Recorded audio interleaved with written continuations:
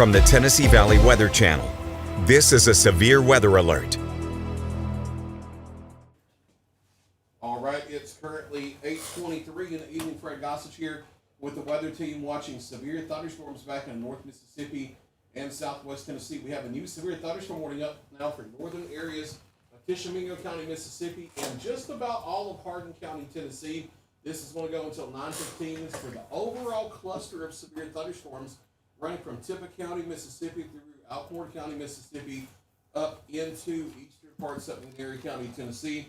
There is the potential for damaging straight line winds of 70 miles per hour, in addition to quarter-size hail with this. And we still have the tornado warning here for the circulation north of Corinth about to come up into Mickey, Tennessee. So there could be an upgrade to tornado warning in the central and southern parts of Hardin County soon if this circulation holds together. We'll go in a little tighter here on Viper Live Doppler radar and look at the storm relative velocity and see where the circulation is. Just across state line. Yeah, it's still pretty tight here.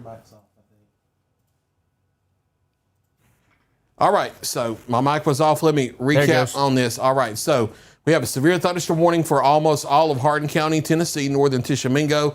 That's going to run until 9:15. Still have the tornado warning out here in the southeastern parts of McNairy County, northern areas of Alcorn County. But I can tell you the main circulation has crossed the state line out of Mississippi into McNairy County, Tennessee. It's coming up on the Mickey area now, and that's moving northeast to 50. So there could soon be a tornado warning here for southwestern and central areas of Hardin County, Tennessee. And even if not, there's the potential for some 70-mile-per-hour straight-line winds. So across northern parts of Tishomingo County and pretty much all of Hardin County, even though it's a severe thunderstorm warning, may not be a bad idea to go ahead and go through your tornado safety plan. Taylor, let's back out a little bit and do a squall track at 50 miles an hour, carry it northeast. Along the general azimuth here of the arrows themselves.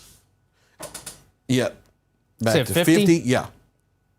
All right, so here are times of arrival for the overall cluster of thunderstorms. Not just a singular rotation, but the overall cluster here for the potential for 70 mile per hour winds. Southside 827, Crumpet 828, also Kendrick at 828, Savannah 834, Pyburn at 835, Maddox and Counts at 836, Glenn, Mississippi 836, Bucktown 838, Pine Flat 840, Center Star 849, Olive Hill at 850, Clifton 854, Big Ivy at 855, and Clifton Junction coming up at 856. So this will be knocking on the door, of Wayne County, Tennessee, a little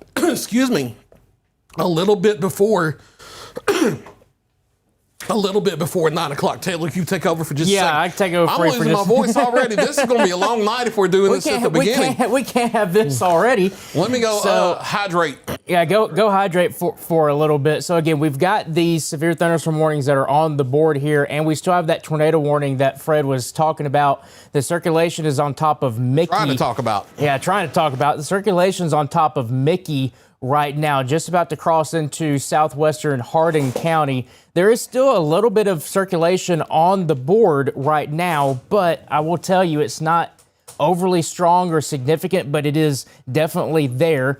If anything, it's probably going to be increasing that damage and wind potential right there along Tennessee Highway 57 towards the Counts community and towards Pyburn as well. Also south side on the southwest side of Hardin County. So that's something we're still watching for. It looks a little bit messy on reflectivity, so I'm not seeing anything that's going to be screaming, hey, there's a tornado that's going to be developing here right now, but that's something that we're still watching for.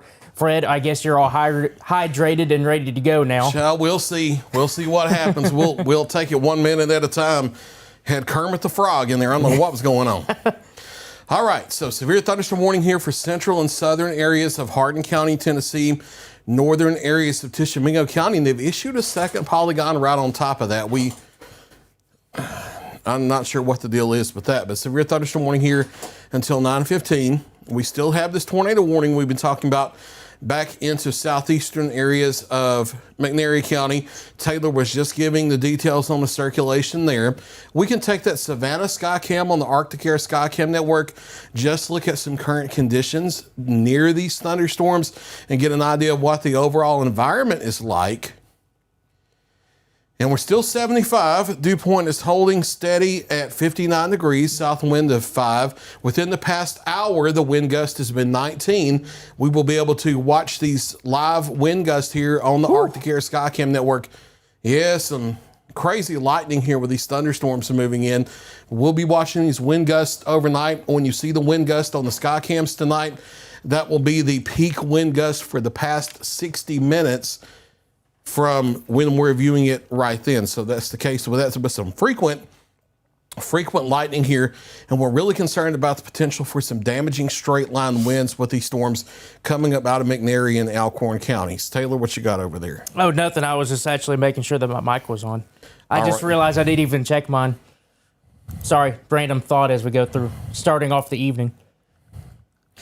All right, so let's see if we have anything coming off NWS chat. Yeah, we're good.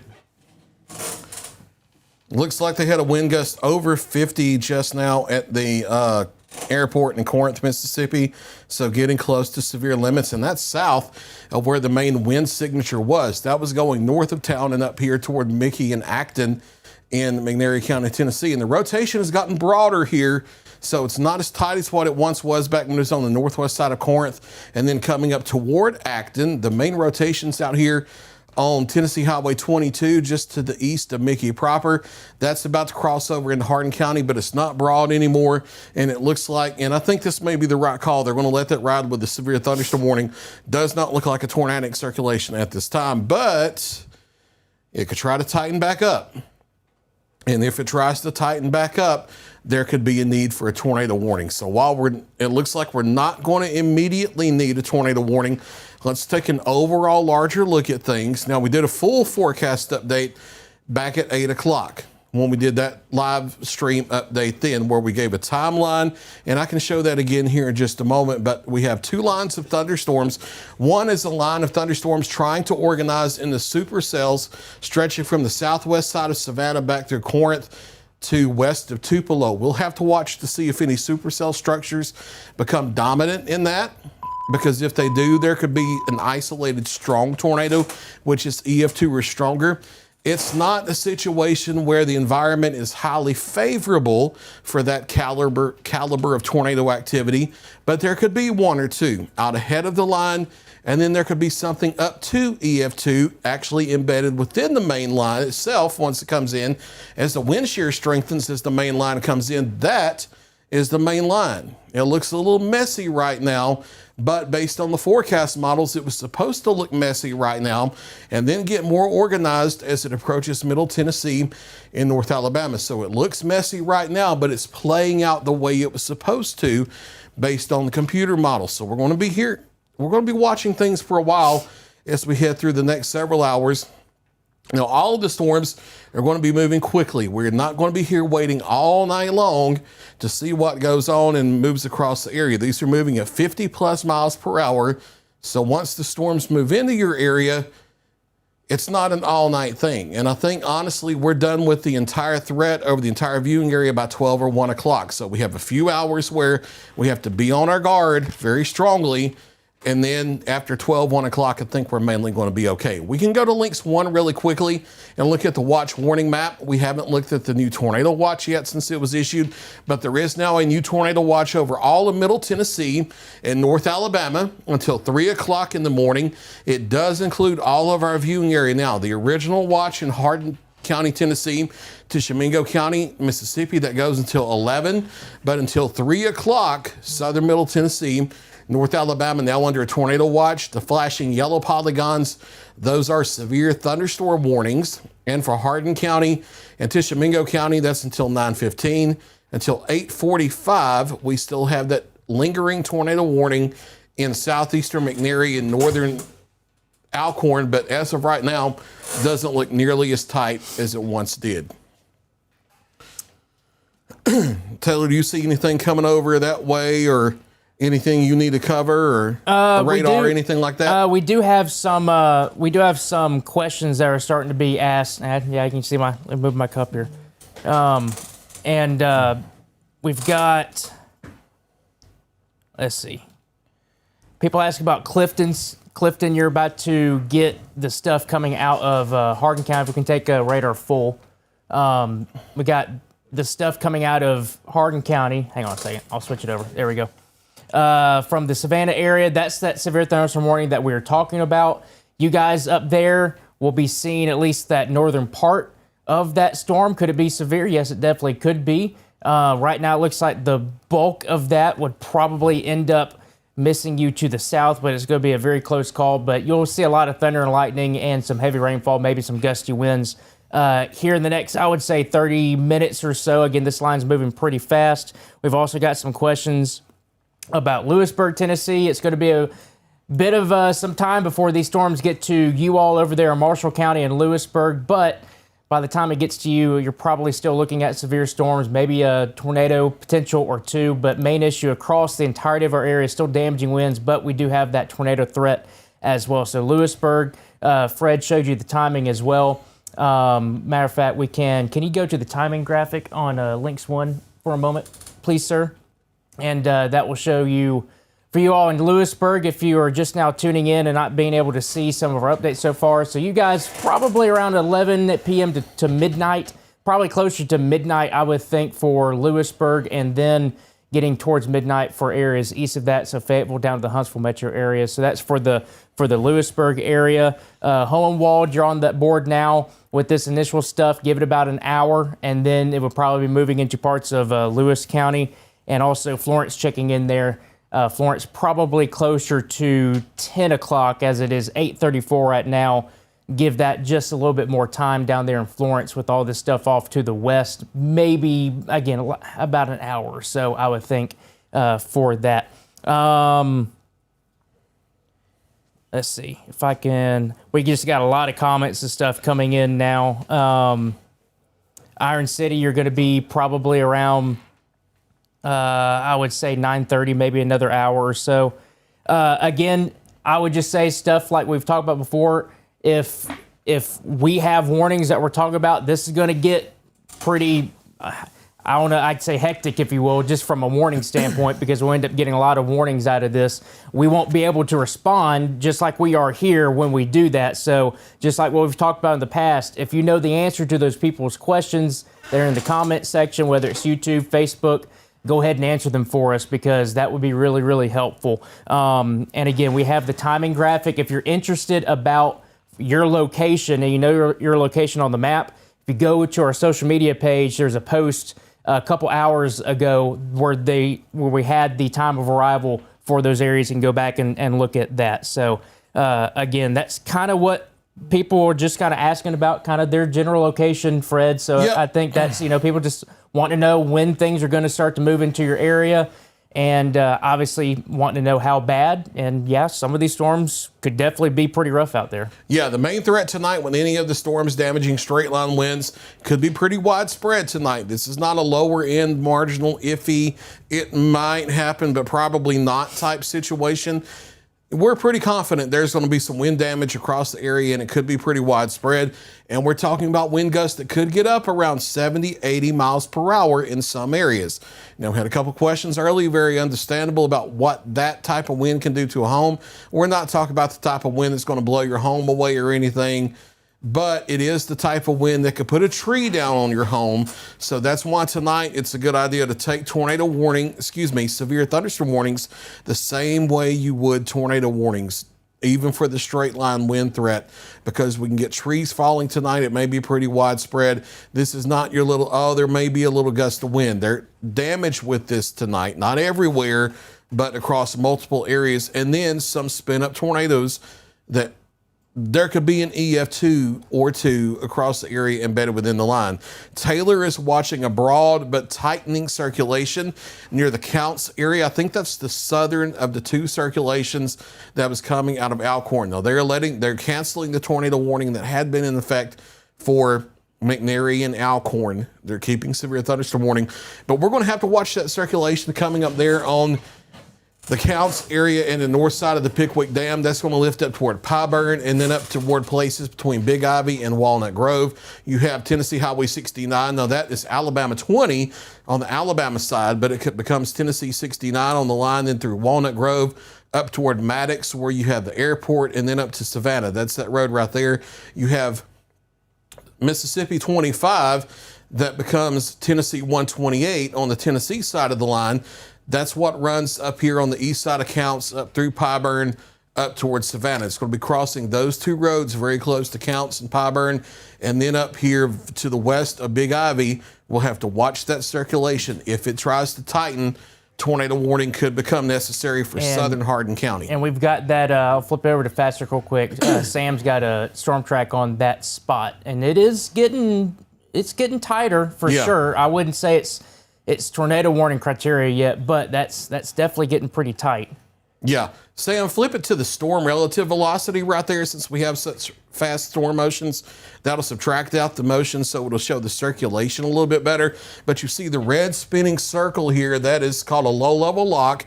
That is a low-level shear marker that the radar system, it's built in the Fast Track and our Viper system, that tells you that there's 58 miles per hour of shear or greater on the lowest tilt of the radar, and that circulation is right over the Counce area right now, and then lifting up here toward the northeast, toward the Big Ivy area on Tennessee Highway 69, the north side of Walnut Grove. Here's some times of arrival for that circulation. Again, this is not a tornado warning yet, but it could be upgraded to a tornado warning if this continues. We're talking about Holiday Hills at 8:39, Bruton Branch at 8:42, Pollard's Mill, 8:46, Lowryville at 8:47, Walnut Grove, 8:49, Big Ivy, Tennessee, 8:50, Gillisee's Mills at 8:51, Lutz at 8:57, and Cromwell Crossroads coming up at 9:03. So eventually this is going to be moving into the southern areas and southwestern portions of Wayne County, Tennessee, if it continues to hold together over the next several minutes as well. And then I see the storms back into North Mississippi here where we have severe thunderstorm warnings. They're a little bit more messy looking in Alcorn down in the Prentiss counties, but those storms are also capable of 60-mile-per-hour winds. And like Taylor was talking about, these are likely moving into the Shoals metro area of northwest Alabama sometime 9:30 to 10 o'clock. Let's give a little wiggle room there because they can speed up, they can slow down a little bit. This Savannah thunderstorm that's coming up with a severe thunderstorm warning that's likely moving into the Waynesboro and Collinwood areas probably, I would say, within about another 30, 35, maybe 40 minutes. We can do a storm track on that segment, Taylor, if you want to. Carry it northeast at 50 as well. Which segment? On the Savannah southward segment, this little Boeing segment here, and track up toward Waynesboro and Collinwood. All right. So Center Star 8:49, Big Ivy 8:52, Martins Mills, Tennessee 8:58, Lutz 9:01, Waynesboro 9:11, and I would say right around 9:10, 9:11 for Collinwood as well. New tornado we do have warning. A tornado warning coming for Hardin. Yeah. All right. So we're going to be here nonstop. We have a new tornado warning coming for southern Hardin County in the southern Tennessee. National Weather Service in Memphis has just let us know that. So we'll be holding it right here and waiting for the polygon to come across. It's for that rotation over the Counce area that we were warning for a couple of minutes ago. And we can clear off the track here and wait for this new tornado warning to come across. And I imagine with the fast storm motions, it probably won't take too much longer for National Weather Service and in Nashville to get on board and probably do one for Wayne County, Tennessee as well. Yeah, we have it on the crawl now, tornado warning for Hardin County, Tennessee. I have not gotten the details of the warning just yet, but it'll pop up on the screen here any second. We do notice the rotation down near the Counce and Pyburn areas in southern Hardin County. Till 9:15? 9:15. Okay, until 9:15. Yeah, it's that exact area we've been talking about near Counce and Pyburn, moving up toward the Maddox area. And then up towards Center Star and Big Ivy and Olive Hill.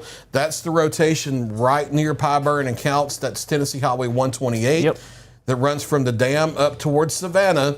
That's where your possible tornado is. I don't have confirmation on the ground, but it could be tightening up and producing a tornado at any moment here. Is the Savannah cam pointed that way? So if you're in south central portions of Hardin County, up in the central and eastern Hardin County, Tennessee, now is the time to go through your tornado safety plan. And this is the first tornado warning we've had in our viewing area since the summer here. So it's been a while. So you may be a little rusty and out of practice with this. So what you do, first off, don't panic. And in almost every situation, you don't have to be below ground to survive a tornado.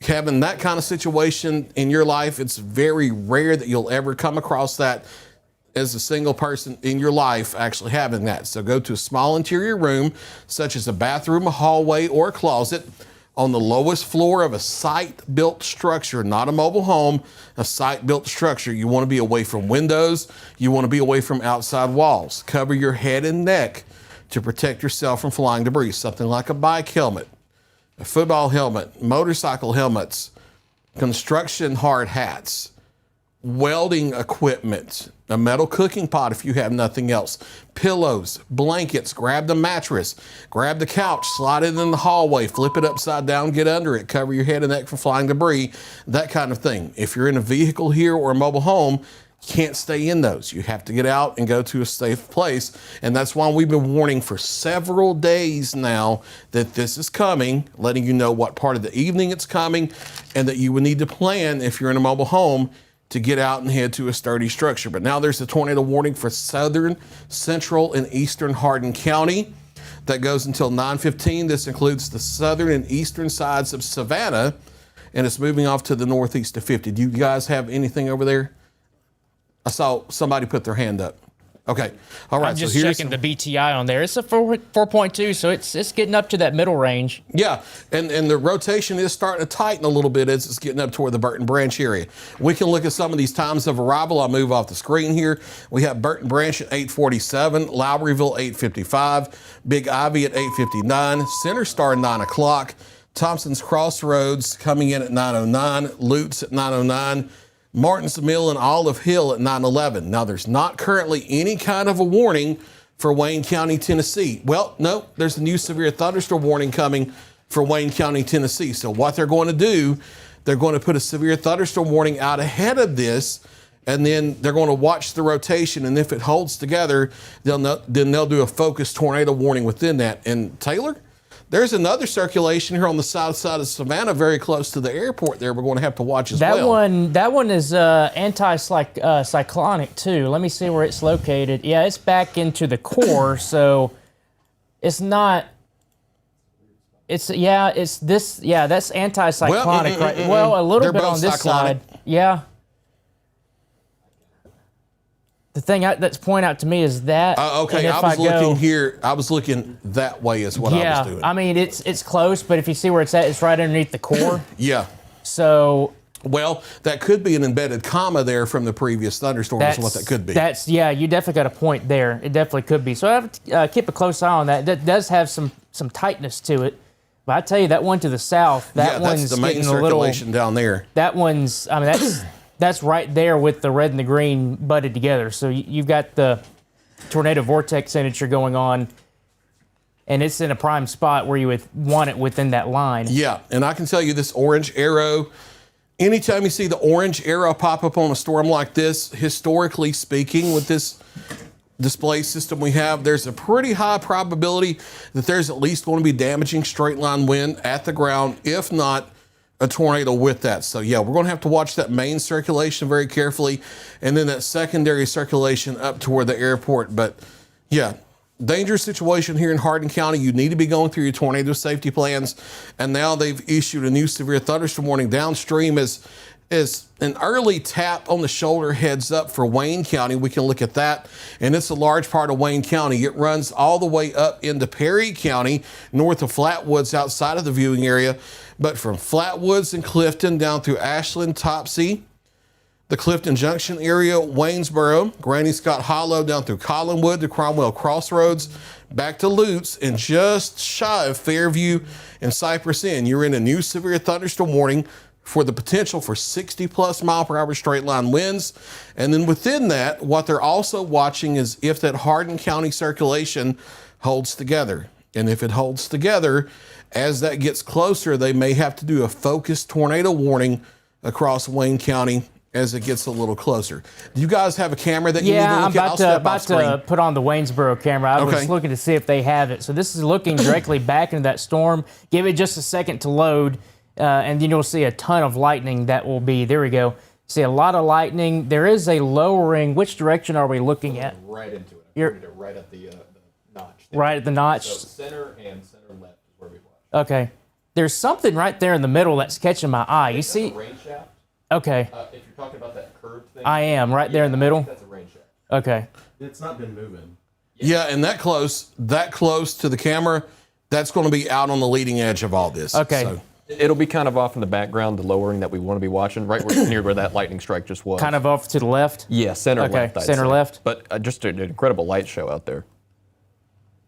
Yeah, that's just, a ton of lightning. There's going to be some power outages today. Just keep that in mind. If you don't see the wind that's going to be damaging, there's a chance that you're going to see some power outages just from the lightning. And that is a lot. yeah, notice our conditions too. The dew points here are up above 60. This is up to 61. These are live current conditions here at the E911 Center in Waynesboro. We had problems with this sensor previously, but it has been replaced, and these are live updating current conditions every 10 seconds. Temperature is 75 degrees, dew point is 61, and that dew point getting into the 60s was one of the questions we had, Taylor, going into the forecast about whether we would see those or not. Well, ta-da! There they are. They've made it into the area, and that's going to mean lower cloud base heights tonight, which interacts with all that wind shear, and it makes it more favorable for these storms to have a chance of spinning up tornadoes. So yeah, we're going to be watching this camera carefully as this rotation moves up from Hardin County in the central areas of Wayne County. Here's the radar that we have. Our cluster of thunderstorms back here on the southern side of Savannah. The rotation has been coming up across Counts and Pyburn the past several minutes. Now it's coming up on the Big Ivy area. It's crossing Tennessee Highway 99 roughly about now. Big Ivy, time of arrival. We've had questions about Waynesboro, so that's why Okay. I'm trying to get Waynesboro in there. There you go. Yeah. And you notice that the circulation is headed generally toward Waynesboro. So here's the time of arrival for the next 30 minutes from this tornadic circulation back into Hardin County.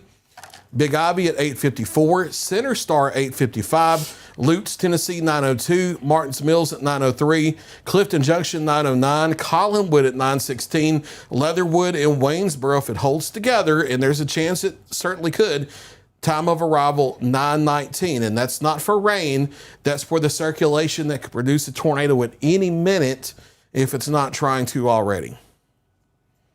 And that's still relatively tight. It's not like really bright green and bright red like you would see. Yeah. That would be like, okay, there's definitely something on the ground here, but that is definitely tight, even though it's not overly strong. Yeah, and for how far away from the radar we are, this is the best radar vantage point we're going to have here until we get this across the line into Wayne County and we can sample it with the live Doppler radar. But we're probably looking 7,000 feet-ish, give or take a little bit above the ground. For that high up, that's a pretty decent looking circulation right there. And if there's not a tornado on the ground, there could be at any minute here. And you guys haven't seen anything on correlation coefficient or anything like that, Let right? me take a look at that real quick. Okay. No, that's just showing, looks like I don't think that's a hail spike. Just general noise. General noise. General public You're getting a lot of purposes, at least. attenuation going on Yeah. within that line. Yes, so we'll continue to watch that. It could produce a tornado at any minute, but we don't have clear signals just yet that that's what it's doing right now. But it could start doing that before I finish the end of my sentence here. That's how quickly things can change. So you need to be inside, away from windows, small room, lowest floor, near the center, away from windows. The circulation coming into Big Ivy and Center Star now. Next, here over the next few minutes, it's going to be crossing the line within the next, I would say, 10 minutes or so in the Lutz, Tennessee, Martins Mills. If it holds together, there may have to possibly be a tornado warning for Wayne County, Tennessee. We're waiting to see what they're going to get ready to do. For now, they're going to do a severe thunderstorm warning. They've been doing that, but if this holds together, they may pull the trigger on a tornado warning for Wayne County. Again, we have some weak to elevated rotation here. You're looking several thousand feet above ground, so for all we know, it could be tighter below this, and we're just not seeing it on radar. But also, ingredients aren't just slam dunk perfect for rapid tornado development. It may take a little bit for something to spin up and really do its thing. So it could happen at any time, but it may also take a few tries before it's able to be successful. And we are getting this feature down here right at the triple point between Tennessee, Mississippi, Alabama, right there near north side of Pickwick Lake. reflectivity, you see that little bit of that kind of curling going on Yep. there. So that's something we'll have to keep a close eye on. That's right there, that triple point where Alabama, Tennessee, and Mississippi all meet right there, the Tennessee River on the Pickwick Lake area. So that's something we'll watch. That will be going across that very northwestern sliver, right where you see Lauderdale Wildlife Management on the map right there, and then it work its way back into southern Hardin County and get towards Walnut Grove and eventually into southwestern Wayne County. So that's another area of rotation that we're watching for. This one, you don't have the brighter reds, but you have just that little bit of that feature that's still there, and it goes along with the reflectivity where you see that little bit of that kind of curling action going on right there for people who are looking at that at home. So again, it's not something that when I see it, it screams tornado, but when I see it, it's something that's catching my eye, and it's something we need to watch. Yeah, and we'll have to do that because any of these we have these rotating updrafts, and they're in an environment that's only getting better with time as the low level moisture increases. They could start wrapping up here because they're going to have an easier time to do that because when the dew points go up, the cloud base heights go down, so there's not as much evaporation under the cloud layer, so you're not getting that cool outflow to rush out ahead of the storms anymore.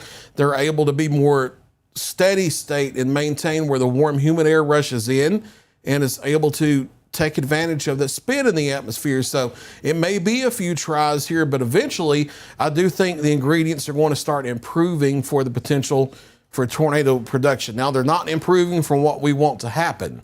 So make that clear. We don't want tornadoes flying around the area and damaging winds, but as the dew points increase and the wind shear increases, things may get more supportive for widespread damaging winds and these tornadoes to start spinning up. So that's why I'm going to have to take these warnings very seriously, and not just tornado warnings, but severe thunderstorm warnings tonight as well, because it doesn't matter if the wind is moving in a straight line or if it's spinning in a circle, it's still going to do damage, and that's what impacts you at the ground. Now, you notice we have these severe thunderstorm warnings. Taylor's showing this all the way down through Prentiss in the Lee County, Mississippi, for the southern tail of this initial cluster.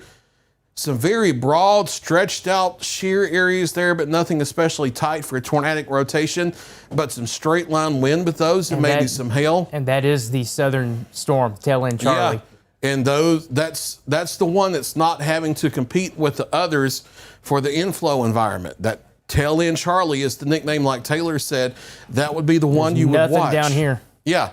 All this is just inflow with this warm, humid air coming up into it, nothing to block it. And notice how far out ahead of the main line it still is. So plenty of time to act up, and that thing will be coming across Tishomingo and then up into Lauderdale, Colbert counties, west of the Shoals Metro. And then we'll have to watch it for areas like southern and central Lawrence County, southern Wayne County here over the next hour to hour and a half or so as it comes northeast. That's a severe thunderstorm warning down there on the north side of Tupelo. So lots of things we're watching here at this time. Yep. And while we have a moment, there are people obviously on here that's starting to wonder about Lawrence County and Lawrenceburg here, so I can do a quick storm track and try to get it into our area and then just make it to where it's just the larger communities on here, and I will take it out. So this goes out 45 minutes, so at least gets into the western side of the Lawrenceburg area in about 45 minutes, but here's an hour, and it would be Lawrenceburg roughly around 9:50. So the closer we get to 10 o'clock, that's probably when this initial segment over here in Hardin County, east of Savannah, is going to getting into the Lawrenceburg area. Loretto, I know you're obviously in Lawrence County, you're not on the storm track map, but that stuff that you see out towards Walnut Grove and towards the Waterloo area, that will probably get close to you all in about 45 minutes. So it's 8:57 right now, so roughly about 9:35 or so. That's probably when you would start to see some storm activity over there in the Loretto area. So don't want to leave you out as well. But that's to answer the question for Lawrenceburg, it's about an hour away at this point. Which puts it right on time from what our forecast was showing is just about 9 o'clock now. We were saying about 10 o'clock or so. Yep. So we don't want the forecast to be right with damage here tonight, but we are thankful that the forecast is behaving in that it's playing out by the arrival time, so you're able to prepare ahead of time and that thing. So we're waiting to hear what they're going to do for Wayne County. National Weather Service is just about to reply to that question in the chat. We'll see if they're going to upgrade or keep it at severe thunderstorm warning. Honestly, it's looked a little more broad, so they may hold off on a tornado warning, but we're about to see. Yeah, I think so too. We do have one more question that I think, honestly, this is probably something that we would think a lot of people probably know already, but I do know a lot of people still don't, and that's the difference between a watch and a warning. So we do have a question that came across asking to explain the difference between the watch and the warning. And the best thing that I've seen all across social media before to give the best explanation of that is baking something or making ingredients. So if you want to bake a cake, if you set everything out, you got your flour, you got your sugar, you got your butter, you've got your eggs, you got everything you need ingredients-wise to make that cake, that's a tornado watch. We have the ingredients to make the tornado. The question is, are we going to get a tornado? So you put all those ingredients together, put it in the oven, all of a sudden, there you go. You got a cake. That's your tornado warning. So the difference between a watch is we are watching these storms just like that you see on the screen there to my left, where you see that area rotation near center star and getting close to Lutz. So that's under a tornado warning. So that warning means that there is a tornado that is imminent or is happening right now. The watch means you need to watch out because there could be these storms that move through.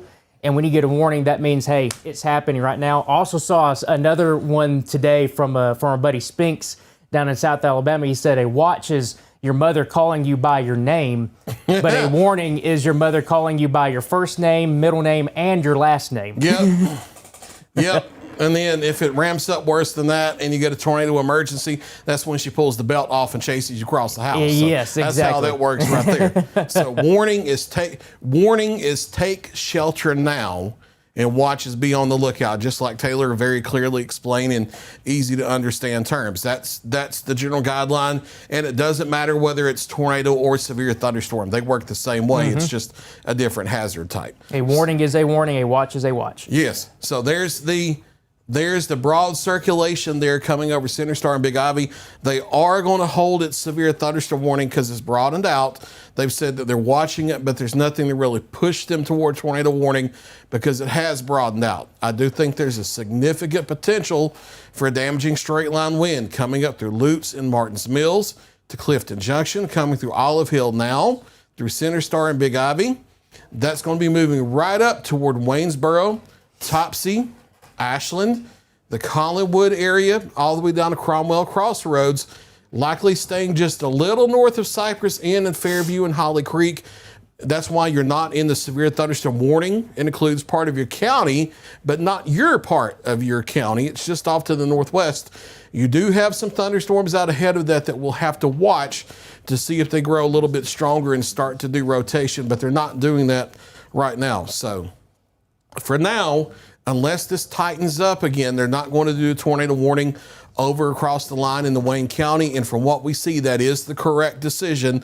They're not just like not wanting to pull the trigger. They are making the right call by keeping it a severe thunderstorm warning because this rotation has broadened out. It looked a lot better back when the tornado warning was issued back in southern Hardin County. Doesn't mean it can't tighten back up, and it very well could.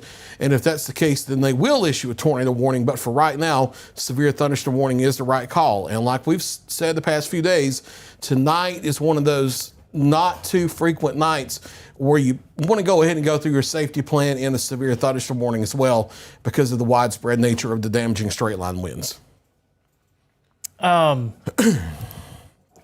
I've been seeing a lot of people talk about some power outages, so I am curious. I'm going to pop on the total. Okay. And we don't have anything showing up in our area yet, but we do have a lot of power outages off to the west. So those are roughly about 500 to 1,000 based on the legend.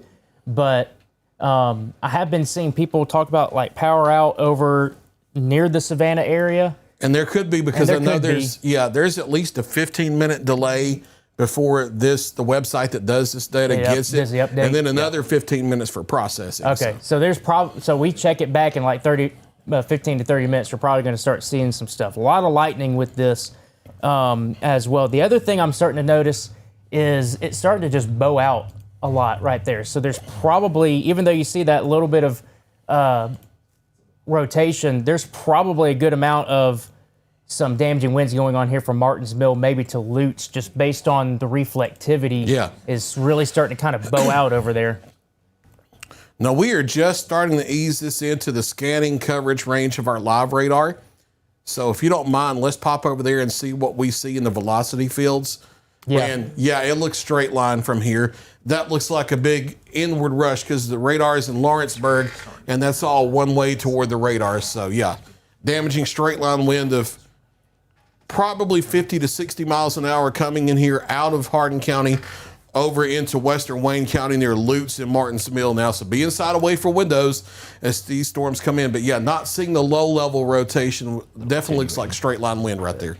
Yeah, and Chase was talking about it is a little attenuated, but it's still being able to get through that first segment over there near Collinwood. So we're still getting a good sample out of it. And yeah, there's really no rotation with it. It's definitely just a solid straight line wind push. Yeah. I agree with that. Seeing if we have any reports from back to the west. Not in the counties that these have immediately been in so far, which is good news. Now, sometimes reports are delayed. We know how that goes. Just because we haven't immediately gotten a report in doesn't mean there hasn't been damage. But yeah, that's definitely a straight line wind signature and not a tornado signature coming out of Hardin County and Wayne County. That's certainly good news. So severe thunderstorm warning instead of tornado warning for Wayne County, definitely the right call right there. Yeah, I definitely agree. Martins Mill and Lutz, you guys are going to be seeing the wind pick up pretty substantially here just momentarily. And then eventually Cromwell Crossroads, you'll probably see some wind. The worst of it looks like it's probably at least going to be with this initial push off to the west and northwest of you. But we got that cell that's coming out of the Walnut Grove area. It looks pretty high wind down there, but there's just a lot of noise that's going on with the radar. But that's that other part of the line that'll be coming up towards Cromwell Crossroads here shortly. But Martinsville and Lutz, going to see that wind pick up here very quickly. Yep. If we can go to the watch warning map on Links 1 real quick, we'll do an overview of watches warnings. And again, we have our tornado watch now in place to 3 a.m. We have our severe thunderstorm warning up for Wayne County here. We still have the lingering tornado warning for Hardin County, but the good news here upstream, Taylor, the only tornado warning we have on the board at the moment is Hardin County, and it's spinning back down and looking like straight lines. So for the moment, tornado's not misbehaving and being too much of a problem, but the night's still young here so far. Yeah, the night is definitely still young, and again, just because we have the tornado watch doesn't always mean that all of these storms are going to be producing tornadoes. You see a lot more of those yellow polygons than you do the red polygons. And hopefully that remains to be the case going into the rest of your evening, into the overnight hours. But again, just because, and we talked about this just a little bit ago, just because you have a watch, it means you got the ingredients in place.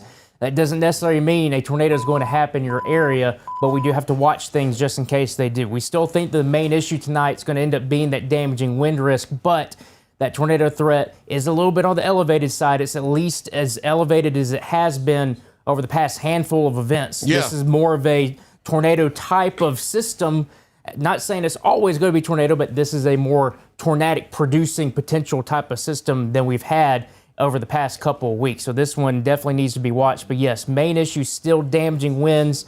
You see a lot of those yellow polygons over there. Hopefully that just continues to be the case. We're not dealing with a lot of that tornado activity later on. But we have to watch things. We got a ways to go. Yep, we certainly do. And like you said, this is the first one in a while where conditions are supportive of tornadoes. Even if you don't get touchdowns to verify, the conditions are supportive there. And honestly, this is the first one that we've had since back in the end of spring and the beginning of summer where conditions have truly been supportive of tornado development. It's been a while since we've had a threat like this, to be honest with you. It's been early June, to be honest, since we've had a threat of this significance. Doesn't mean it's an outbreak, doesn't mean it's some big, scary tornado night or anything like that. So we're not trying to hype you up and scare you so you'll keep watching us. That's not what we do here. But it's one that you do need to pay attention to tonight and take seriously. And that's why there is the tornado watch in place. And like we've talked about a few times now, don't just pay attention to the tornado warnings. you need to pay attention to the severe thunderstorm warnings as well. Exactly. And again, we still got a lot of people coming in here. And while we have a chance, because it looks like that tornado threat is at least low or very low right now, we're still watching it going into parts of Wayne County. Here's that first initial wave with I'll step out so you can go full. With larger times of arrival. Again, this gets out of our viewing area, but this goes for the next 120 minutes going into almost the 11 o'clock hour. And obviously Waynesbury dealing with stuff right now. Florence at about 10 o'clock, along with Sheffield, Tuscumbia, just kind of the shoals right there, right around 10 o'clock. Lawrenceburg itself, right around 10:10. 10:07 is right there on the time of arrival. Loretto also around that time. Then it gets into Giles County and Pulaski. We're talking about 10:39 to about 10:40. Lewisburg over there in Marshall County, closer to about 10:45. And then outside of our viewing area, it does tag Murfreesboro up there. If you know anybody in Murfreesboro, it's going to be closer to 11. So again, hopefully this answers a lot of people's questions. I know your exact location might not be on the map, but I'll tell you, if Lawrenceburg says 10:07, I can pretty much guarantee Etheridge is right around 10:07 to 10:10, and Summertown's probably around 10:10 as well. So again, just get to your nearest spot, Pulaski. So if you're in, is it Cornersville, I believe, or Campbellsville? That's over there. It's probably going to be around that time as well, about 10:30ish. If you're in Elkton, it's probably around 10:30ish to 10:45. So just kind of your nearest spot, wherever you're located, that should be a general time of arrival going through the rest of your evening, at least for this initial line. Yep, and we have a new severe thunderstorm warning for central and southern Tishomingo County for the storm coming across Prentiss. And this is that quote-unquote tail-end Charlie storm, and has a hook echo on it here. So let's go to storm relative. There is a broad circulation here. So this would be a supercell thunderstorm, and we're going to have to watch to see if this tries to tighten up. Broad circulation here just to the west of Marietta on Mississippi Highway 366. That's moving off to the northeast quickly up toward New Site, Mississippi, and then crossing into our viewing area in central areas of Tishomingo County here north of Belmont toward the Dennis area, Tishomingo, Payton, and Hallcut, south of Iuka. Well, that's the area we're going to watch. In addition to the rotation, if it tries to tighten up, there's potential for quarter, $half ping pong ball size hail, and the potential for 60, 65 mile per hour straight line winds as well. So that's a new severe thunderstorm warning that does include, let's see, southern areas of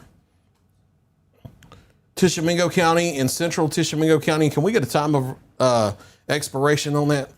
Yeah, 1 second. 10:15. Okay, so that warning is going to be until 10:15. And if that holds together, that's going to be a problem for western Colbert County down the line, probably after 10 o'clock. So we'll have to watch that thunderstorm there very, very carefully. That's the newest warning on the board that adds to northern Tishomingo County up near the Burnsville area up to the state line. And then for eastern parts of Hardin County and across Wayne County, severe thunderstorm warnings continue in southern Middle Tennessee as well. And just to kind of look back to that second line, obviously people are seeing this first line and thinking, okay, well, what about the second one? You see, it still has all those yellow polygons on it. It is severe, and it will continue to move on through. Matter of fact, let me switch. It's going to be closer to the Memphis next rad, so let me flip over there and take a look at the velocity data on it. And there's some wind with it. Now, it's kind of messy in some areas, but there's definitely some wind that's going on with this, and maybe some little embedded areas of some spin. So just because this first one goes through doesn't necessarily mean the main lines, and we have a new severe thunderstorm warning out ahead of that stuff in northwestern Alabama that just came across. But just because this first batch is moving through now doesn't mean that next batch, the initial line, isn't going to be bad. It could still be pretty rough, but hopefully the storms way out ahead of it start to take a little bit of that instability away, and they don't end up being as bad or as potent. But I guarantee you they're still going to be rather rough out there. But hopefully we're dealing with more 60-mile-an-hour winds as opposed to 87 or 80. Like that, But we'll have to be careful because this is one of those nights where the dynamics in the wind shear may overcome those initial storms trying to work over the atmosphere a little bit, because we haven't had this type of wind shear dynamics with any of the previous systems here for the past 4 or 5 or more than that here. It's been a while since we've had this type of dynamic and support this year. But like Taylor was talking about, new severe thunderstorm warning in northwest Alabama. This includes north central areas of Lauderdale County and the northwest tip of Colbert County in northwest Alabama. Severe thunderstorm warning is going to go until 10:15. It's for the storms out here from Burnsville to Short and Dosky, moving off to the east-northeast at 45 miles an hour. This is coming up toward the Waterloo area here over the next several minutes. So we can do a fan track or something like that out ahead of this, get some times of arrival here. All right, so for this thunderstorm prompting the warning in Lauderdale County, time of arrival for Short, Mississippi and Eastport, 9:15 and 9:20. And then Riverton, Alabama, that's the northwest corner of Colbert County, 9:22. Waterloo across the river into Lauderdale County, 9:22. Wright, 9:27. Gravelly Springs, 9:33. Rhodesville, 9:35. Stewartville, 9:36. Threet, 9:38. Cypress Inn, 9:40. Central Heights, 9:41. Cloverdale, 9:42. And based on that, I would probably say near the Green Hill area, 9:45 to 9:55. Well, no, Zip City, 9:45 to 9:55. And the Bailey Springs Green Hill area out here on Highway 43, probably closer to 10 o'clock or a couple of minutes after. That individual storm is going to go north of the Shoals Metro, so north of Florence, north of Muscle Shoals, north of Sheffield, north of Tuscumbia. There is some broad rotation with it, but that severe thunderstorm warning is for the northern part of Lauderdale County and the northwest corner there of Colbert County, Alabama. And just to kind of reiterate some stuff, yes, we still see that tornado warning polygon. It is still in effect for another minute, and it will be off the board. So Savannah, you're good to go right now to at least get out of your shelter. Counts as well, Olive Hill. Anybody who is under that tornado warning, you are good to get out unless you just want to hunker down and just wait out the rest of that storm, and that wouldn't be a bad idea. But if you are inside and you would like to at least get back to your couch or something to kind of watch us or get back to what you were doing, you can do that right now. But we still have that other line, the initial line off to the west. It's getting into Selmer, Tennessee right now, and it will be knocking on your door in about 45 minutes or so. So just keep that in mind, that just because that warning is about to be dropped off, that tornado warning, doesn't mean that another one might not happen a little bit later on. We just have to be on our toes and watch some stuff. Yes, indeed. So let's go to the Arctic Air Skycam Network, Cherokee, Alabama. And this usually looks northwest. We won't have to move it around. I'm just wanting to look at current conditions and see what they're like. And we're not going to see much right now except for lightning lighting things up. The current gust isn't coming in here, but we have a sustained wind of 21. Notice the dew point's up to 61 here ahead of these thunderstorms moving in. Temperature is 72 at this time. So yeah, primed environment here for not just severe thunderstorms, but we're getting these dew points now to where we're into the range where we can get the lowered cloud basis and have a tornado threat as these storms continue to try to ramp up across the area. So on our toes here for the next few hours, certainly. Exactly, and obviously you're going to see a lot of lightning off of that Cherokee camera. And like what we mentioned earlier with those dew points, that was a good lightning strike. Getting up into the lower 60s, once you start getting 61, 62, especially if you start getting 63 or 64, then you really start to talk about some slightly better tornado potential, I will say. When you start getting those better dew points closer to the mid-60s, 63, 64, that type of stuff. So if we start seeing that and you get some rotation on the board, you're starting to get a little bit more of a chance at getting a tornado within either a supercell ahead of the line or within the line itself. So we're definitely starting to creep up there. Be interested to see what the gust is. I know it's not showing up there, but sustained out of 21, I would imagine the gust is probably around 30 or maybe even higher. Yeah, I noticed back on Saturday when I was getting all of our camera frames ready and the graphic system and stuff, that particular site was not registering gust data for whatever reason. So let's see. And we are getting some more questions about, and you talk about this, we actually talked about this last time, is, how bad is this going to be? And you made a good point, which is people have different tolerances for bad. So all I can tell you with this is when we look at this stuff, I can tell you with these storms, at least initially ahead of this line, I'll go back to the radar, this stuff that's in Waynesboro down to Iuka. The bad with that is going to be 60-mile-per-hour winds, and yes, there could be a tornado involved as well. I'm not seeing anything. We're not seeing anything that's saying there's 70, 80-mile-an-hour winds with that. So that would be the bad threshold right now for this batch of storms. The line itself off to the west, depending on how things go, that could start becoming a little bit more, maybe 65, 70-mile-per-hour winds, maybe slightly higher. And yes, there could be a tornado, but your bad might be different than my bad. My bad is stuff that's severe, 60 mile per hour or greater, or a tornado. Your bad might be 40-mile-an-hour winds. And that's enough to start outside. rocking your house or making some racket and stuff like that. These storms are going to make some racket. You're going to hear the wind outside. You're going to hear the trees blow around. You're going to have thunder. You're going to have lightning. And yes, we're watching for tornadoes. So again, the bad aspect differs between people's interpretations of it. So I guess in kind of all in all as a whole thing with this, if you have a polygon in place for you, just expect that storm to be bad. That's all I can say. Yeah, the worry tonight is we're not worried about it being loud outside and there being heavy rain and there being lightning. We're trying to zero in on the storms that have the potential to do damage at your home or to present a threat to your life because of that. That's what we have to focus on. It's not just heavy rain at your house and there's some wind to rock it a little bit, but it's not really dangerous. We can't focus on that when we have severe thunderstorm warnings and tornado warnings. If we're talking about you, when we're saying there's a warning, you need to be inside away from windows, sheltering either from straight line wind or a tornado threat if there's a tornado warning.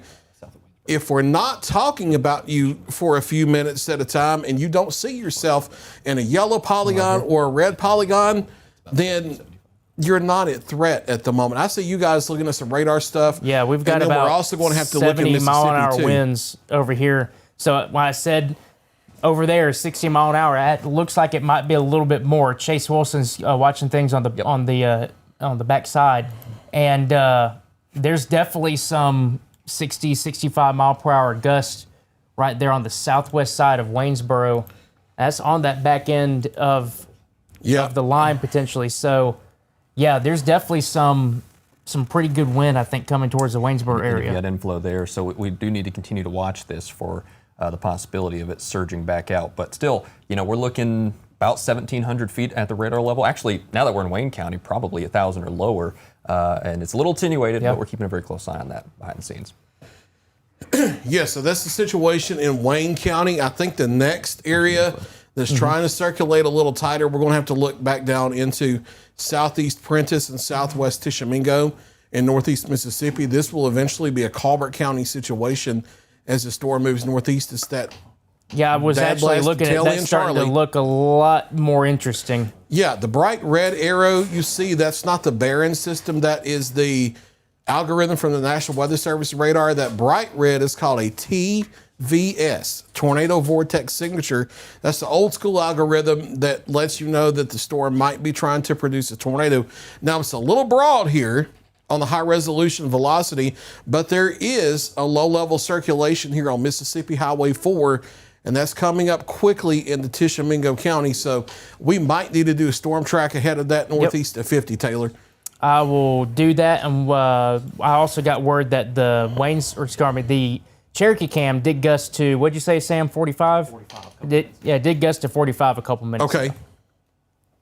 So here's a fan track, and let me take it out 45 minutes because that will get it further into that part of Franklin and Colbert counties. Yeah, and National Weather Service in Huntsville mentioning they're watching this as well.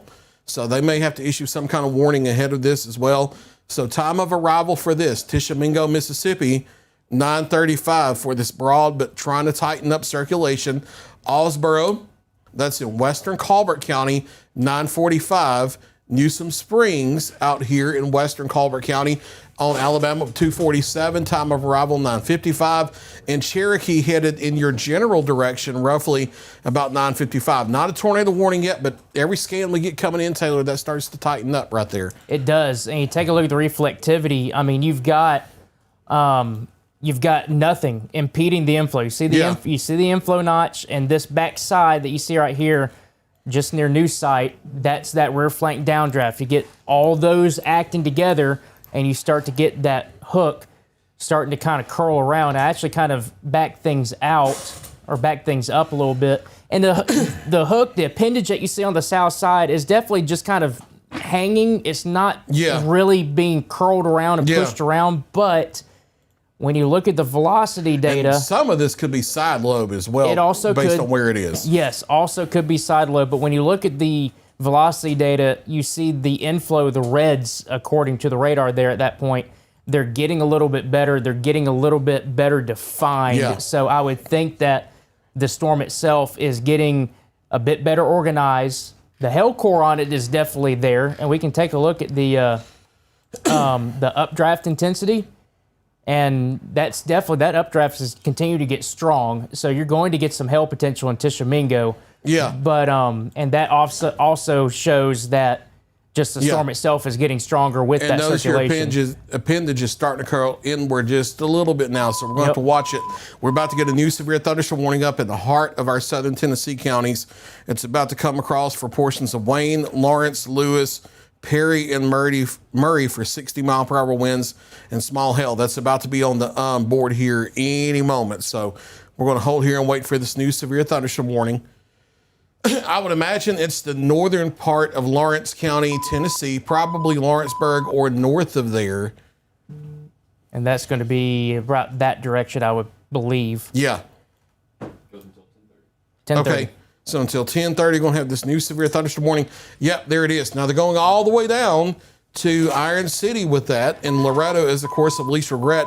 But the main focus, well, they're going for the thunderstorms all the way back to Walnut Grove. So they're hitting both lines at once is what they're doing.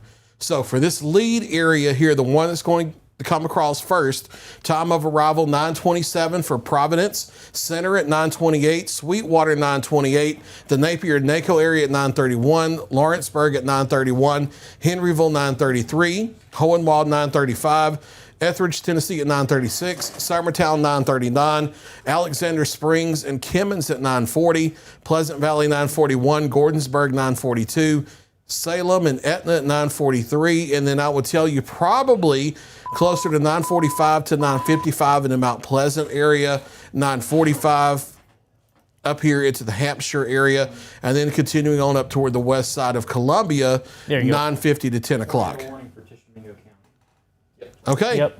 Until 10 p.m. There it is. All right, so we're going to focus a little more on this. We are still going to bounce back and forth. Even those are severe thunderstorm warnings, but we now have a tornado warning in the viewing area for central portions of Tishomingo County for this circulation back here between Dennis and New Site. That's going to be moving to the northeast at 50 miles an hour, crossing Mississippi Highway 25 between Dennis and Tishomingo. The reflectivity structure has improved some. Still a little broad on velocity, but that velocity rotation is now more co-located with the hook instead of it being out in the inflow. So not looking quite nearly as much like side lobe contamination anymore. It looks like a legitimate rotation tightening up with a supercell here. You should also note that they're warning that for ping pong ball size hail as well. I'm not shocked about that. Yeah, Payton and Tishomingo up here on Highway 30 in the central part of the county, ping pong ball size hail definitely possible there. So fast track. There we go. All right, so time of arrival for the tornadic circulation, and this will go across the line in the Colbert, and there could be a tornado warning soon for Colbert County as well. Time of arrival 9:30 for the Neal community, 9:33 for Tishomingo, 9:37 Bloody Springs, 9:38 Mingo, Carter Branch coming in at 9:38, Petertown at 9:40, Burnstown at 9:40, Maud at 9:41, Bishop 9:41, Osboro 9:42, Minot at 9:44, and Mount Hester coming in at 9:50. And if this holds together, this is going to be moving up here just to the east of Cherokee near the Barton region, and then moving up here toward places like Smithsonia on the Tennessee River. And then if it holds together farther, you're going to have to watch this in Tuscumbia, Sheffield, Muscle Shoals, and maybe even as far north as downtown Florence down the road if this circulation holds together. So there could be tornado warnings if this holds together for Colbert and eventually Lauderdale counties in North Alabama. That's not the case now, but that could be coming if this continues to tighten. We're back to Viper here in the rotation tracker. It's right on top. Rate. It's right on top of Bay Springs Lake. That's right there with the Tom Bigby River. Yeah, that is definitely starting to ramp up in intensity right there, Taylor. It definitely is, and that shear rate that we've got right there, you see it's starting to get into that strong category. Not seeing anything extreme, but that is definitely with that area of rotation. It's the tightest, at least on the velocity, it's right here. But I think the hook itself is down on the southern end, so I can go ahead and flip to reflectivity just to make sure. And I actually could have just two areas. It could be this one right here that's a little bit of what we call a bounded weak echo region that's right on top of Bay Springs Lake. That's probably, I don't know, it's tough to tell. It's definitely, that whole area is rotating, but that hook's looking a lot better. Yeah, that's definitely improving by the minute with that scan. I want to reiterate, because we will bounce back and forth, widespread severe thunderstorm warnings, Hardin County, Wayne County, Lawrence County, Lewis County, Western Murray County in Tennessee for widespread 60+ mile per hour straight line winds. Those are not little focused areas with the polygons now. They're entire counties at a time. So be in your safe place, small interior room away from windows for straight line wind in places like Waynesboro. And back into Savannah, they're warning ahead of time for the secondary line coming in. And Counts and Pyburn and Olive Hill, Saltillo, Lutz, this next line's coming into your area. Cromwell Crossroads, the Flatwoods area, that secondary line's going to be coming in soon. The first line's coming into Hohenwald the next 10 to 15 minutes. The first line is starting to move into western areas and northwestern parts of Lawrence County soon. Out here not far from the Deerfield area, Henryville and Center. The north side of Lawrenceburg up toward Etheridge, Alexander Springs, Summertown up to Gordonsburg and Etna. The NACO and Napier areas. Storms with straight line winds moving in soon. And then Sandy Hook, Enterprise, the Hampshire area over toward Mount Pleasant and the west side of Columbia. I won't get to call your communities too much with a tornado warning down here in the viewing area, but we'll try to bounce back and hit you. But we'll have to focus more of a 60-40 lean toward the tornado warning and then hit the severe thunderstorm warning when we can. Taylor, I see you're doing some extended times. Yeah, here. this I'm not gonna lie. This one really starts to ping some red flags and some red alerts in my head.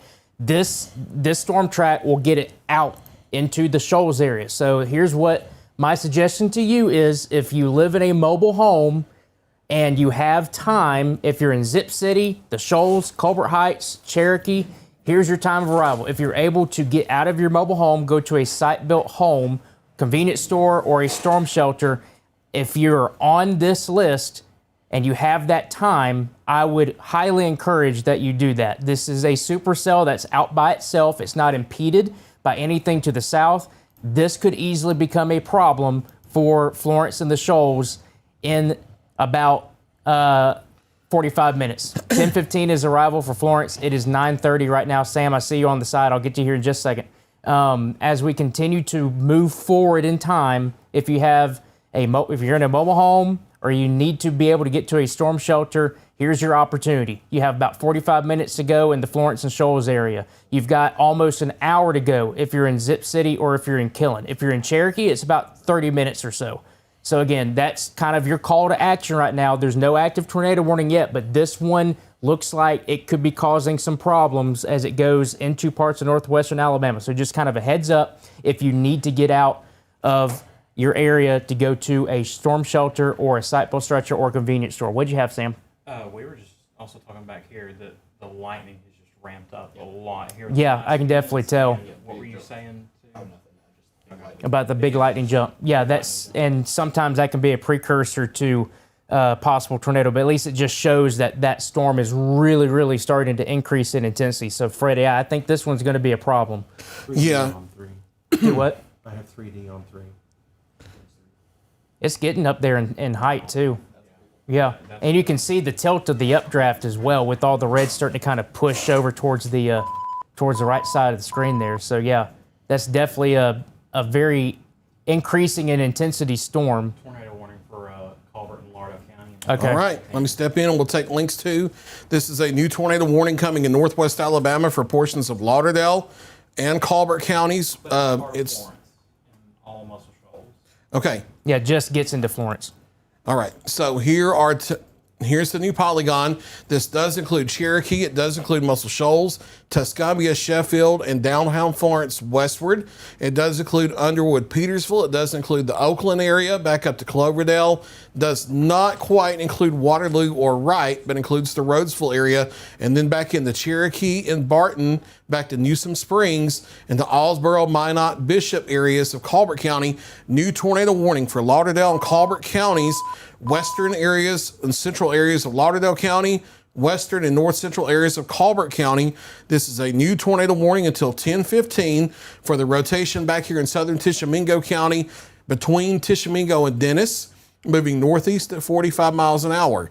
So like Taylor was talking about, this is going to be a problem into the Shoals Metro, into northwest Alabama. If you're in now western and north central Colbert County or the central part of Lauderdale County, Alabama, you need to be going through your tornado safety plan now. This is a tornado warning. That means going to a small interior room, Can we such get as a the bathroom, safety camera a pointed that way? hallway, or a closet of a site-built structure, not a mobile home, a site-built structure on the lowest floor, away from windows.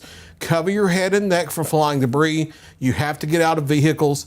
You have to get out of mobile homes. I haven't seen confirmation of a tornado, but Taylor, that thing is ramping up significantly back there in Tishomingo County. Yeah, it is. This one is. I'm getting pretty concerned about this one. It's and that's not to completely alarm people and freak people out, but this is a supercell all by itself.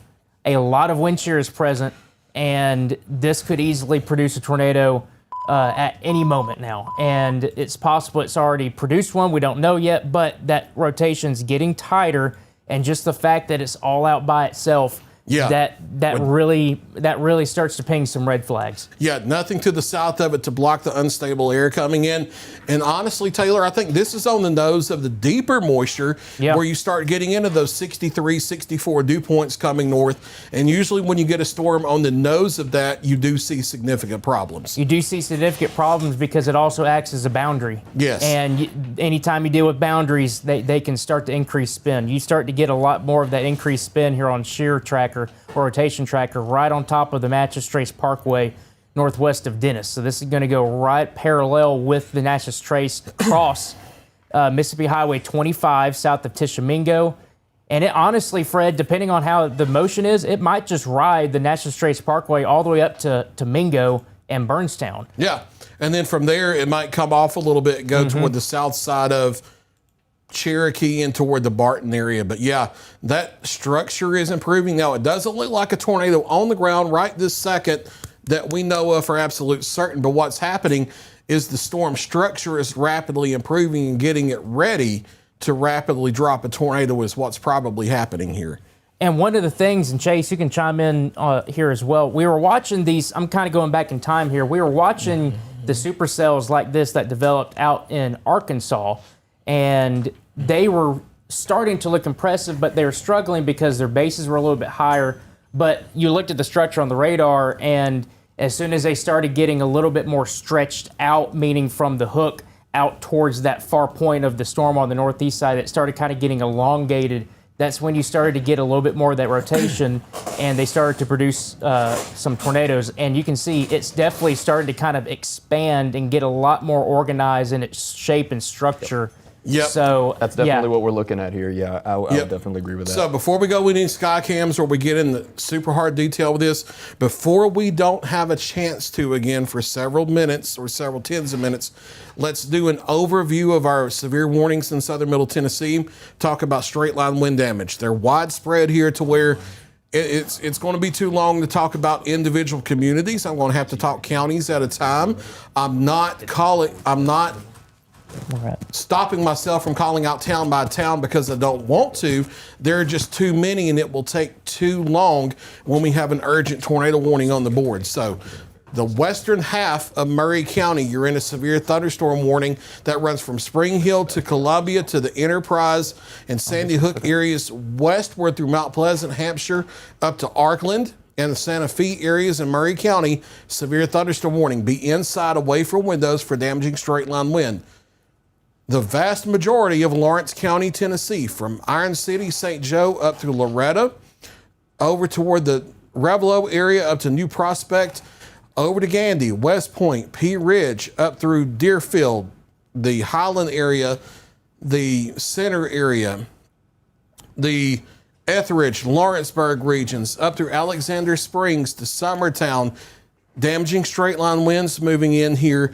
Be inside, away from windows. The entirety of Wayne County, because of 2 lines of thunderstorms, you're in a severe thunderstorm warning. Everybody in Wayne County be inside, away from windows.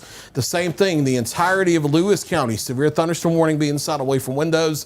The entirety of Hardin County, Tennessee, new line coming in from Selmer here over the next several minutes, be inside, away from windows. We're starting to get too many to call out, so we're going to have to focus on the tornado warning. Taylor? Yeah, we need to go into Deerfield real quick before we pop down to that tornado warning. Chase was talking about that we do have a hook that is developing and very, very well defined here just to the northwest of Ovella.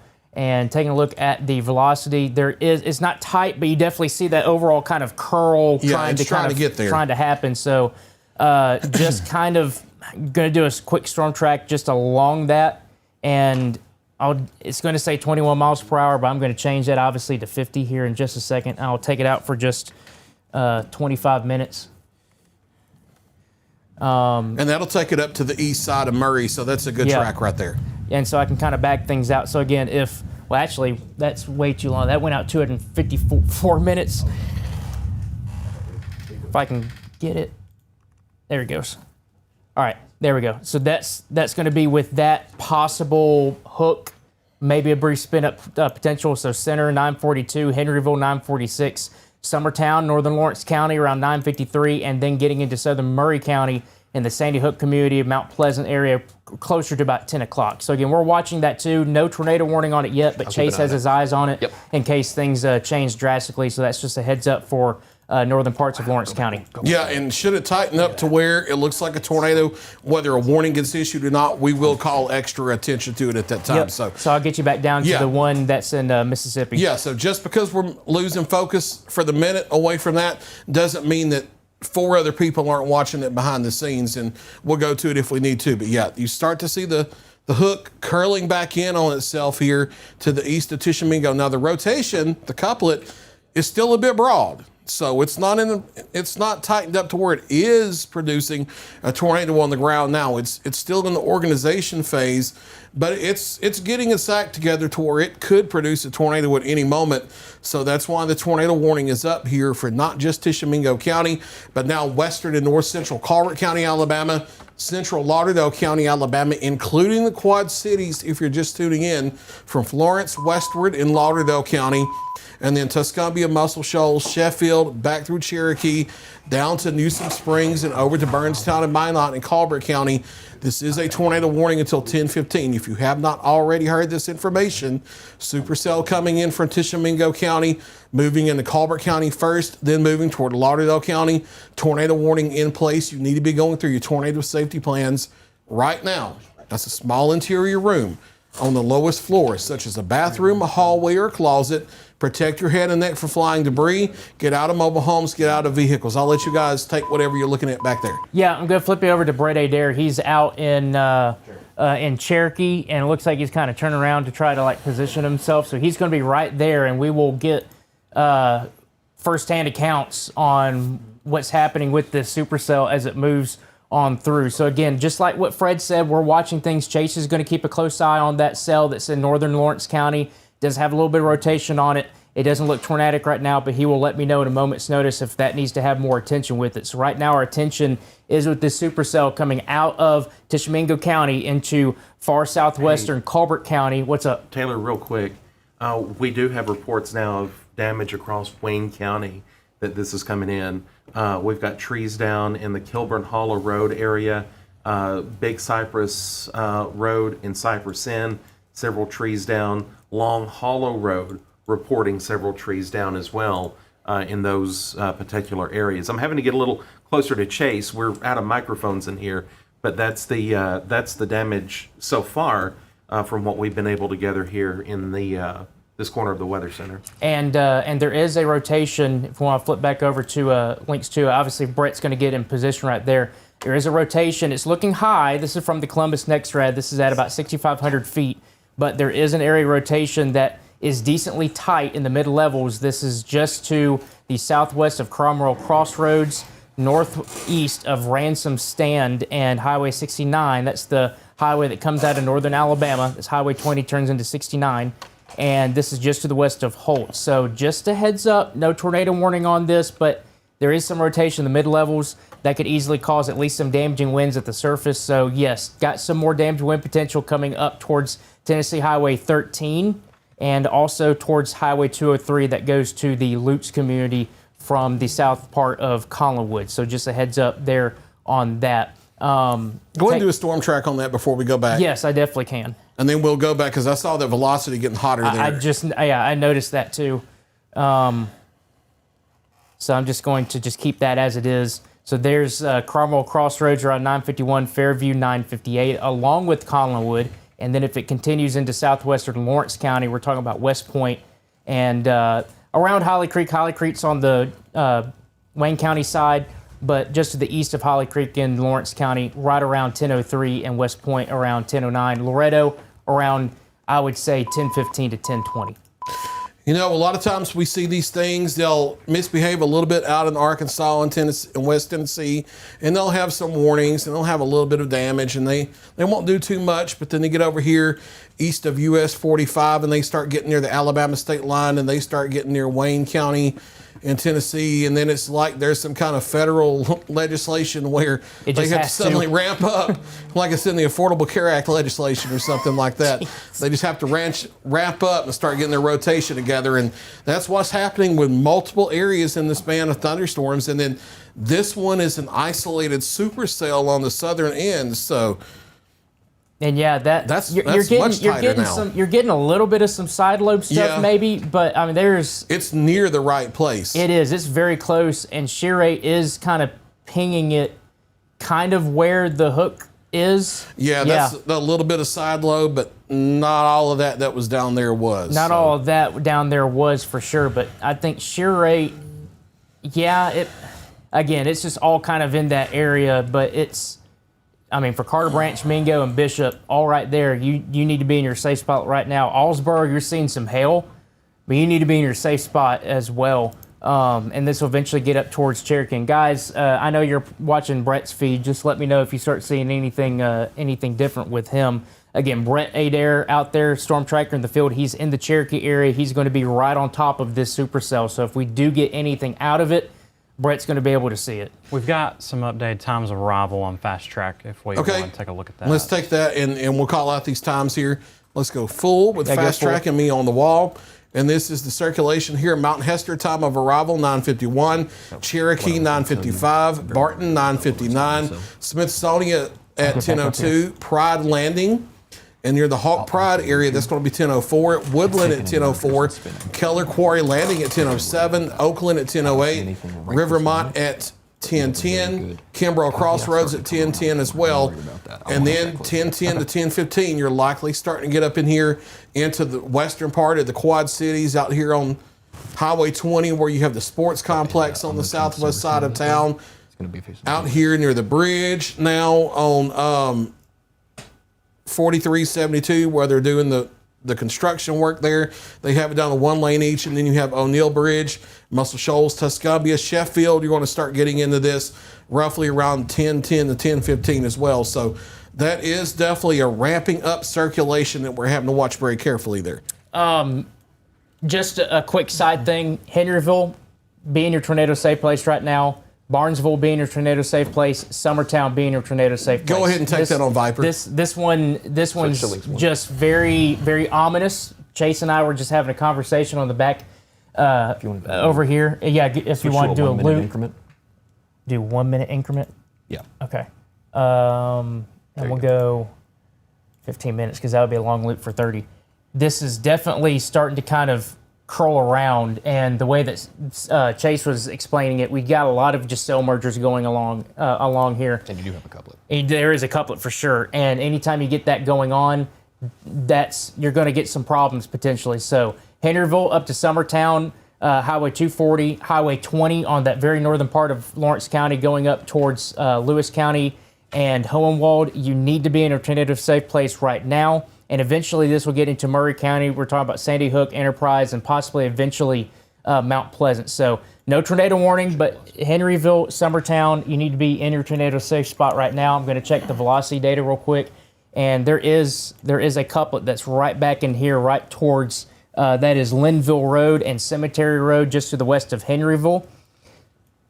There is a little bit of a couplet there. So I would go ahead as a course of least regret. You're going to get some bad wind anyway, so why not go ahead and just take your tornado precautions? And if you end up getting a tornado, you're there and you're safe and ready to go. So that's just what we're watching for in northern Lawrence County right now. I'll just call out just some roads: Cemetery Road near Henryville, Barnesville Road near Henryville, Henryville Road, Oaks Road, Locker Road that's closer to Summertown, and Railroad Bed Pike that is just to the west of Summertown, that runs from Summertown all the way to Barnesville and eventually further to the west. But that's, if you kind of live near those roads, you know where they are. That's where this area rotation's coming from or going to, and it is starting to get a little tight here. It definitely is. Right on top of Cemetery Road. So yeah, Henryville, Summertown, Barnesville, Highway 43 north of Three Oaks up towards the county line, towards Rockdale in Murray County. Tornado shelter right now. Yeah, we'll go ahead and do times of arrival on that before we move back to the Northwest Alabama storm here. And let me clear that. Let me back up and let me just grab it like this. All right, so from the circulation complex, because we might have two here, to be honest with you. That's what I was just looking at, Yeah. so that's why I went out a little bit further. Let me get the speed right. Okay. Okay. And we're not saying a tornado is down on the ground here. We're just seeing a tightening rotation that's suspicious. It's near the Henryville area now. Summertown 955, Sandy Hook at 10:01, Enterprise 10:05, Broadview at 10:11, and Bigbyville at 10:13. At minimum, damaging straight line winds are likely here, but there could be a spin-up tornado at any time. It could happen in seconds with little to no additional warning. So this is your early heads up. This is your early warning here in the northern part of Lawrence County, Tennessee, the southeast corner of Lewis County, Tennessee, and the southwest corner of Murray County, Tennessee, that even though it's a severe thunderstorm warning, go ahead and go to your tornado safe place because of what we're seeing on radar and the environment that we have. A tornado or two could spin up in that cluster with little to no additional advance warning. So this is your advance warning right now. And just something that kind of came across the top of my head.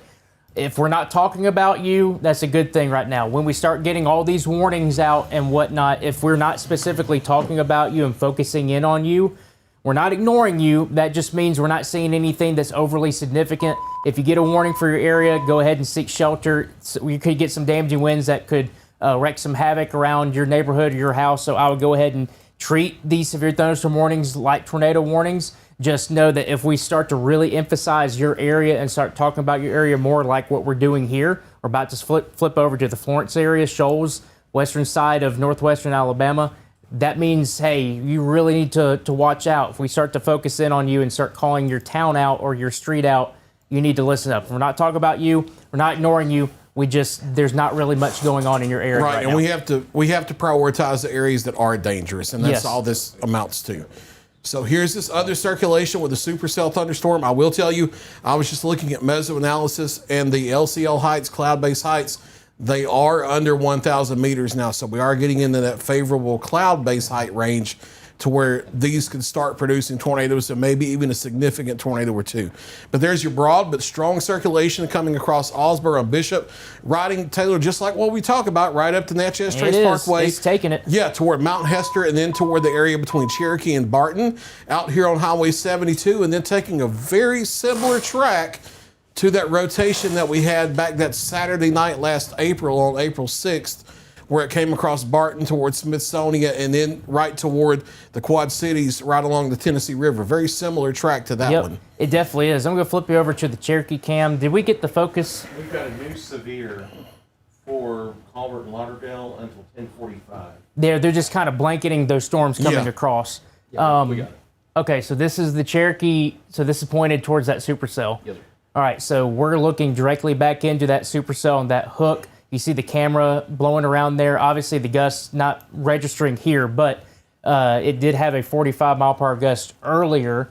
I imagine it's probably going to start getting higher, but we'll watch those dew points. It's still, according to the sensor, still hugging around 61. But, Fred, I would imagine, especially when we talk about the cloud base heights, once that supercell gets closer, I would suspect that dew point's probably going to be about 62 to 63. Yeah. Maybe 64, but I would at least I would at least think that it would make that jump for a couple of degrees. And even with the 72 to 61 spread, that's not a big spread anymore. That's within a favorable range now. Yes, it definitely is. So again, we're watching this. This is pointed back into that area. And I will say where the couplet is coming from, there's probably not a lot of power structures that it would hit.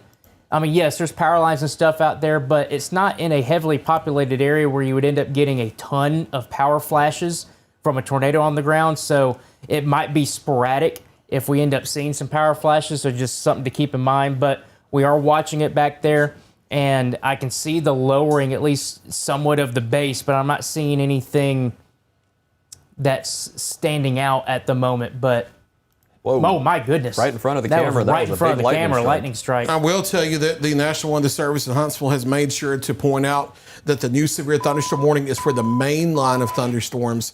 It doesn't have anything to do with the supercell, so it's not a replacement. Tornado warning is still active. Also, Brett is just a couple of minutes away from I can being flip able over to him. see through. He's looking into the core of it now, but he is sitting on Highway 72 directly in between the Cherokee community and the Barton community. So he'll be having a good look at it in just a couple of minutes.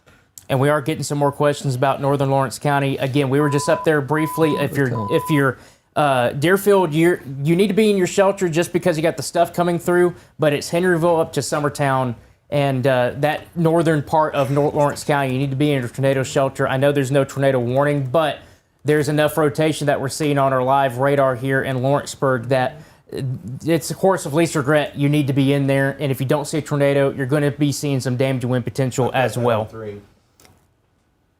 So again, that's if we want to take that full. So Summertown, it's just to the west of Summertown, it looks like, right off of Railroad Bed Pike. So it's getting into the downtown Summertown area, Summertown High School, all the sports fields out there, right along Highway 20. It's getting on top of you right now, and it's about to cross the county line going into southern Murray County.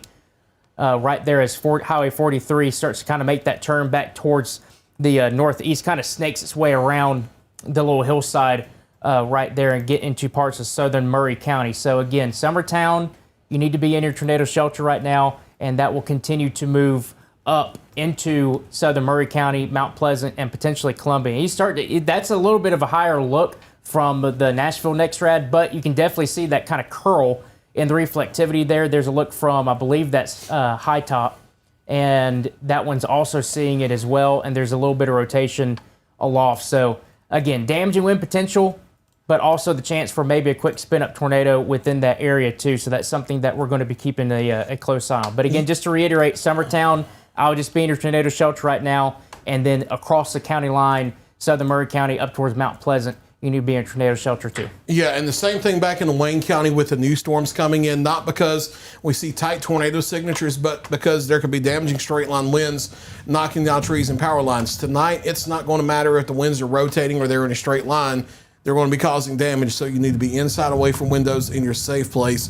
That rotation looking a bit broad at the moment, which we like broad rotation. Well, I will tell you, we just got across James Bishop over there in Mississippi, possible funnel with the video on the Alabama-Mississippi state line on the Trace Parkway, and you can definitely see a little bit of a finger kind of dangling down from that cloud base on that video. Yeah. So that's a little suspicious. Yeah, so just because it looks broad on radar, we're scanning a few thousand feet. Could be tighter under that. So Yep. I need to be careful what I say here. I don't want to get the false impression. Even if we say something looks a little broader here for the moment, you still need to be in your tornado shelter anyway because it could tighten up at a moment's notice. I will say that the structure not quite as clean as it was 5-10 minutes ago.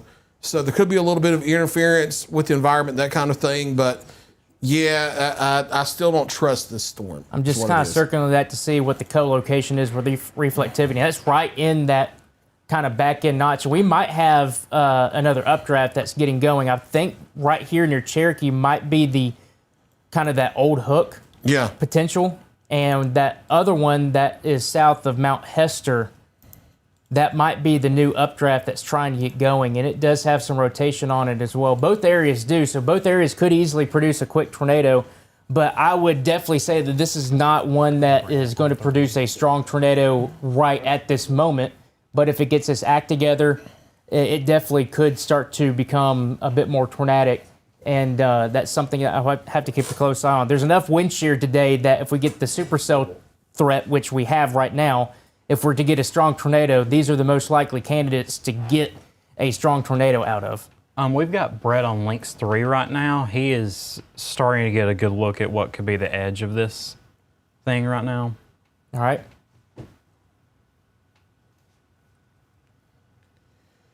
No, as you know, it is 9:00 outside, so we're not going to easily see something right at this moment. What we have to do, not only do we have to wait for lightning flashes to illuminate something, but it's not just every lightning flash that will do it. If you get a lightning flash that's in front of the feature you're trying to look at, you're never going to see it. The lightning has to be behind whatever it is so that it backlights it in order for you to see it. So we're going to have to hold this here for a minute, see if we see anything. And if we're able to talk with him at any point to ask what he's seeing out there, just let me know. I will. And I can hold up a phone to my mic. Just outside, again, if we go quiet, that doesn't mean that we're not here. We're just kind of watching things on the back end. Just kind of a quick overview without switching over to the links is we're still watching the area rotation in northern Lawrence County. It's getting into Murray County. It doesn't look like a tornado is going to happen right now, but it's too suspicious to not take a cautious approach to it. So Mount Pleasant area, I would just go ahead and just seek your tornado shelter just to be on the safe side. Also still watching an area rotation in Collinwood. Right now, it's not overly strong or significant. I'm not too worried about it for producing a tornado, but it is an area rotation that we're watching. I'm just not too concerned about it at the moment. The one I am concerned about is the one that Brett Adair is on right now in the Cherokee area there in western Colbert County. We're watching that along the line that's moving in from the west. It's picking up speed. It's getting very close, and it's probably going to start interacting with that supercell here maybe here in the next 25 minutes or so. But there are some spots of rotation along the line. It's not significant. The main impact with that's going to end up being damaging winds. I will say that as that line starts to really approach the supercell itself, we're going to have to keep careful eyes on until the supercell merges right in with the line. Yep. Because sometimes when you get that outflow from the supercell merging into the back from the line, when you get the outflow from the line merging into the back part of the supercell, sometimes that can spin it up and you get tornado threat enhanced with that. So we'll have to watch that over the next half hour or so. We've got Mount Pleasant on 3. Okay. And we're looking at a possible lowering. Okay. Right there, between those lights that you see, we're tracking it right now live. Between the green lights? Yes. Oh, excuse me there. Yeah, it's going to be on the right side of the screen there. Right above those green lights that you see, there's... yeah, I see what you're talking and you about. can really see it with these lightning strikes coming up in just a moment. The camera hasn't updated there yet. So here comes the turn. And watch this lightning strike. Watch right behind it. There's definitely a very notable lowering right there. Right there. Oh, yeah, definitely. We're watching that very closely. Rotations continues to be present with that. If I see even so much of the power flash, I'll let you know. But that's a very, very suspicious look here even on the ground as well. That is. Those cloud bases definitely continue to lower. So I would say Sandy Hook Enterprise up in the Mount Pleasant and the southwest side of Columbia, Arkland and Poplar Top, still be in your tornado shelters, even though it's a severe thunderstorm warning, if for no other reason than damaging straight line wind. But we have some suspicious things here that we see for cloud features on these sky cams. And I'm still watching the Cherokee supercell right now, and Rotation's still there.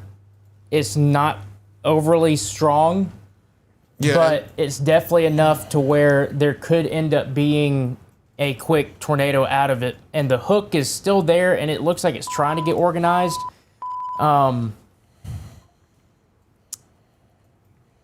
not sure. The storm structure itself is starting to look a little wonky, and I'm starting to wonder if it's starting to interact, at least the upper part of the storm starting to kind of interact with the line, with the blow off tops of the line. It's starting to kind of get that influence from the west.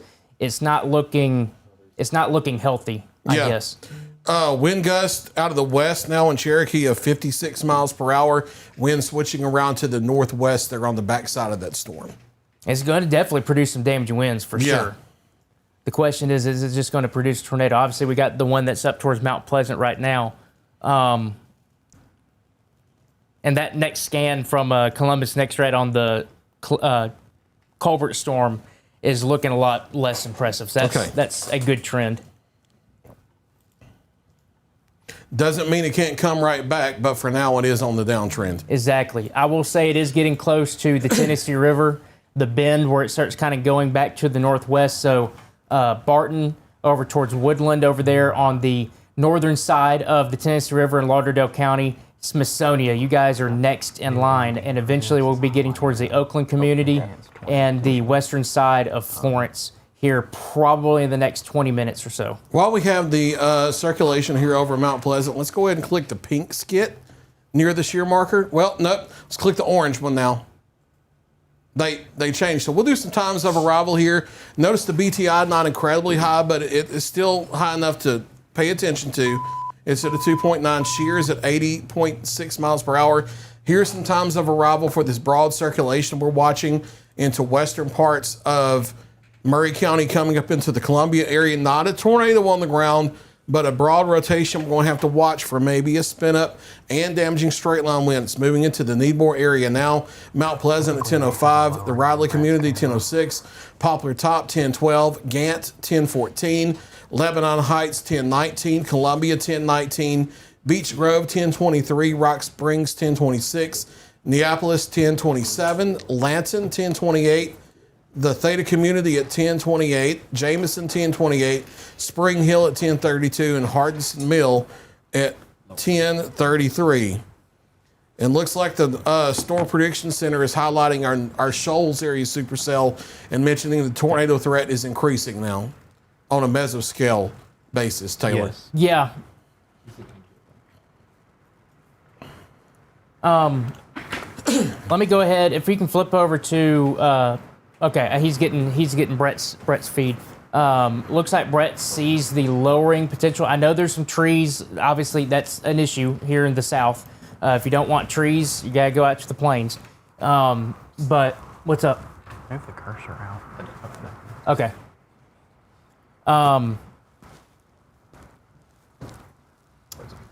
I was gonna say something, and I just kind of got my We're looking right into that my cell thought there. thread just gone. Again, what you're seeing in front of you is Brett Adair. He's over. What side of Cherokee is he on? He's on the east side of Cherokee now, I'm guessing. Or east, actually. Okay, so he's right with He's the. pretty much in Barton. Okay, he's basically. right with the hook then. Yes. So he's just in the Barton area, and just kind of looking at the radar here on my display, there is a little bit more of an increased area of rotation near the Barton community, but I'm not seeing the hook. Actually, seems like it's trying to get a little bit better organized right here towards Barton, right along Alabama Highway 72. This is just to the south of the Tennessee River. And I'm going to kind of take a couple steps back. And you noticed, Fred, as you look at that one, that's right at about 10 o'clock. Notice how it was pretty messy. And now the hook's starting to kind of come back. So it looks Yeah, like and the inflow's clearing out now. inflow's clearing out. So it's probably cycling. And the hell core itself looks like it's getting a little bit better from Rhodesville to Oakland down to Smithsonian. So if you're in Rhodesville, Oakland, Central Heights, right where Central High School is located out there northwest of Florence, get prepared to deal with some hail with this. but that rotation is starting to get a little bit better. Yeah, and it's headed toward a terrain area where it's flat out here now. It's not being blocked by the hills to the south, so there's not as much blockage of the inflow. This may be getting ready to spin on up here as it tries to cross Tennessee River. Now, I will throw a word of caution because we learned this the hard way back in April. On these environments where you have really strong southerly low-level shear vectors, that tornado at ground level, if one develops, may be 1 to as much as 2 miles south of where it is on radar. We had a situation April 6th where we had a tornado on Skycam back this area east of Woodland near Smithsonian. It looked like it was coming up into Florence. Instead, it was 2.5 miles farther south in reality on the ground than where it was on radar. And it hit Tuscumbia and Muscle Shoals. And thankfully, we were still calling out those communities as well, in addition to Florence. So just because you see the couplet up here doesn't mean at the ground, if something does touch down, doesn't mean it's not a mile or two south of that. So as we get this into the Shoals Metro, unfortunately, because of the radar beam coverage here, what the lowest we can scan is 5,000 feet or so. We're not going to be able to be as specific as we would like. We're going to have to call broader areas out in the Shoals Metro. But here's some times of arrival for the circulation. Barton is on top of you now. Red Rock 1010.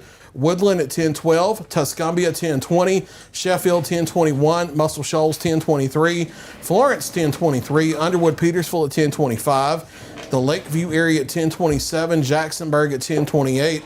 St. Florine, 1029, Nitrate City, 1030, Ford City, 1032, and Bailey Springs, 1033. For my family out here on the west side of Florence, if you haven't sheltered already, you need to be doing that now as the circulation comes in from the southwest. Real quick, I know that we've kind of bounced around between two spots. I'm going to do just a quick reset. I'm just kind of zoom things out. If you're in Savannah, we're getting some people asking, hey, are we good to go for tonight? If you're in Savannah, you're good to go. That western part of that line, if you're past that, Savannah, Corinth, Boonville, Mississippi, those areas, you're good to go. Waynesboro, give it just about 10 to 15 more minutes. Let that line come through. You need to be kind of hunkered down, waiting for that to come through. That could also have some damaging winds. Lawrenceburg, you got the stuff just to the west, and then even further west with that line. So give it another 45 minutes or so, then you're good. But right now, if we can give you the all clear from Savannah west at this point. If you're east, you still got a long ways to go, and that includes obviously Waynesboro, Lawrenceburg, Florence, Athens, Fayetteville, Huntsville, all their areas back to the east. Just kind of a reset. People asking how things are looking on the back end of things. And notice what we've done here, Taylor, ahead of this main line.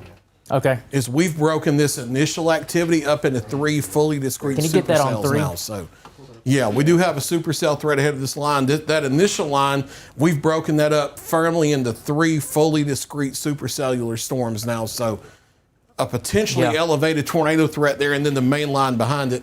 All right. I'll let you guys talk with what you got. All right, so we're looking at a potential lowering here on our Columbia camera. What's is it directly in the middle? Yeah. Okay. Yeah, right between the guy wires.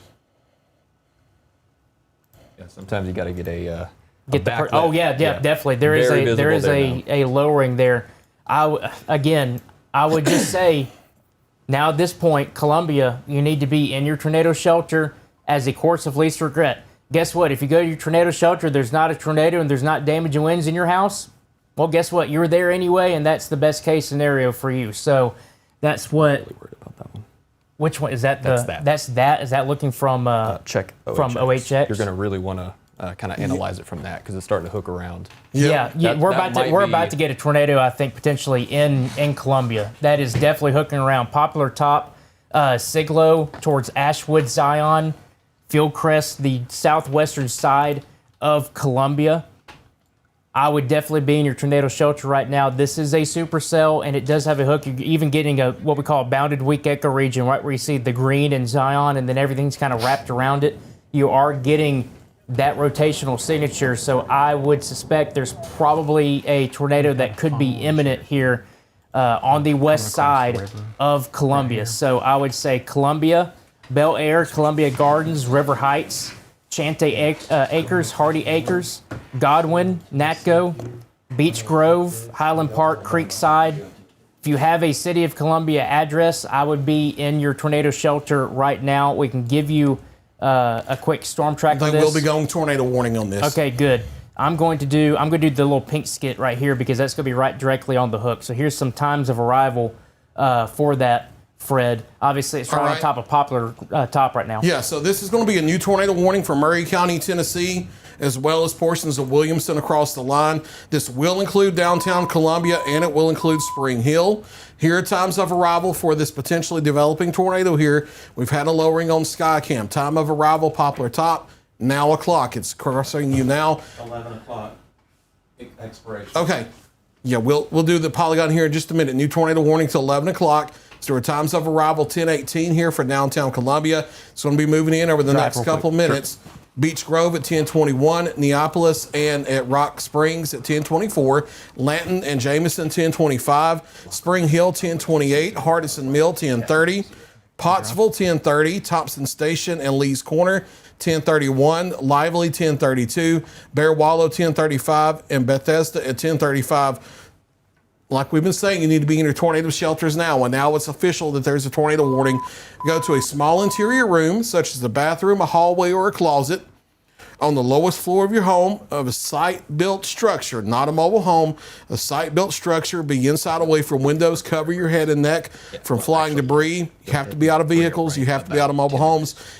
I know it's getting a little late in the evening now, but there are 24-hour gas stations, things like that in Columbia, that if you're within a mile of one, something like that, run in there, seek shelter. You need to be inside a sturdy shelter. Hey, if we you're have in a mobile power home. flashes on Power 3. flashes. Okay. I'm switching to 3. Right there on the left, we just saw. Between the guy wires. Between the guy wires, we saw about 3 or 4 Probably power on that flashes. center one. Okay. Oh, right there, power flashes right there. I don't know if you just saw that, Fred. We'll keep watching this here, but Yeah, so we have potential power flashes right here on the horizon near the guy wires where damaging winds or potentially a tornado could be down. there Yeah, was- that's on the ground. That's yeah, on the the ground. We've got it right now.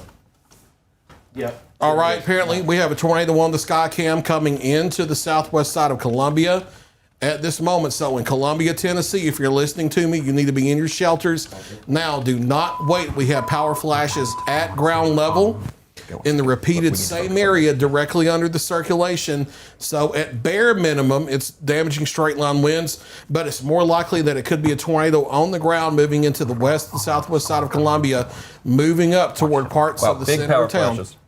Power just went out in most of Columbia. Yes. Those lights Okay. just went out. Yeah, they're Yeah, dark and you now. see the lights going out as the power goes out here in parts of Columbia now. So we are getting damage at ground level. We're getting power flashes. If you're in Columbia, you need to be in your safe place now. Go through your tornado shelters now. Do not wait on this. Another big one. Yeah. Yeah, you Yeah, got we're losing a lot of it out. power now. Sam, give me the mic. I've got some roads just to call out. Okay. So this is, again, if I call your road out or you know you live close to these, you need to be in your tornado shelter right now. Old Williamsport Pike, North James, Campbell Boulevard, Hampshire Pike, West 7th Street, Hawassi Drive, over towards Oakwood Drive, Chapman Lane, Clinch Drive, Sunset Lane, Oakview Drive, Santa Fe Pike, over towards Hobbs Drive, Lee Drive, River Drive, Nashville Highway, that's Highway 31 on the north side of Columbia, West 6th Street, Armstrong Street, Fairview Heights Community, Hill Street. If you live any of those areas, you need to be in your tornado shelter right now. Also on the northwest side of Columbia. If you're on Hazel Hansen Road, Early Road, Bragg Road, again, Santa Fe Pike, Jacobs Lane, over towards Witherspoon Road and Columbia Rock Road, that kind of northwestern side. If you live off of Santa Fe Pike, that's Tennessee Highway.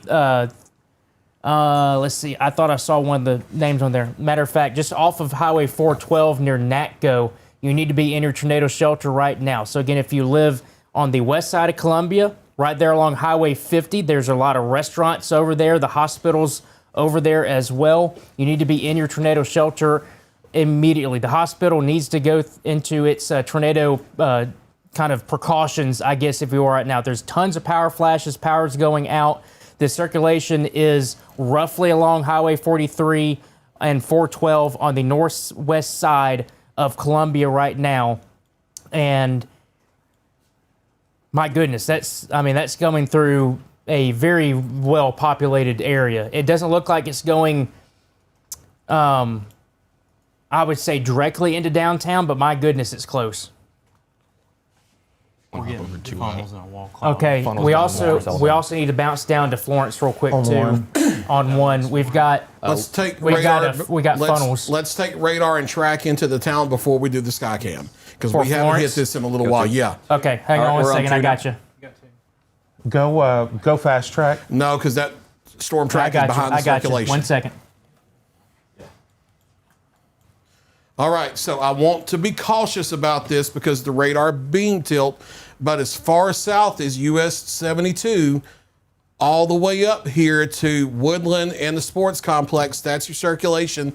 So as far south as Muscle Shoals, Tuscumbia, Sheffield, and then up through downtown Florence, Underwood, Petersville, be in shelter now. That's developing circulation, and we may have a funnel on the Skycam with this that could be a developing tornado at any minute. We're assessing which side of the river it's going to be on because it's not going to be right at the pixel it is on radar because that's scanning 5,500 feet above the ground. There is tilt. So on both sides of the river, as far south as the 4372 intersection at the Hardee's and the McDonald's on the south side of Muscle Shoals, all the way to Jacksonburg, I need you in your tornado shelters now from a potentially developing tornado moving into the Quad Cities of Northwest Alabama. That's Florence, Sheffield, Tuscumbia, and Muscle Shoals. If we see something specific on Skycam, we'll narrow that down. Russellville. But Go for Russellville. safety's sake, we're going to leave that broad for right now so that we don't call out an incorrect area because of the beam height tilt that we have. But we can go to Links 1, go to the Arctic Air Skycam network. There's the bowl. I just saw it. We have power line? Yep, right Seen there. Some green one. Green down there. Yeah, right in the middle. Yeah. There it Yeah, is. so that looks like your potential funnel. This is from Crooked Oak, the north side of Russellville and the Littleville area looking northward. And that's your potential funnel cloud coming into the Shoals Metro now. I can't tell you down to the street level because of the radar tilt beam height, but if you're in Florence, Tuscumbia, Muscle Shoals, Sheffield, be sheltered now. Small room, lowest floor, near the center, away from windows. Put as many walls between you as the outside as possible. Cover your head and neck from flying debris. Be inside away from windows as this comes in into the Quad Cities. And then if we can narrow it down further than that, we will. But both sides of the river, southern Lauderdale, northern Colbert, tornado shelter immediately. A potentially developing tornado here on the Skycam. We're looking north from Crooked Oak back into the Quad Cities, and that's your funnel cloud there. Your potential lowering, and I can't tell you if it's on the ground or not underneath that. It very well could be. Right now, the circulation's moving through farmlands and things like that where it's a little less populated. There aren't as many transformers to hit. It is moving into populated areas very soon, and we may get power flashes under that at any minute. I'll tell you, this is our worst case scenario of having potential tornadoes on the ground in two of our largest coverage area cities, both Columbia and now coming into the Quad Cities in North Alabama. Just to kind of reiterate the stuff on the Columbia side, if you're Chantay Acres, Hardy Acres, right along Nashville Highway, that's Highway 31. If you're north of 43 and 31, that interchange, you got some car dealerships over there, you got some restaurants, some convenience stores. This is where that circulation is headed, and it's going basically due northeast, northeast, crossing Highway 31. And just the same situation like what Fred was talking about in Florence. Sometimes, obviously, these storms are going to be tilted today. So the rotation I'm seeing from the Nashville NextRad is probably a little bit further to the south than what is actually being shown right now. So this looks like it's going right off top of Columbia Rock Road, Hardy Acres. You can take that on radar or Skycam, either which one you want, Taylor, so we can bounce up to there. Okay, let's bounce NWS up to 2 then. So this is going to be on the north side of Columbia. So again, the rotation is showing right here, but as a course of least regret to think that it's tilted, it's going to be back down over here. It's right on top of Cadwell Drive, Lake Drive, West Burt Drive, Shady Drive, Columbia Rock Road. Now going north, Northport Drive, North Clanton Drive, Ridgecrest Drive, Double Branch Road, Sam Johnson Road. Again, if I'm calling out your roads now, you need to be in your tornado shelter. That's lowest floor of a site-built structure. Get as many walls between you and the outside as possible. You'll be just fine if you take your shelter in that. Walnut Drive, Bluegrass Drive, Pinehurst Drive, Harlan Road, Highland River Drive. This is getting closer to the Spring Hill area by this point. Greens Mill Road, Fry Road, the Neapolis community, Carters Creek Station, Station Loop, Denning Lane, over towards the Lanton community. That's Greens Mill Road, Les Chapel Road. That's going to give you some lead time on the north side of Columbia. So this is now moving north of Columbia. It's crossing Highway 31, and it's going to be getting close to Neapolis, Lanton, and potentially up to the Spring Hill area. Here's Saturn Parkway that runs from I-65 back towards the car plant over here near the Cleburne area, just south of Spring Hill. The high school guys up here, that's Battle Creek, right?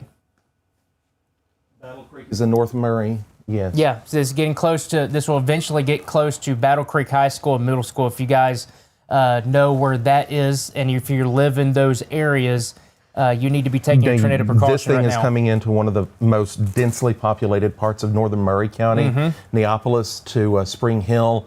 They have planted dozens and dozens of new apartment and condo complexes there.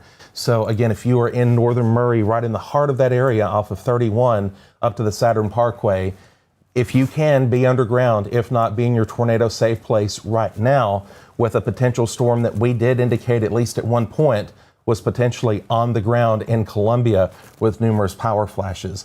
At this point, we've not received any reports of damage. However, we are in contact with emergency management officials to assess that once we get to that point. So here's some times of arrival. This is again north of Columbia at this point. The Lanton community in Neapolis around 1028. Spring Flash on Hill. Florence. We'll flip over to the Florence camera real quick. And it's going to be on the right side of the screen. So again, while we're looking at Florence, yeah, there's some power flash color in there. Lanton, Neapolis, 1028, Spring Hill, 1033, Lee's Corner, and Thompson Station. That's getting outside of our viewing area, but just a heads up for you guys. That's around 1037 to 1041. And those are definitely power flash colors. Those are more greenish blue than they are. I just seen it on a separate Storm Chasers stream coming across the river. All right, so this is going to be crossing the river. Yeah, this is the Renaissance Tower camera. So this is likely to be closer to where the radar shows it instead of it being farther south, but still as far south as Sheffield, the north side of Tuscumbia, and Muscle Shoals, especially from about Avalon Avenue northward, still be in your safe place in northern areas of Colbert County. And then the heart of Florence continue to be in your safe place, also out toward Killen, up toward St. Florine, Bailey Springs, up toward Underwood, Petersville. And now Drew Richards here on the north side of Florence, his winds have switched from east to northeast. He's out there by Helton Drive and Cox Creek Parkway. So yeah, that tells me that the winds are flowing into that circulation there on the west side of town. That's going to be out there very close to the sports complex on Alabama Highway 20, because I think unlike last April, this time I think whatever is there is going to be close to where we have it with the radar signature. It may be half a mile south, but that's still close enough. I think it's going to be in that general area. That's going to be coming up in the Florence here over the next few minutes. Yeah, I just relayed that to the Weather Service, so it's possible they might have to go tornado warning on this. That rotation, I know we're looking kind of higher up, but it is starting to get a little bit tighter just to the west of Florence. And again, this could be just to the southwest of that, but I think this one, as opposed to what we had last April or March, whatever it was, I think this one ends up going more into downtown Florence area as opposed to saying south of the river. Yeah. Trees down on power lines with the tree. Tree is on fire in the Cortland community in Lawrence County. That's way out ahead of that's this gradient line. winds well out ahead of storms. And again, that's something we probably need to emphasize a little bit. If you're not dealing with storms right now, your winds are getting a lot stronger ahead of this storm system. So there's going to be greater chances as opposed to earlier in the day where you could get some trees that come down now. Yep. Go ahead, put your phones on charge out ahead of these storms so that you still have a cell signal that can get coverage here. Hey, I've got Brett coming into downtown Florence right now on 3. So he's driving almost directly into the the rear of the rotation. Yeah, he's on Court Street. He's about to come up by Veterans there, by the Cookout on the left. There's the Hampton downtown on the right. He's coming up toward the center of town right now. And real quick, just to kind of go back to that one in Murray County, we just obviously keep this stream going right here. I'm just going to call out Neapolis, Lanton, the Battle Creek High School area, Spring Hill. You need to be in your tornado shelter right now. That's lowest floor, away from windows. Get as many walls between you and the outside as possible. You'll be just fine doing that. This is not you have to be underground. You have to be in an actual tornado shelter. If you get within the center part of a site-built home, you'll be good to go at that. Good to go with this storm. So Neapolis, Lanton, Battle Creek area, Spring Hill, tornado shelter right now still. And I still see some of those blue power flashes that you... He's looking eastward right now. He's on Dr. Hicks going on to Florence Boulevard. Okay. He's out there where Tennessee Street comes into 43 right there at the split, and then you go out toward the Jacks and Helton Drive and such. Yeah. So he's getting closer to the southeast side of Florence. He's actually looking away from the circulation. Okay, so right then now. those are actual lightning Yes, strikes at that point. Yeah, he's okay. looking toward the east. Okay. Some of those just looked a little bluer, or kind of definitely different than lightning, but... We just got a gust of 83 on top of the tower in Florence about 3 minutes ago.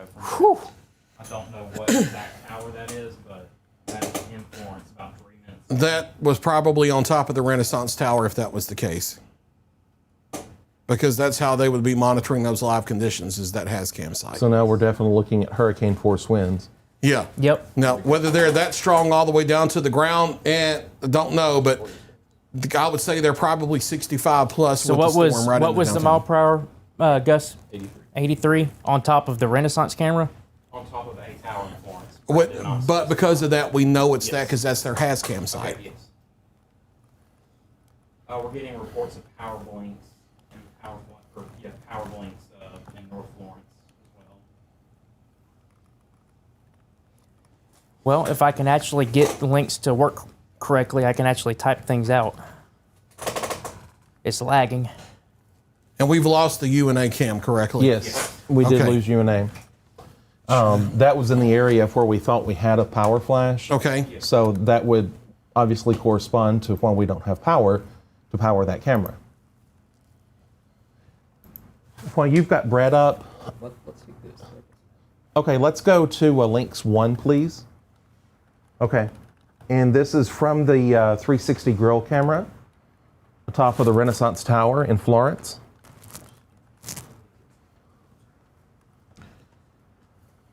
We've had a wind gust of 46 miles per hour there just a few minutes ago.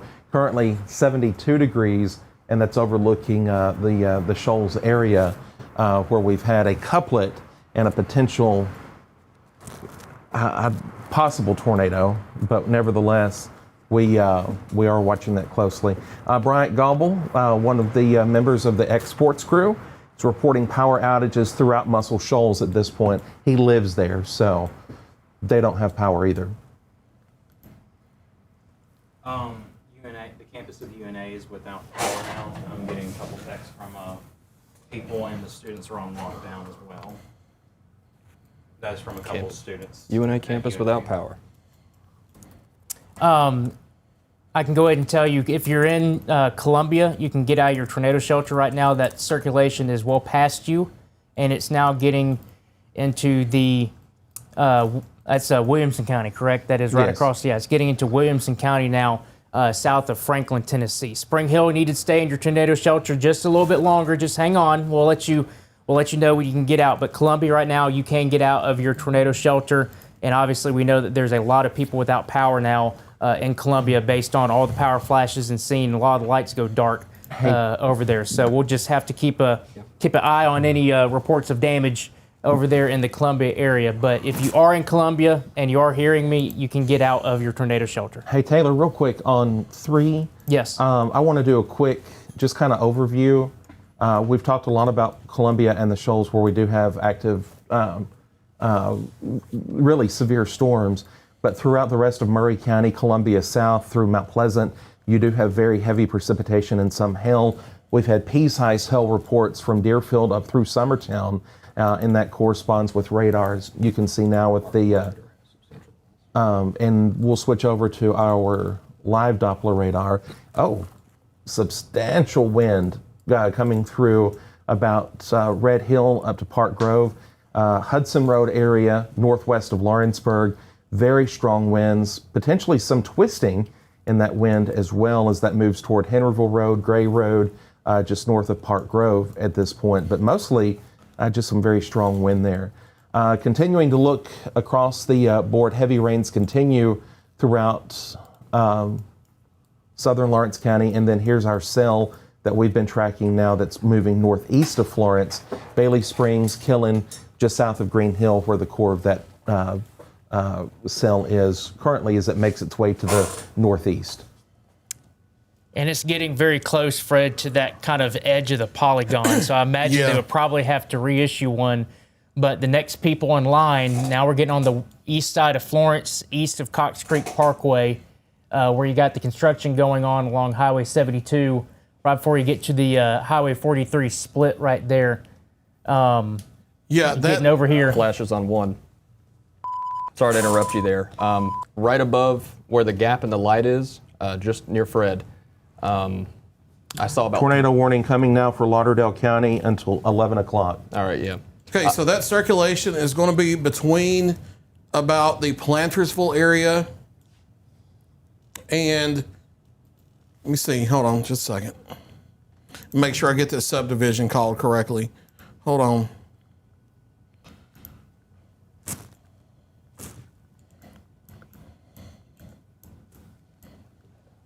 While you do that, I'm going to get a storm track going on 2. Back in there where that Well, I lightning was is. close. It's near the, There's another power flash. it's going to be anywhere from near the Plantation Springs area back toward the 4372 construction near Faith Church that you're talking about. So roughly between St. Florine and then the east side of Florence out toward the west side of Killen near the Shoal Creek area. That's where the circulation has been showing up on radar, and we are seeing some power flashes out that way. And now there's going to be a new tornado warning for Lauderdale County in I've Alabama. got you on 2, and I know the polygon is angled that way, but I'm going to angle it just a little bit this way That because catches both. That's it fine. catches both, and it's kind of been where the cell has been tracking. I go back in time, you notice, Fred, how it's been moving more Yeah. that way. It's just recently jumped a little more Yeah. north, but go push a little east with this one. And so this will eventually get into the Killen area about 1039. Or it's almost there. It's almost there now, and then Center Star around 1044. Yeah, that track actually originates from just back behind the hook, so it's actually going to be a couple minutes before these times. So subtract about 2 or 3 minutes from these times right here. So moving into St. Florine and Killen right about now. And that could be a tornado that is down. We have had power flashes under that circulation. And that hook is getting a little bit better, and we're starting to get some more interaction with the line. So Yeah. I would say if this is going to produce a tornado, I mean, it Yeah. probably could very quickly, if not already doing it. Let's go to storm relative velocity. And yeah, you got a circulation there. And now, just to be safe, correlation coefficient. Oh, sorry. I've been looking at that. It's nothing. Okay. There's no All right. But go back. We were on 1 here. We were looking, and Yeah. there's a definite lowering here on this, and this kind of corresponds where those power flashes were. So Is we were that the watching. one on the left? I believe so. There's a big I one. see there's 2. There's one kind of in the middle there, and then there's one to the left. I think the one on the right is the pushing leading edge, and I think the left here is The our one actual to the lower. left is the one that jobs with the radar Yes, signature. sir. Okay. I believe that is the one that is the lowering of concern as far as rotation goes. And that definitely parses with where we've seen power flashes so far. Brett says just to his left, he may have a tornado down. And that honestly, that looks like a funnel hanging out of does. the base right there. Yep. That might be a funnel or a possible tornado hanging out of that. Yeah, certainly. Have to keep an So eye we're on the going to base. watch under the base to see if we get power flashes here. That's coming up in the roughly between Shoal Creek, Killen, back up toward the St. Florine area. We're being a little judicious with that just in case the Yeah, radar that's a beam is funnel. off. Yeah, there's a definite funnel hanging out of that right now. And we'll watch right in through here for potential power flashes. But that could be a tornado down or a tornado developing here right now. Real quick, I'm starting to get a lot of damage reports in Columbia. Over 5,000 people are without power throughout Murray County at this point in Columbia. And then a friend of mine was driving through the area, reported the power flashes, now seeing down trees and parts of roofs and tin that have that's been thrown off of structures in Columbia at this point.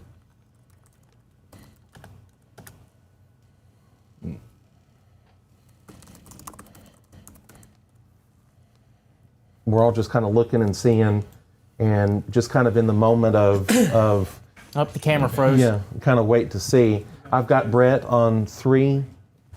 There we go. and That's probably going to be our only view for a bit because our cameras are powered, obviously, and if we lose power at these sites, then we're kind of blind for a little bit. Yep. Coming up Highway 43, looking north, right into it. All right, All so right. Brett's We- on 43. We do have the Skycam back if somebody's watching that behind the scenes. We can are. keep Brett for the moment. Oh, down. So again, tornado Are we able warning to get here Brett at for all? central and eastern able Lauderdale to get County in Brett at all? Alabama, from Killen up to Green Hill, and then as far east as I would say Kingtown up to Lexington and Grassy. Being a safe place now. Small room, lowest floor, near the center of the building, away from windows. Be out of mobile homes. Be out of vehicles. Cover your head and neck from flying debris, as we have the circulation and potential tornado coming through, coming out of the east side of Florence now, and getting very close to crossing US 43 east of Bailey Springs. If it's where it is on radar, it's probably going to be crossing 43 just to the south of the Dollar General, where Alabama 64 comes out on 43.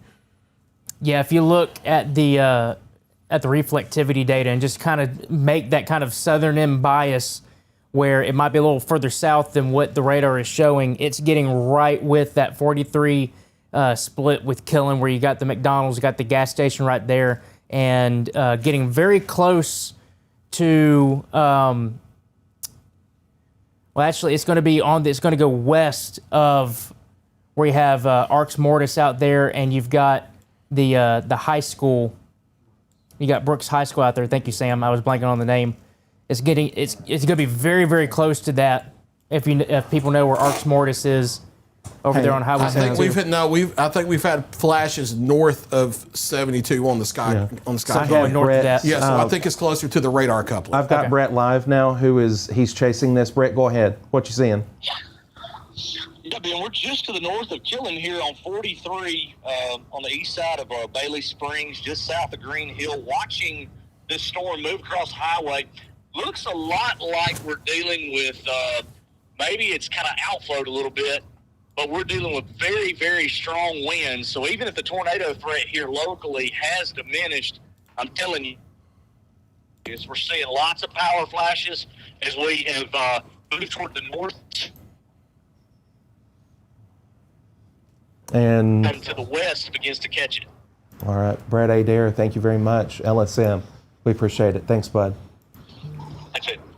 All right, Brett's kind of going through dead zone on service at this point, but you're watching his feed now as he's coming into that cell in Lauderdale. Yeah, Ben, I can tell you right where he is, where you're starting to open up. We can go back to the go back. Brett shot. We got power. Oh, that power flash is on the camera. Okay. Where he was, that is starting to come out to where the Dollar General is, where Alabama 64, the road that goes out to Lexington comes out on 43, where they've done an intersection reconfiguration. That's where he is. And now we have power flashes looking up that way as well. So if it's not a tornado damaging straight line winds at ground level. And I can definitely corroborate with that with the radar. It's definitely taken more of a northern jump than it would look like it was going to kind of go more northeast towards Killen, maybe Center Star. It is definitely right on top of Highway 64. That's that highway that runs from 43 all the way over to 207 on the east side of the county. That goes through Powell, Grassy, Lexington, and Arkdale communities. This is right where Fred was talking about, towards that kind of intersection, and that's exactly where that couplet is being shown on the high top next red. So definitely much north of Highway 72. All right, here comes more power flashes on the other camera. I think we just missed them, but there were at least 6 in the foreground, just where the road curves there, as these, at the very least, straight line winds push right into town. And we're getting to here in Lawrence. Oh, there's another one on the right coming up in just a second. They're just a little more tucked away back in the rain now, but certainly this is the widespread damaging wind that we were worried about probably panning out there in a couple of our major metros. The couplet has gotten just a little bit tighter. If I want to flip over to links 2 real quick. There is a right there on 64 in the Parkertown area, and if you look at reflectivity, it's definitely, you can see it curling around. So Yeah, it's you have definitely your right in bounded there. weak echo region right there. So that's your circulation. That's riding 64 up toward Arkdale and up toward the Lexington area, or just south of there, probably within the next 5 to 10 minutes, I would say. And then outside of that, widespread straight line wind damage coming in with the main squall line as well. That stretches from Spring Hill all the way south down to Franklin County, Alabama, where we have this potential for widespread damaging straight line winds coming in over the next, between now and the next hour or two. But yeah, I definitely see the circulation there trying to tighten up on the east side of 43 there along Highway Alabama 64. I'm going to clear up some of the towns on this real quick. We are now live on Big River stations, WQLT and Kicks 96. Okay. So this is some time of arrival for the entire line. So again, this is a heads up for damaging wind potential and the chance for some spin up tornadoes within the line. Colioca around 1048, Leeton 1051, Anderson 1051. That could also be with that supercell that we're watching for if it starts to kind of move a bit more to the east. Linville at 1051, Minor Hill 1052, Pulaski at 1056. We do have a new severe thunderstorm warning that has been pushed further to the east ahead of this line. You see that down there. Good Springs around 1057, Rogersville around 11, Cornersville 1104, Lewisburg 1104, Chapel Hill 1105, Farmington and Frank Ewing around 1110, Elkton 1113, and just to finish out So I would the say, list. yeah, I would say Ardmore around- Fayetteville somewhere around probably 11:15, 11:20. Yeah, exactly. And Ardmore around 11:20 as well. So that should be right around that same time with Fayetteville. So that's with the line of storms moving in with a damaging wind risk and the chance for some tornadoes. Yeah, now let's do the line in North Alabama the same way because we have warnings all the way down Yep. through Franklin County. And I will just do it from the state line. And while you're drawing Down that way. we've got a massive structure fire on our Hatton camera that we've moved to Links 3. And For just a second, let's get the times of arrival and then we'll go right to that. yeah, We haven't hit some of these areas and they got widespread wind damage coming in. Okay, this is going to get it into the Huntsville metro area for you. So this is going to be, again, we already called out Lexington around 1048, Russellville around 1101, Rogersville 1109, Phil Campbell 1116, Cortland and Elkmont around 1120 to 1130, Ardmore around 1130, Athens closer to 1140, Moulton 1142, Decatur 1157. Then we're getting into the midnight hour. Hazel Green and Meridianville around midnight. Madison around 1208, Priceville around 1212, Deckard, Tennessee around 1216, and Winchester and Huntsville are the last ones on the line. Winchester 1216, and then Huntsville around 1219. All right, y'all take that hat and cam. I'm sorry about interrupting that. We just need to get those times because we hadn't covered some of those areas yet. I don't really, it's really ahead of anything. It's not weather related. We were just checking our Yeah. cameras and found this and just thought we'd throw it out there that there's an incident that we are tracking now apparently in Hatton, but again, that doesn't appear at this point to be weather related because the storm system has not yet reached that point. That's been talked about in some of the NWS chat previously. I think that is power line damage related from gradient winds out ahead. Yeah, of the that line was is what that that is. report that I said earlier, I believe. Rotation. Hey, Hey, we've got new power flashes in Columbia. yeah, I'm so Okay. sorry to interrupt that, but Yeah. we have a new rotation in near Mount Pleasant. I'm looking southwest. yeah. Deja vu from the Columbia cam. It'll update in just a moment. Which one are you at? Yep, I see rotation from high top. So yeah, there we are. I mean, I was looking back into it. So sorry to interrupt, but we have the severe thunderstorm warning out there, and I saw a few power flashes looking in the exact same direction, and there is rotation on that the National Weather Service said there was, and there was another one just there. And this one will probably end up getting potentially into downtown Columbia. The other one looked like it just went west. This one looks like it could go directly into downtown Columbia from the south. This is right towards Scottsville and Broadview. Fred getting up towards Bigbyville, Sunnyside, and the south side of Columbia. All right. So another circulation up in Murray County, and then National Weather Service in Huntsville has extended severe thunderstorm warnings ahead of the line all the way into Madison, Morgan, and Lincoln counties at this time, if not further east than that. So everywhere ahead of the line now, severe thunderstorm warnings, widespread wind damage coming in. And then we have these pockets of rotations and pockets where we're getting wind damage and power outages, power flashes. Chase, what you got? Oh, I was just, Nothing. I was typing the same thing he was about to type in the Weather Service chat, so he got me. Every one of our counties in North Alabama now under a severe thunderstorm warning that we cover. Also, several of our Tennessee counties under severe thunderstorm warnings too. So it's a very, very busy night here in the Tennessee Valley Weather Center. And while I have a chance, let me just call out some communities. This is going to be in the Murray County storm coming into Columbia. Broadview around 10:49, Bigbyville 10:51, Lebanon Heights 10:58, and then Columbia itself, downtown Columbia, right at 11 o'clock, and eventually getting towards Lanton and Neapolis again around 11:10, Pottsville 11:13, and then once again Spring Hill. It holds together about 11:15, Fred. All right, I'm watching the sky cam here, and I don't know if that's the lens or if that's a cloud feature there, but if that's a cloud feature, that looks like a shelf and probably straight line wind coming in, but that could be just the lens, and it may be discolored or something like that. So we'll watch that the next few minutes, see if we see power flashes down there under it. I see some folks in Columbia losing power again. It's going darker gradually down in the community below, so more power outages. From where the power came back on after the original power outages is that potential tornado came through earlier, so at minimum here, damaging straight line winds coming back across the Columbia metro area. Oh, there's a good lightning flash. Over 5,000 without power in Florence, courtesy of Florence Electric. Obviously, I don't know if people can hear the rain and stuff on our mics. Lawrenceburg, you're just dealing with the line of storms. As far as are we seeing any big time gusts outside? No, not really. No. It looks pretty tame. There's a lot of lightning, some thunder, obviously heavy rainfall moving through Lawrenceburg right now, but I'm not seeing anything on the radar that sees some big wind potential. So Lawrenceburg, Bodenham, Crossroads, Campbellsville, even into Pulaski, I'm not seeing anything that's screaming damaging winds or definitely a tornado. It's just some heavy thunderstorms moving on through. Yeah, if we go quiet here for a minute, we're just watching information come in. We're also watching the various cameras that we have.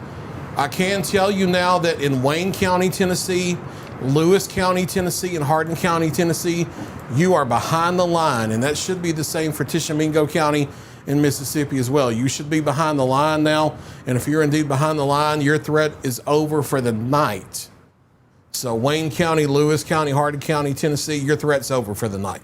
Going into northern Lauderdale County again, the circulation is getting very close to the state line right now. It's near Lexington, and it's going just between Arkdale and the state line right now, and it's about to get towards Peppertown and Liberty Grove, St. Truett, over there on the south side of Lawrence County, and eventually towards Bonnertown potentially as well. That's Highway 98. So Tennessee Highway 227 that runs up towards Laredo, and Tennessee Highway 98. That's the one that runs Up to towards Leoma. Leoma. Yep, Rabbit Trail Road. Rabbit Trail Road. 5 Points, Union Hill, Bonnertown. That's, again, you're not under Looks like they tornado just dropped warning. a tornado warning on it. Do what? No, did they just issue a new tour? No, that's No. the Lauderdale polygon that we've had. Oh, okay. Yeah, the Weather Service in Nashville have not decided yet on that if they're going to extend that tornado warning or not.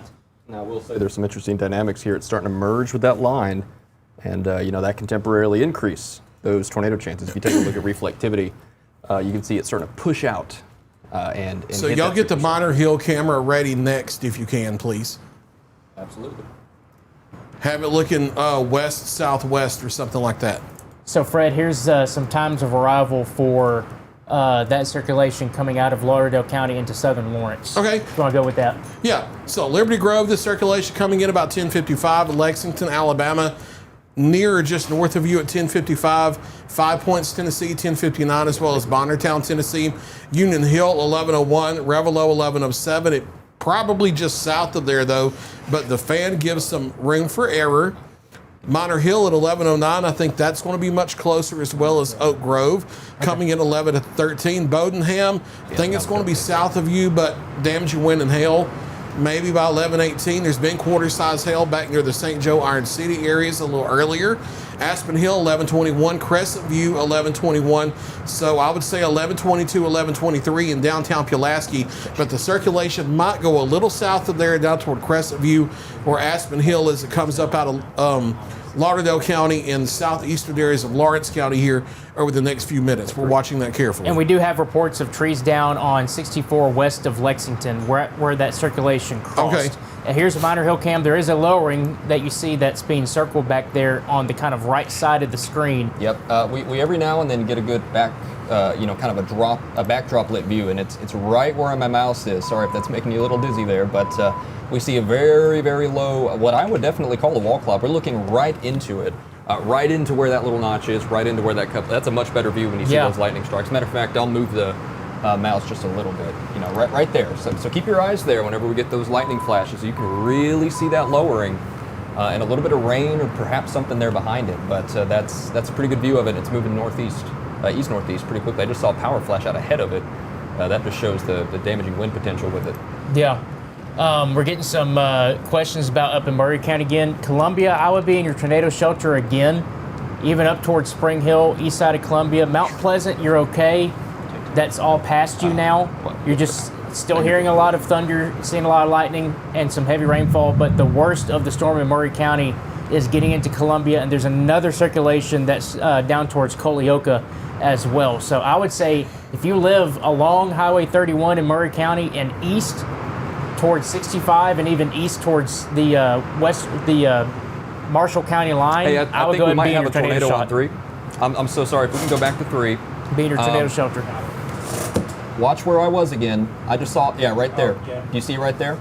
Watch for the right edge. Yep. I just saw a power flash underneath it, and it looks like a much more laminar edge right above the mouse. So again, sorry to interrupt you there, but I'm seeing reason for concern there, and it has tightened on the last scan. We have seen that, and I would be willing to wager if there isn't a tornado, it will be within minutes. Well, that's the location of that. What's the Yeah, put that radar in chat. location of that? Sorry?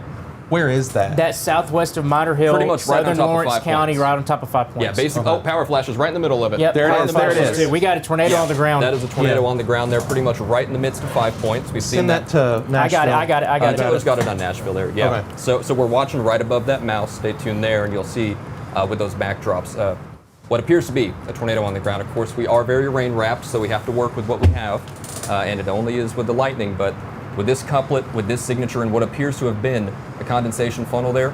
Yeah, Fred, you can go ahead. You can Yeah, measure. it's been right around here. Now, the whole big old scary looking thing you saw isn't the big wedge tornado. Yes. What there's going to be, there would be a focused, smaller tornado on the leading edge of that. We still see occasional power flashes in that area. The thing that lets us know it's probably not straight line wind is it's right concentrated repeatedly. It hits the same area, the same area, the same area every time it flashes. So that tells us it's not straight line wind along a line, it's concentrated in one area, so that tells us that's likely at minimum. They are working on a tornado warning now. Okay, so this will be a tornado warning for Giles County, Tennessee, for what is likely a tornado on the ground coming up on the Minor Hill, Tennessee area now.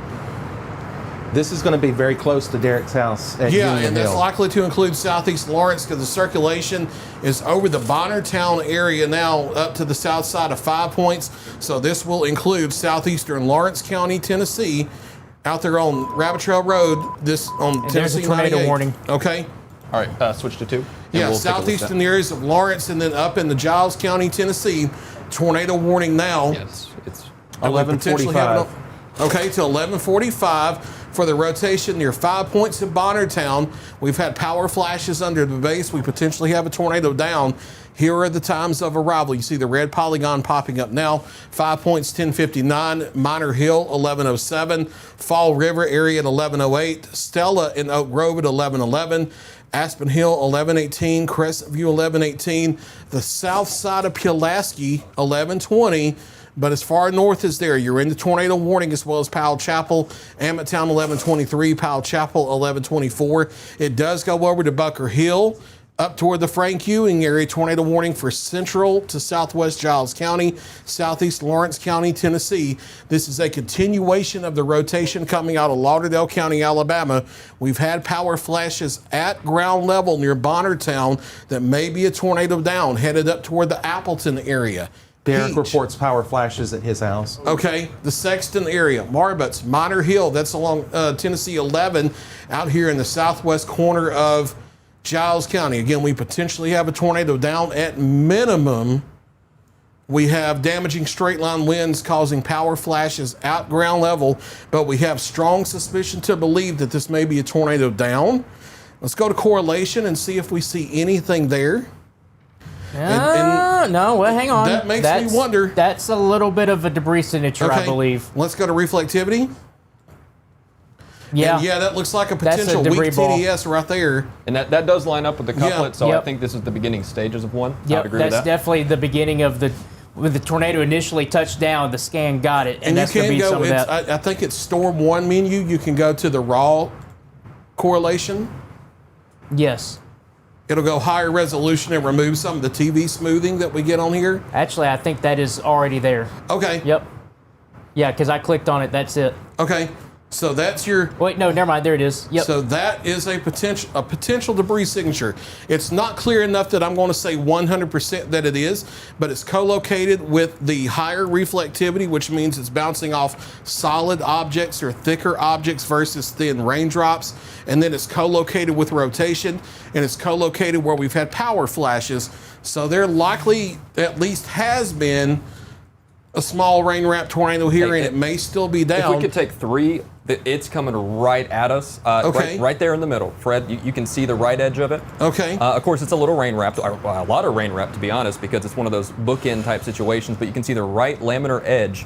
And again, this is coming right at our Minor Hill camera. So Yep. if nothing else, we're going to have a view of it in just a matter of moments. But we have actually, oh, there it was, actually. And Uncle Bill is reporting storm chasers in North Alabama, reporting tornado damage along this track now. So Yep, so That's it's definitely believable. on the ground. And I will reiterate, I've said this before tonight, and I see your comments, I see your questions for everything. If we are not talking about your location, that is a good sign. We have a lot going on right now. We have multiple warnings. We obviously have tornadoes on the ground right now that we're tracking here on our Minor Hill camera, this tornado on the ground. So we are unable to get to all your questions. Just know, if we're not talking about your area, that's a good thing. If you're dealing with thunder and lightning and everything, and you're not under a tornado warning, you are going to just deal with some gusty winds, and that's it. If we are talking about you, you need to be paying close attention, because we mean business with this tornado warning, and that could be potentially impacting your area. So again, if we're talking about you, you need to listen up. If we're not talking about you,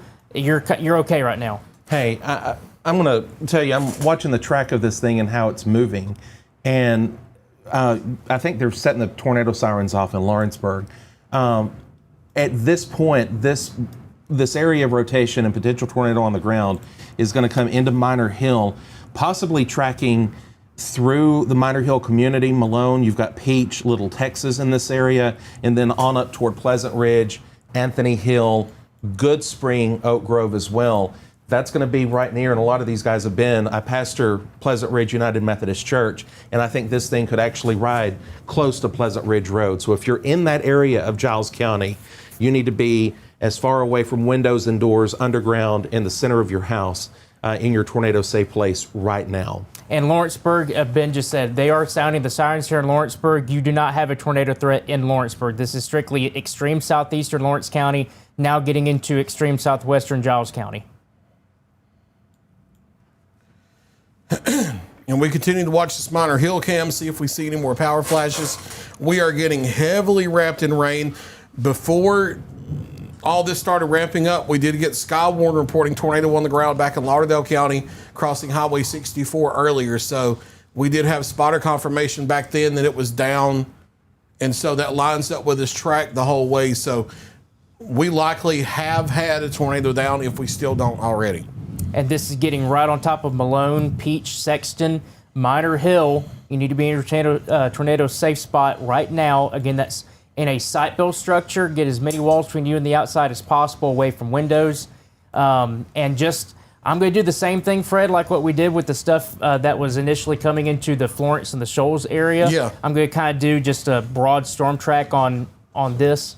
And just adjust some of the speed, and I'm going to set it for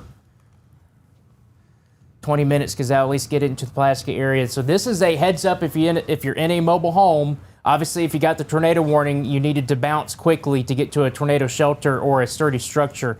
Pulaski, you've got about 11 minutes to get out of a mobile home and potentially get to a shelter if you're able to get to one safely. Oak Grove and Minor Hill is basically on top of you right now. You've got limited time. If you're in Powell Chapel, Ammitttown, even towards Bunker Hill, Crescent View, you've got some time. You've got about 10 to 15 minutes. Frank Ewing about 12 to 15. Yep, Frank Ewing about 12, 15. Real quick, I want to make clear, tornado sirens have gone off in Lawrenceburg and Etheridge.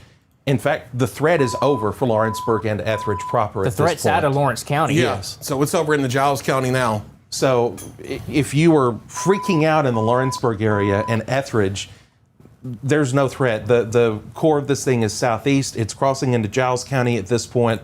Lawrenceburg's clear. Etheridge is clear. Yeah, so what happens is a lot of counties across the country, there is a change. There is a motion to change this. But a lot of the counties across the country still do sirens by an entire county, because of the way the technology is.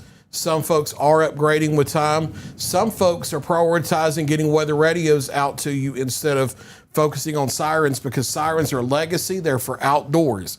But what happens is when a tornado warning clips a part of a county like this was only down near Bonnertown and 5 Points. What happens sometimes for counties is the entire county's sirens go off because of the way the software that triggers the sirens works. So even if Lawrenceburg and Etheridge are getting their sirens, the tornado warning has not included those areas. Tornado warnings don't get issued for whole counties at a time. All the way back to 2007, they've been doing these polygons where they outline just parts of a county, and it's only been the southeast corner of Lawrence County that's had this tornado warning. And now it's all the way over in the Giles, and Lawrence County is clear from this tornado warning. And I've zoomed in, Fred. We got some roads here. So again, if we call out your roads, this tornado is heading in your direction. Cownhorn Hollow Road, Marvin Hughes Road, Black Road. Again, this is over towards the Oak Grove community, northeast of Minor Hill. Minor Hill, the circulation is getting on top of you right now. What's up? Go ahead and then. Okay. Stella Road, Bass Road, Shoal Creek Road, Salem Road, Dog Branch Road, Nancy Green Ridge Road, and eventually, if it gets a little bit further to the east on the map here, Bethel Road and Cutoff Road, that's towards Aspen Hill and the Greenfield community. Okay, we're getting reliable scanner reports of a couple reports in Lauderdale County of damage, possible structure fire caused by lightning in the Killen area, and then something a bit more urgent sounding than that, Lexington fire. That's Lexington, Alabama in Lauderdale County, requesting out an all-call page out for all responders to respond to the station. Lexington Tire Center, there's a person trapped, multiple trees and power lines down in the area. That definitely sounds like a tornado went through there. We have numerous damage reports in Columbia. We've got several vehicles that have sustained damage.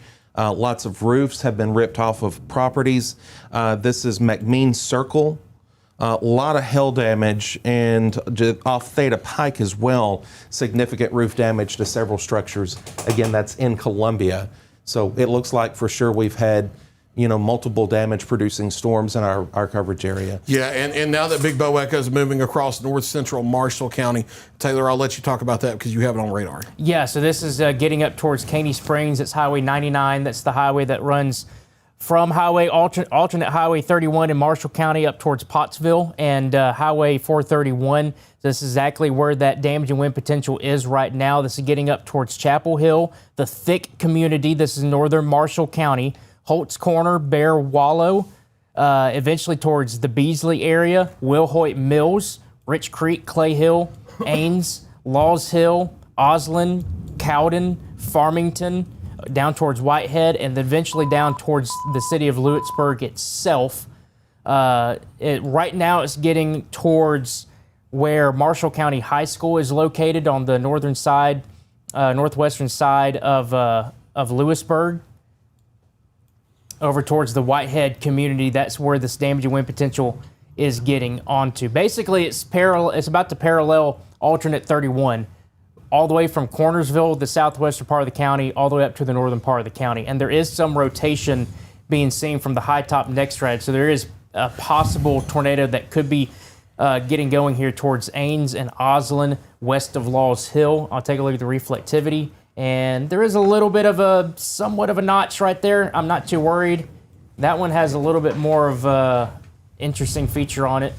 But that's more straight line winds, it looks like.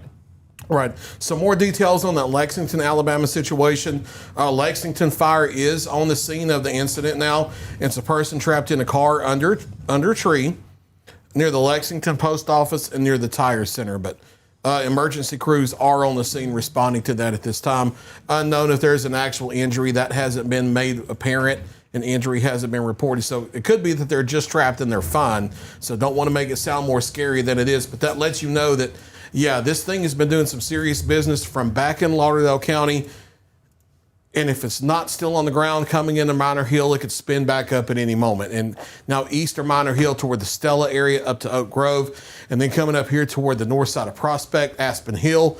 It's going to be crossing Highway 31 between Elkton and Crescent View here, south of Pulaski, and then moving up toward areas like Bunker Hill and Frank Ewing here over the next 15 minutes or so. And as it gets closer, we will be able to look at that Frank Ewing Skycam and the Ardmore Skycam if we get a northwest view, but I think Frank Ewing may be a better bet.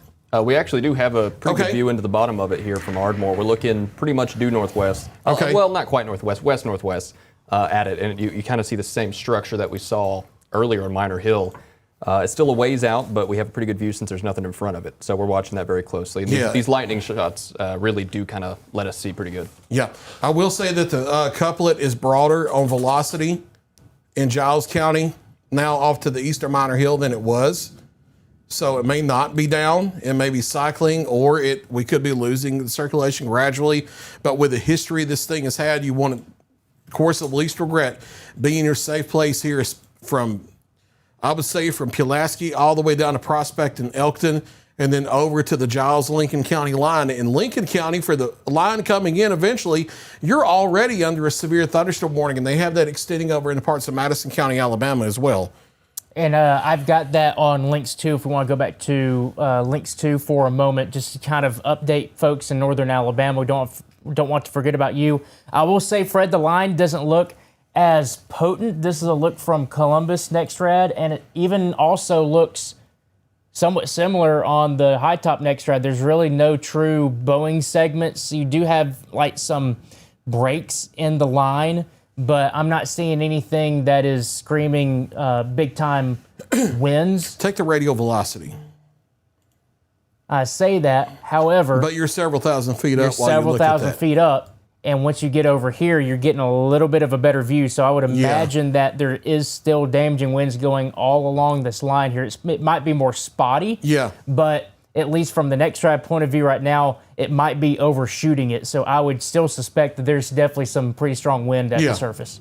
All right, so let's go back to that camera that we had just a moment. I think it was the Ardmore camera. I think we were starting to get a lowering in the screen just as we went away from it. So we're going to watch it for another minute or so and see if we see anything yet. That hook is getting better on That's reflectivity. the same kind of look we had as it was coming into view on the Minor Hill cam. So we're going to watch to see if we see any power flashes here.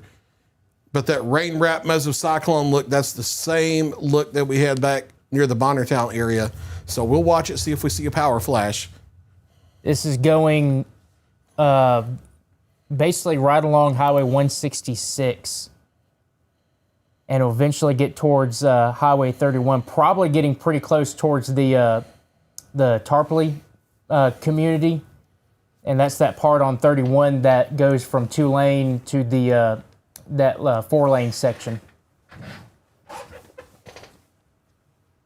You definitely see that kind of back edge on that right side. Yeah, this business right in here looks so suspicious, but I don't see power flashes at the base of it this time like we did last time. We do have a tree down on Rabbit Trail Road, Tennessee 99 at Holloway Road near Bonnertown. So tree blocking the road there. So we've had damage in the southeast Lawrence County when the circulation came across as well. Also getting some visual damage looks at Lexington right now, and there are multiple trees down in and around the Lexington High School area. Yeah, that's going to be a complete damage path because from there up into Rabbit Trail Road, I've gotten half a dozen tree down reports blocking roadways. Also have reports of a house with the windows that were blown out. Numerous road blockages reported in that area in southern Lawrence, southeast Lawrence County, and also up toward Henryville as well. We've got several damage reports. As this line now is coming into Pulaski proper, producing a lot of wind and rain. Yeah, we've been tracking the rotation south to Pulaski, but a lot of potential straight line damaging wind coming right into Pulaski as we speak. So that's the thing about the severe thunderstorm warnings. We've been asking you all day and yesterday and the day before, treat them the same way you do tornado warnings. Like the rotation may be going south of you, but the straight line wind may not. You still need to be inside away from windows, even if we're saying the rotation's going south of you. This entire line from top to bottom is producing at least spotty damaging winds, and we've had a history of trees and power lines down, trees falling on the vehicles, and just a whole lot of damage coming across here. That circulation that we're still watching, there was a scan, the last scan, there was a little bit of a CC drop, correlation coefficient drop, where there could have been maybe another brief touchdown near the Aspen Hill area, but that is since, I'll show you that. It's this area right here. When I step back, if it will let me. Yeah, right here, when you look at the reflectivity, it was right in that notch. Yeah, and there is a little bit of a, So it was possible there could have been another brief touchdown. The couplet is just, it's still there, maybe a little bit tighter, but the CC, the debris signature is not as apparent now, but that doesn't mean that we don't have one on the ground still. Right, and we're getting reports of many trees down in the Bonnertown area, multiple calls coming into the E911, and they're unable to access the area due to the trees down on the road right now down there. Pulaski, you've also got some hail on you right now. Potential for maybe a little bit larger than quarter-size hail coming up towards Crescent View on the south side of Pulaski. This would get towards the Chapman's area, just right to the south of downtown Pulaski, Ammotown, Blooming Grove. There's a decent reflectivity signature that we're looking at that would detail some hail potential maybe around quarter size or a little bit higher than that. So just a heads up, that could also bring some damaging winds. But the tornado potential for Giles County is near Aspen Hill right now, towards Harwell, Conway, getting up towards the Tarpley community. That's that kind of industrial park area along Highway 31 south of Pulaski. I will say that Weather Service in Nashville is calling attention now to Marshall County and the Bedford County for possible rotation. Some of that stuff we've been watching on radar a little earlier. So rotation may be getting a little more prominent up in that area now. I will say on the lightning shots, taking a look at Frank Ewing here, real green tint. Every time we get a lightning shot here, we see that big green kind of messy tint. You saw there, for example, too. Definitely a sign that we probably have some pretty good hail falling out there, as Taylor was mentioning as well. Do have pea-sized hail reported in downtown Pulaski. So that's no surprise then. And south of Pulaski, if you could switch to two, I'm sure Taylor. Taylor, if you could zoom in south of Pulaski. Big hail core there too. Yeah. So all modes with this, kind of an embedded supercell there. Yeah, I'll get back in there just a second. We're getting a lot of people asking, hey, are we done with the night? I can zoom in. If you're from Spring Hill to Columbia, you're good. Linville, I would say you're pretty good at this point too. You're behind the worst part of the line. I would just stay hunkered down a little bit. You got a lot of lightning. Lawrenceburg, you're done. Summertown. Loretto, you're good. We'll watch for the southeastern part of Lawrence again for that stuff coming out of Lexington and Rogersville, but I think most of this should end up being to the east. Waynesboro, Collinwood, almost at this point, if you're west of Highway 43, you're done for the night. Yeah. Give that kind of Shoals Park area from the Shoals down to Russellville just a little bit more time, but it's almost about to clear the 43 corridor. But like Chase was saying, there's definitely a good hail core with this embedded supercell right on top of Pulaski right now. All right. I want to go over a couple things. We've been in the background coordinating with first responders and EMAs across our viewing area. Shift back to the southwest. Here we have had reports of several structures that have sustained heavy damage in the Bonnertown area. We have a report, we're working to confirm, but another person trapped in a collapsed structure in the Bonnertown area in southeast Lawrence. All Lawrence County fire agencies have been activated with now damage across the county from multiple potential. We had damage in the north and now heavy damage in the south. This is going to correspond directly with heavy damage in the Lexington area and now into at least southeast Lawrence. We have emergency crews deploying to southwest Giles at this point as well to check to see what all damage we have in that area now too. And we could have had sporadic damage all the way back to Plantation Springs and St. Florine where we had power flashes. Yeah, where I circled on that map, that looks like the potential path of that tornado that moved into southeast Lawrence and southwest Giles. It looked like it probably originated around that Lexington area, or like you said, maybe a little bit further back to the southwest. But based on the damage reports that Ben was just talking about, there's probably a zone somewhere in that highlighted area where there was probably that tornado. And I can look at I see it. I'm get to find where my cursor's at. This is the 1 hour circulation track, and you can definitely see, at least from the high tops perspective, there was definitely like a spot that was like right in here where it's a little suspect, where there definitely could have been where that tornado tracked through. And I will say that that hook is still there. It's still there. Yeah, between Elkton and Frank Ewing near the Bunker Hill area, continue to stay in your safe place. And the Weather Service in Huntsville is assessing whether they need to go tornado warning in Lincoln or if they need to just stay severe thunderstorm warning. And based on velocity not being too especially tight there, they'll probably stay severe for now and then upgrade if they need to. But this thing has had a history of significant damage. I wouldn't play around with this. Definitely. And there's a storm track that takes it into the northwestern part of Lincoln County. Obviously, the Bunker Hill community and Pisgah and Frank Ewing on the east side of Giles County. It's knocking on your door right now in the next handful of minutes, and they eventually get into northwestern Lincoln County, and that's going to be close to Jerusalem, Boones Hill, east and west Cyruston, and the Delrose communities here in the next 10 to 15, maybe 20 minutes, and eventually go northwest of Fayetteville. This would be more Petersburg, that kind of northwestern part of Lincoln County, as opposed to the Fayetteville area. All right, so if this doesn't tighten up, we're about to be able to focus away from street by street tornado and go broadly at damaging wind again here soon.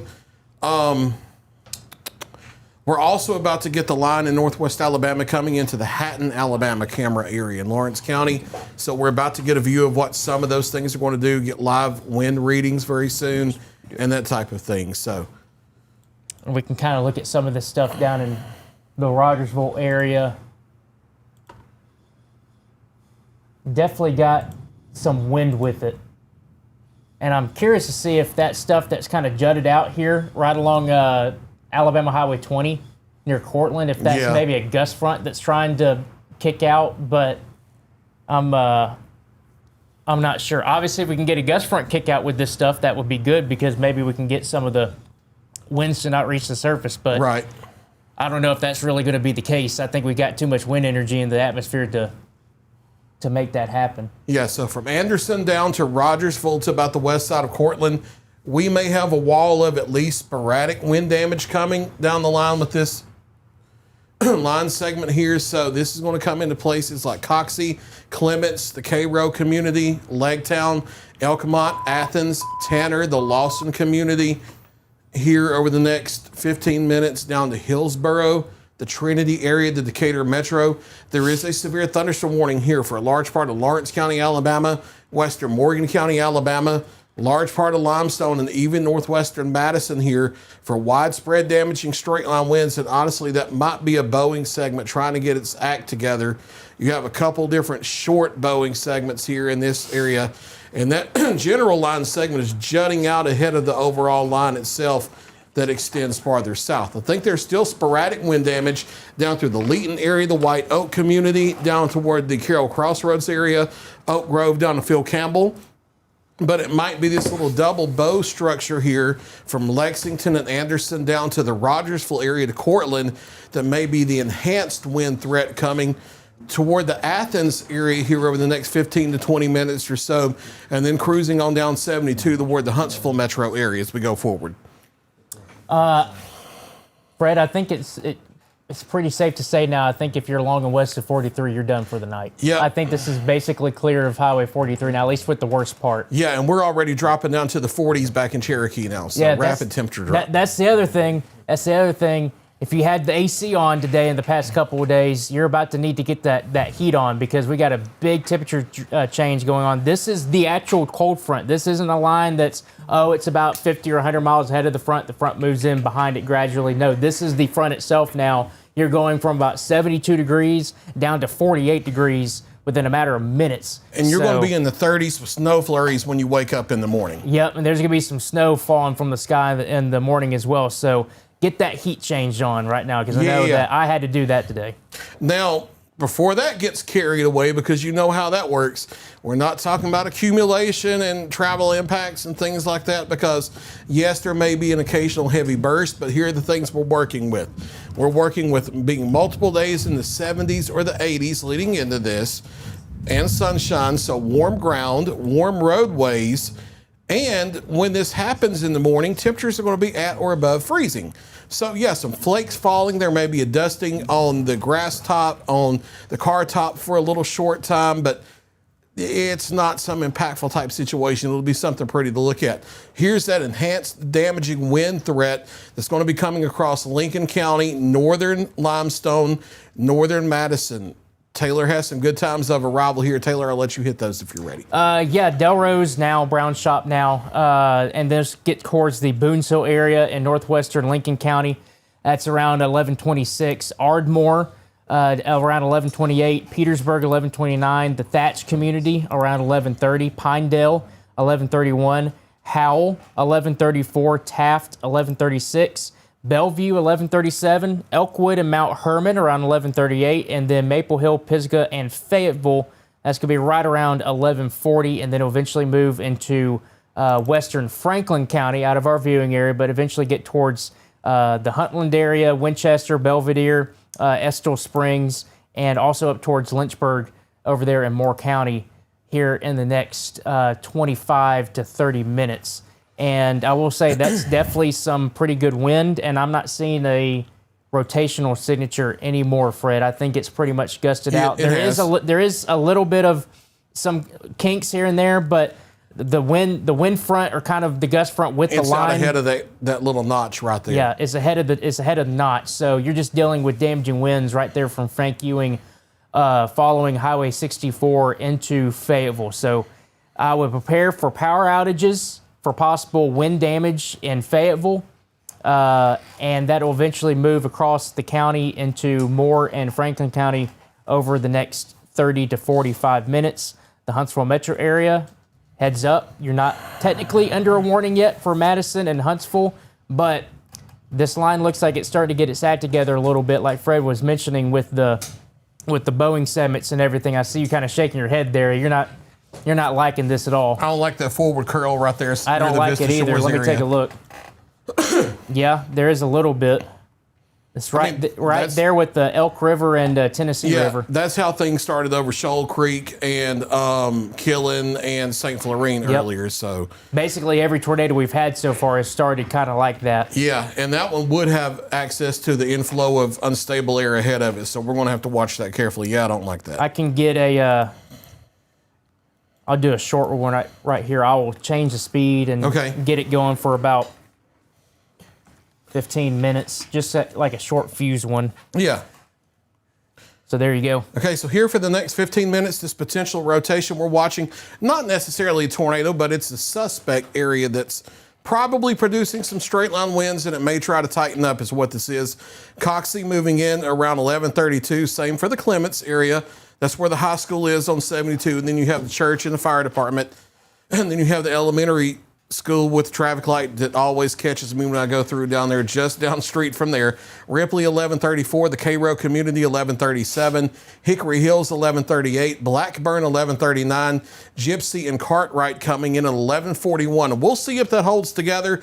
That would be 11:42 to 11:45 coming into Athens proper. Yeah, I know the traffic light you're talking about. Go right at that top of the hill. It's like you're speeding up to get up to the hill, and all of a sudden it We're turns not yellow. friends.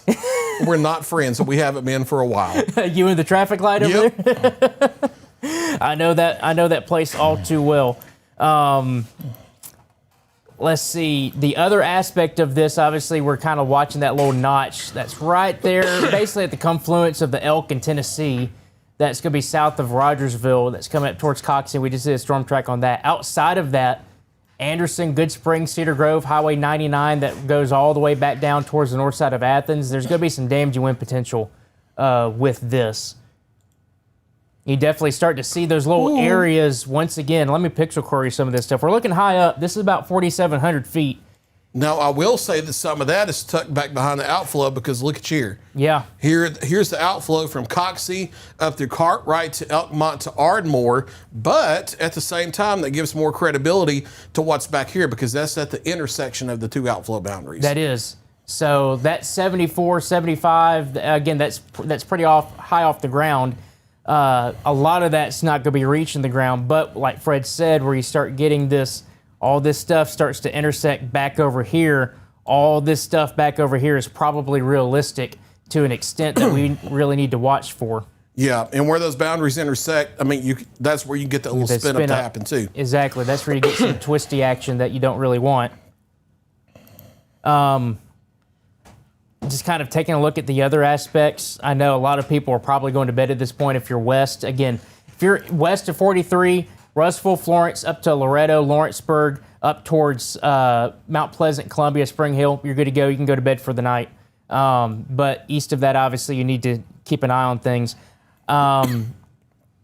Everything else, when I say it looks tame, it looks tame at least from a tornado aspect. I'm not seeing anything that's becoming tornadic very quickly, except for those little spots that Yeah. we're just watching to see what happens. But I'm not seeing anything that's like, hey, there's a tornado right now. But there's definitely a lot of wind with all this. Yeah, now I would say that even the gradient winds well out ahead of stuff starting to act straight foolish right now. We've had multiple 45 to 50 mile per hour gusts in Madison County, across the county from gradient winds. And then our buddy Chris Palmgren at Harvest, he's gusted to 52 miles per hour just now. Let me take a look at the Ardmore cam because, again, the gradient winds are getting pretty close. There's a 21 gust. We'll probably end up getting a lot more. Unless that went just to the north of the site. That's possible too. That's definitely possible as well. But I do see it looks like the gust front hasn't necessarily made it all the way there yet on radar either. Yeah, so it's getting pretty close to it. But which way is this pointed, by the way, the Ardmore camera? Still northwest, it looks like. That's still, okay, I see the arrow down there. Yeah, still to the We're northwest. pretty rained out there, or about to be anyway. Are we able to swing that around to the southwest? Yeah, sure. On Ardmore? Yeah. Been doing that now. Let me go back over there, because that's going to start to catch the stuff coming back out of the Rogersville area. Yeah. And when we have, and if we do a camera here soon, like Harvest from the Barron Critical Institute, that won't be a video stream, but it will be an image in there that updates every few seconds. Yeah. You see the lightning back there. You can see a bit of some of the lower clouds. I'm not Right. saying it's a wall cloud lowering, but you can definitely see the bases back in there, back in the back. That may be a shelf right there, it looks That's like. what it looks like. But there was something right there in the middle where you see that that flashing light, right where the lightning happened. There was a little bit of something back in the back that I think is kind of where we would be looking at with that, where the gust front kind of intersects Yeah. things. You can kind of see that with the shelf cloud. See how it kind of curls back in there? Yep. Mm-hmm.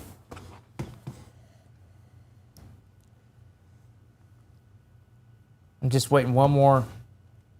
I want one more of that lightning flash back there in the middle. Well, you know, they never happen when we want them to. Exactly.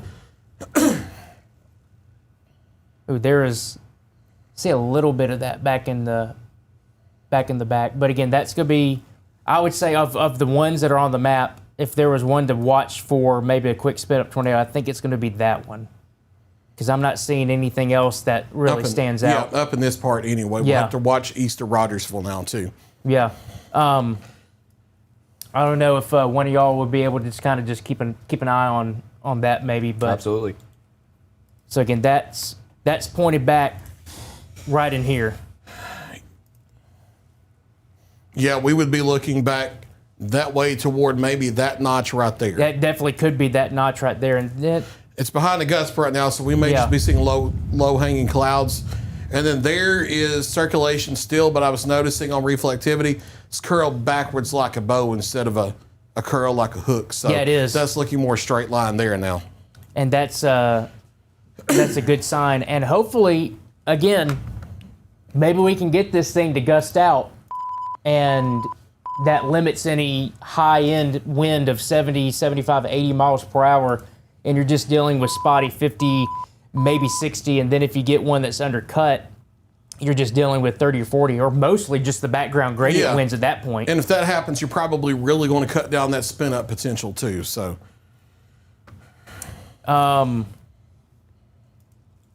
Drew says there's a structure fire on the Marriott camera. No kidding. Do you have it? I don't know if I have it over here. it should be Florence 360 grill. See. Okay. Yeah, I couldn't put Renaissance on there. I ran wow, out of yeah. text space. Yeah. Yeah, pretty decent one there. It'll populate in just a moment. You got the, Oh yeah, right there there. it is. So yeah, I'm not sure what the problem with that is.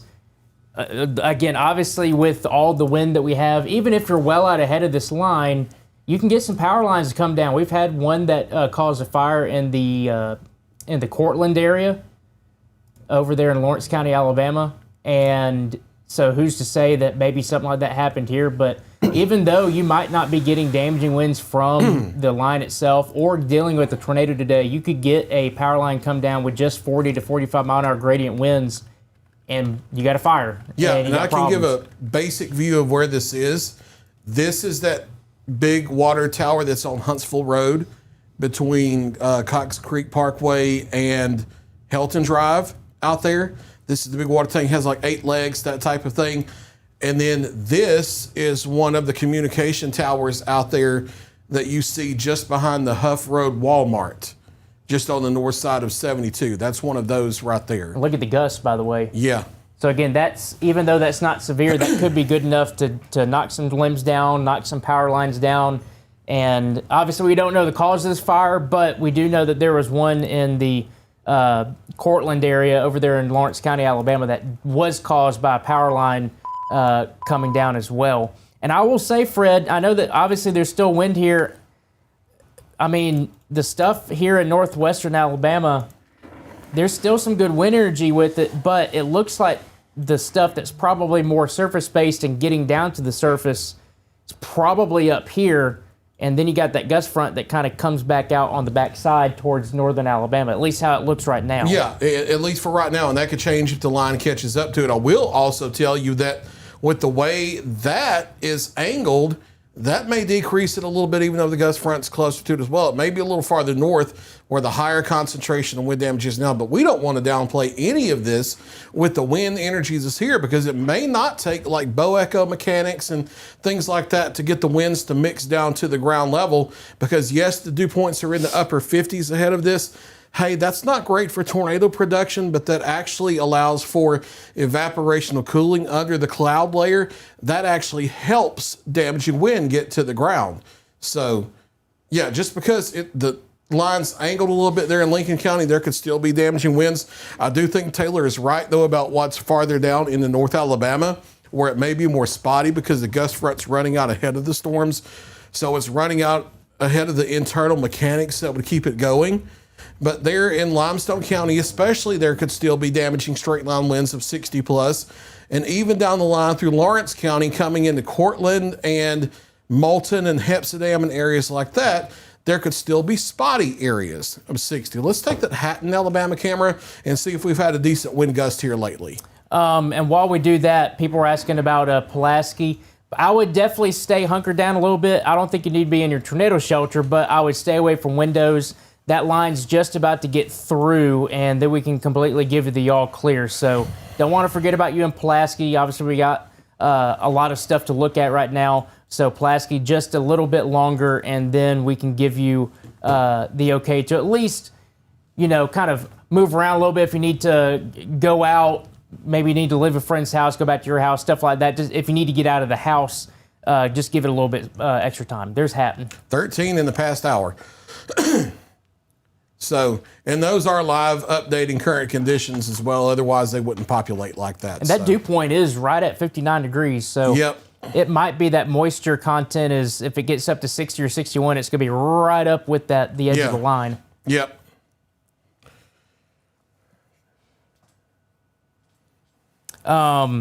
Just looking at some other questions. And again, if you guys can help us out in the comment section, obviously we got a lot of comments and stuff like that. If you know the answer to that, go ahead and comment on our behalf. You have my permission, you have our permission to go ahead and do that if you know what the answer is. I will go ahead and say Highway 43 West, Florence, Lawrenceburg, up to Columbia, 43 West, you're good to go.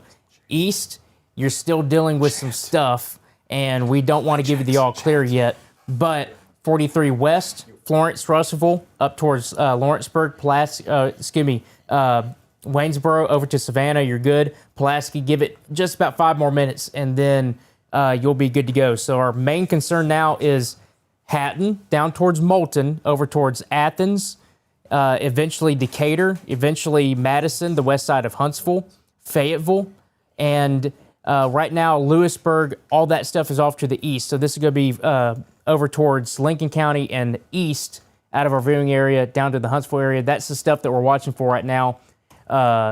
If you're west of 43, you got the all clear. We've deployed Sam to southeast Lawrence, and we actually have his video he's transmitting now. Okay. As he heads that way. So if you want to go to... Yeah, I got you. All right. If you can pull up NWS chat, Lawrence County EMA has some more Bonner Town reports that are looking pretty important, and they're in the OHX chat. Okay. So we do have Sam. You said he's south on 43 right now? Yeah. He is, yes. We have had reports from the Lawrence County EMA that several houses have been reported destroyed in Bonnertown. We also have reports of entrapment of people being alive, but they can't get out of structures. We don't have injury reports at this time, but we do know that all Lawrence County Fire, they have been deployed to that area.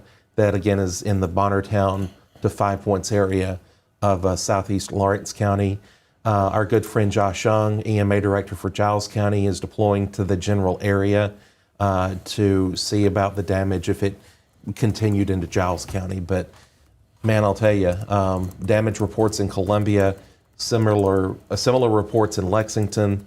This is why we're here, to try to help people to be aware of these things. And even when we get reports like this, it's a kick in the gut, I'm telling you.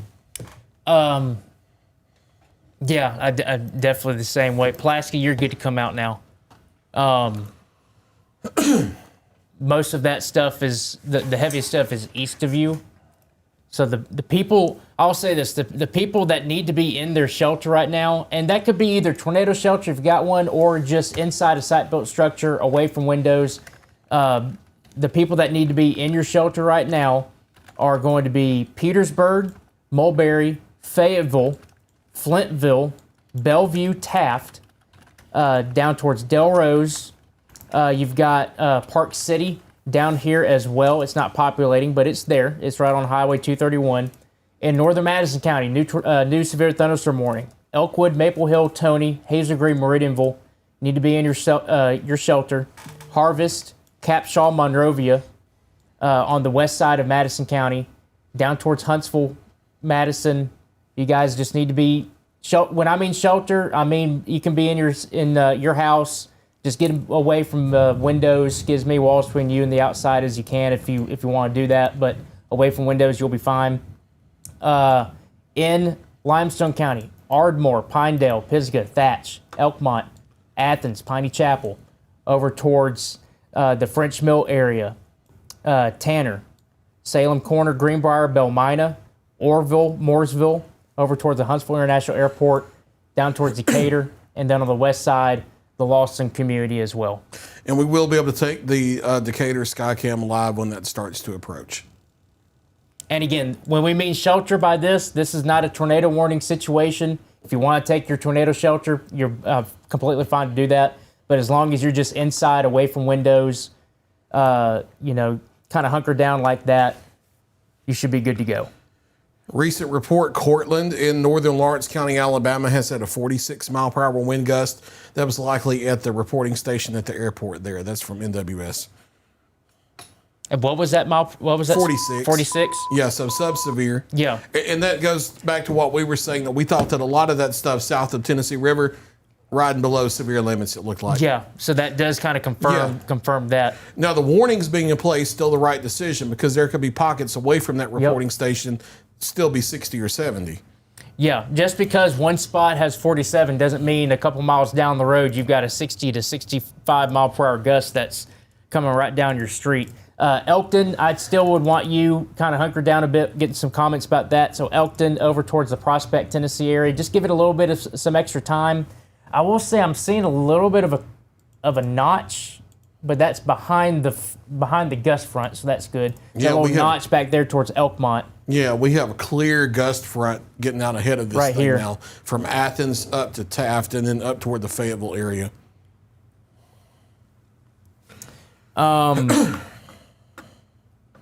People in Lexington, you're free to come out, obviously. Yes, there's damage across the area.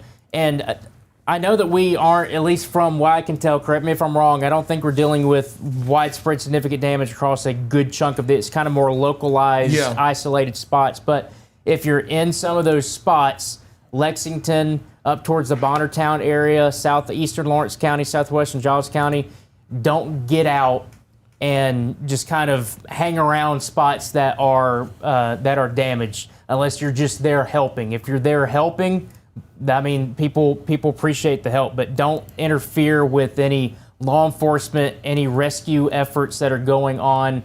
Don't just kind of mingle around there. Don't try to flock to those damaged areas and cause more problems than they already have. So again, if you're out there helping, that's one thing. If you're out there wanting to sightsee, take pictures, stuff like that, you're just kind of try not to do that, especially with it being late at night And who knows? There might have to be some search and rescue stuff going on. You don't want to interfere with that. Yep, and you don't know if there are live power lines down that you Yep. don't see that you may step on, or broken glass and nails and boards and just all kind of stuff.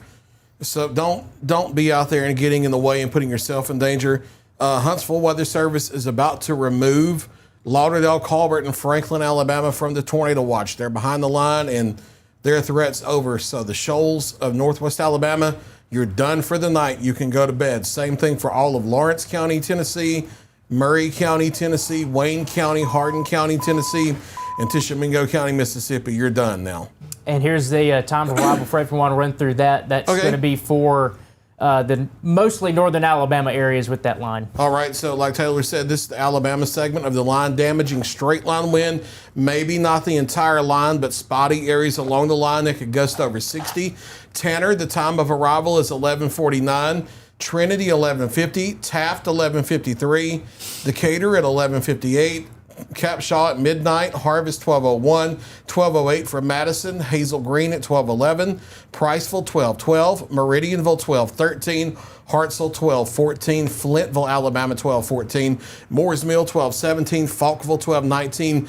Downtown Huntsville proper, also time of arrival for the strong wind, coming in right around 12:19 this morning. It's already being called in the morning. You're saying in the morning. It's almost getting close to that time, almost midnight. Yeah, it needs to fly on out of here so we can go back to sleep and get ready for Monday work. I don't know about you, but I will say that on my end, severe weather coverage today has been fueled by the refreshing taste of Mountain Dew. That has been keeping me going. They just got a big free shout out on Tennessee Valley Weather severe weather coverage. They So did. Free if- advertising. There you go. If they would like to, Call us if you want to do a sponsorship. we would love to talk to you.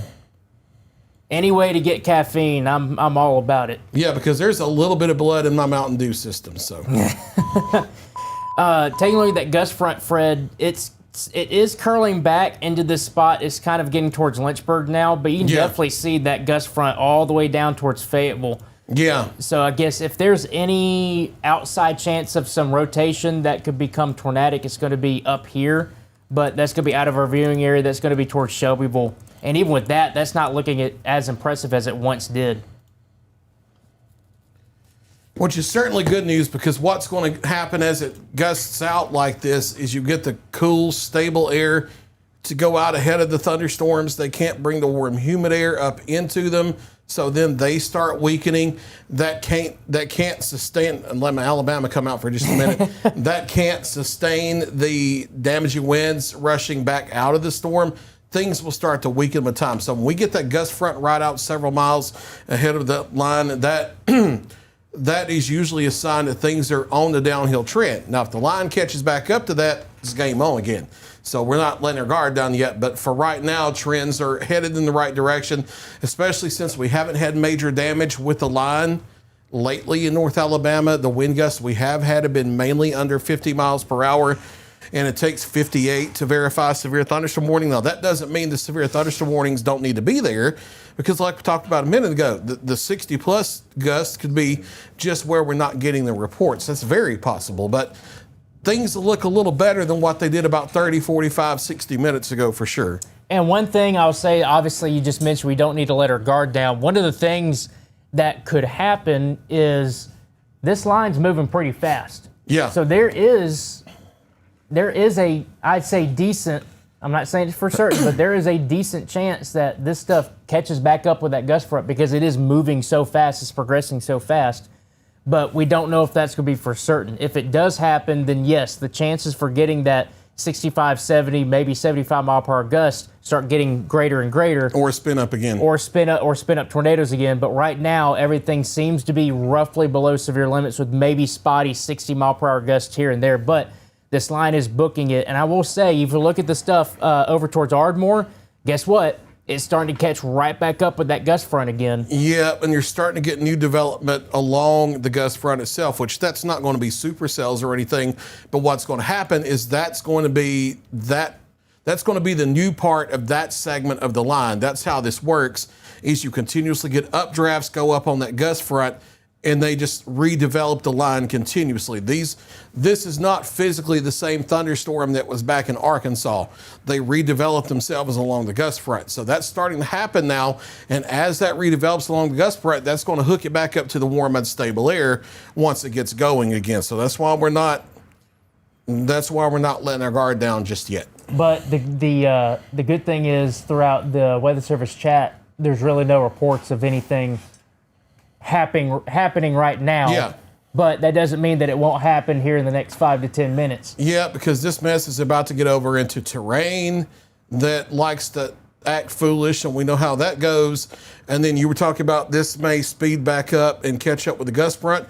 Well, when that shallow gust front gets into this rocky terrain over here, it's probably going to slow down a little bit and allow that taller line of thunderstorms to catch up with it. So there's definitely that potential for that. And then you have these small scale features that we talked about earlier in the week, where because of the way the mountains run north to south here in Madison County, you get more backing of the low level winds out here in the flatter areas. There are multiple reasons why, it doesn't look bad now, but we still need to keep our eye on the ball as it comes in.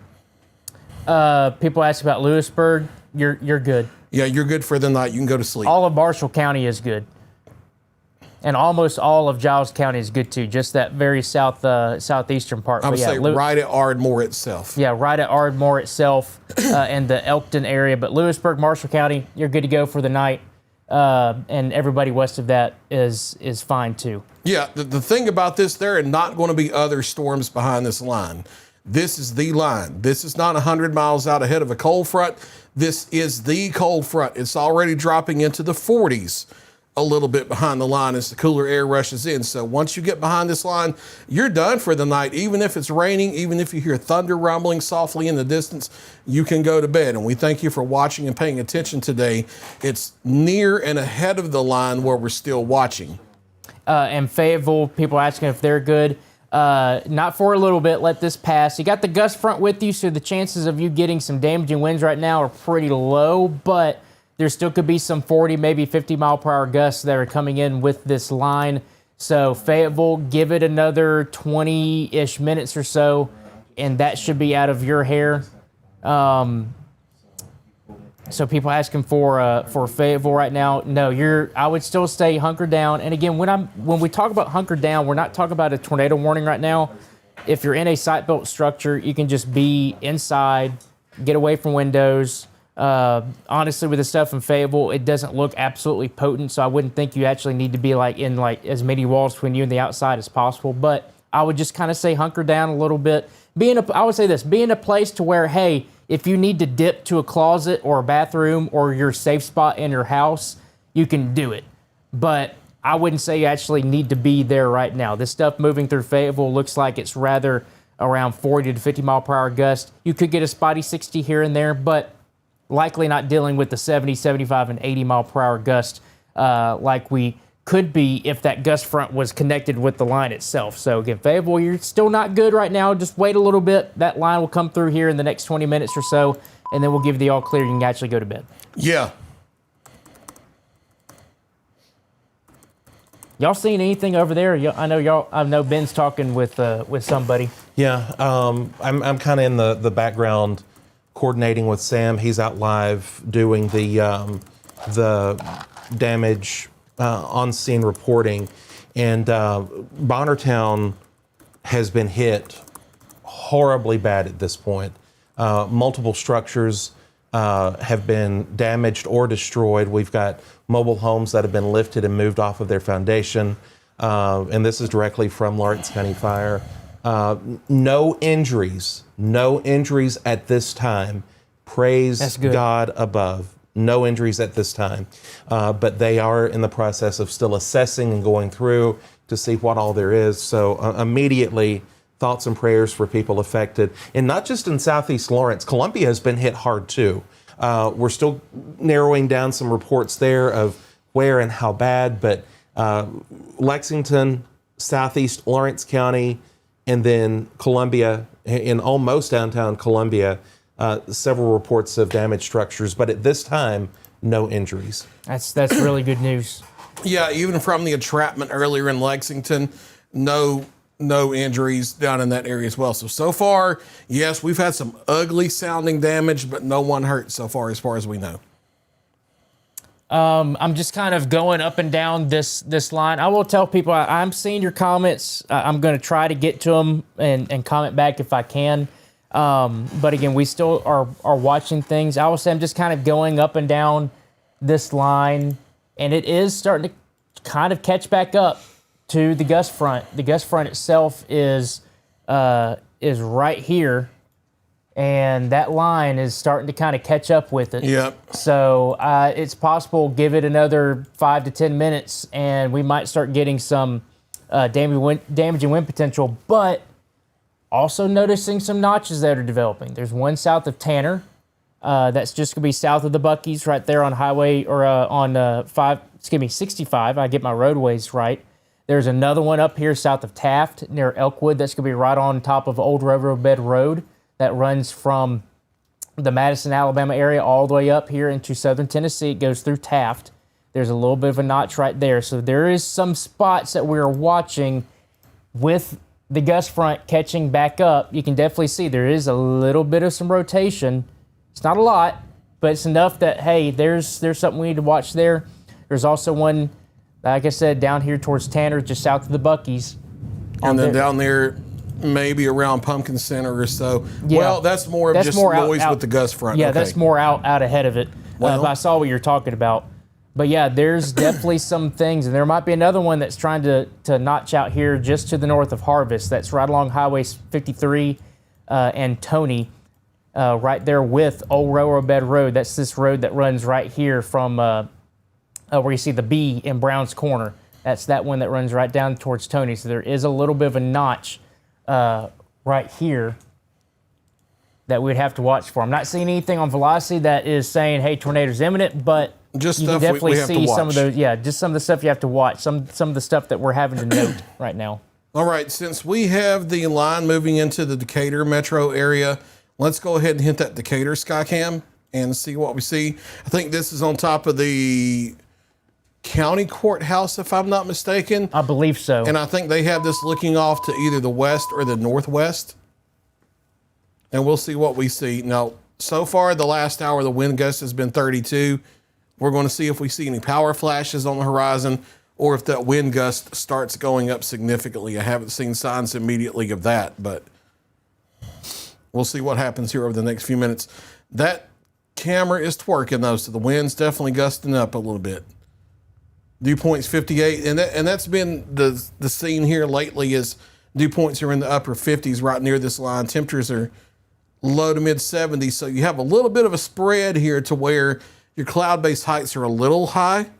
Close enough you still have to watch, but cloud-based height being high actually helps damaging wind get to the surface. Yep.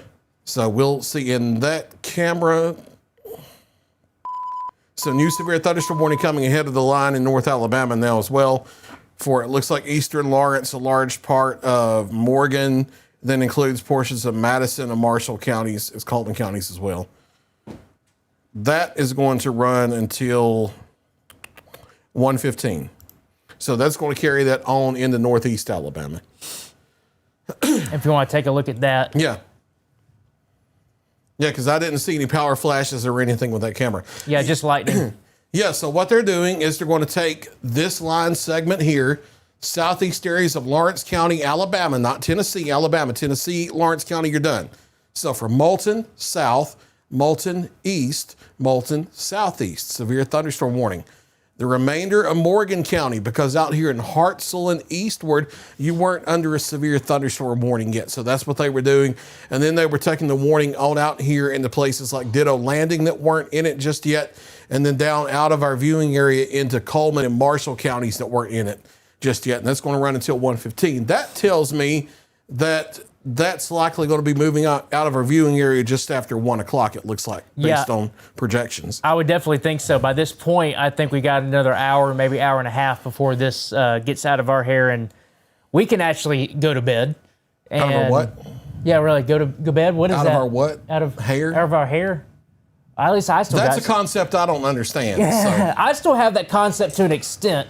it's getting lesser as my age progresses. I wish I had this guy's hair. Yeah, we'll borrow that right there. weave that Chase has on his head. We'll borrow Chase's. All mine. The thing I say now, everything from here is now moved to here. It's now on my face at this point.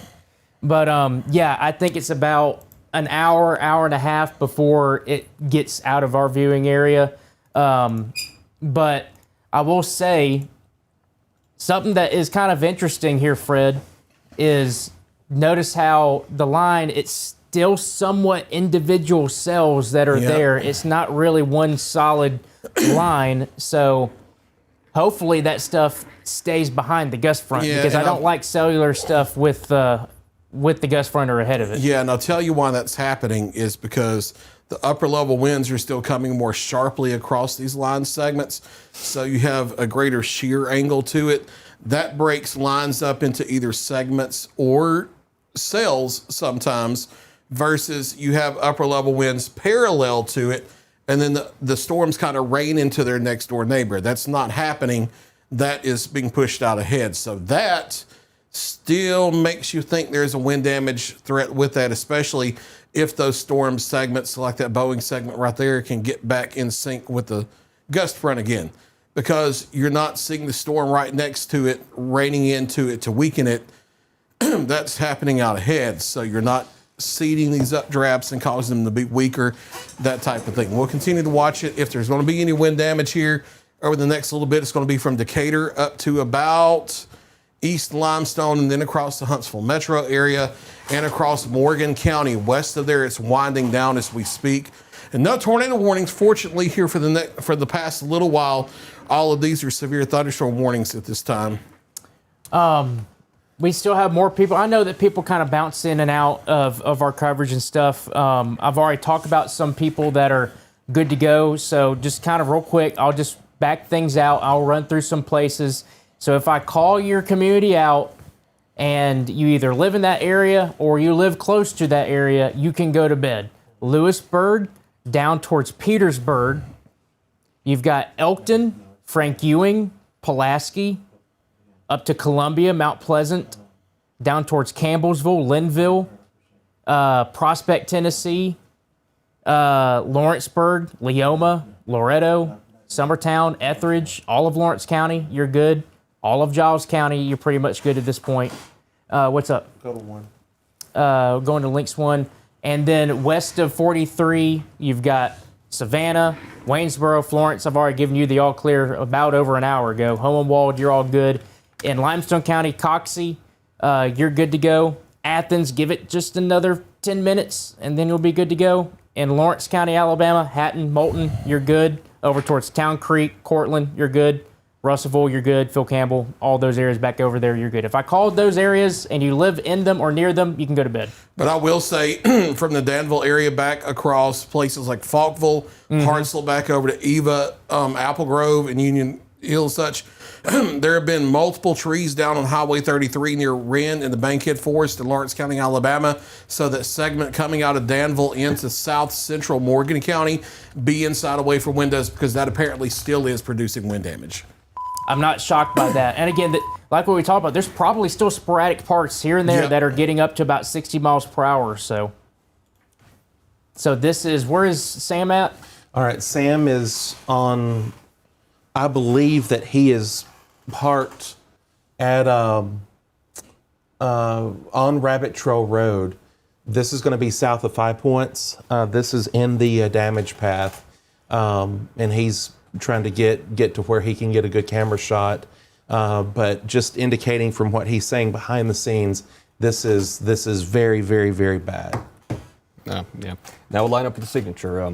Yeah, unfortunately. We were talking about it as it came through, that the line pushed it, nudged it, and it looks like that's right where that interface was.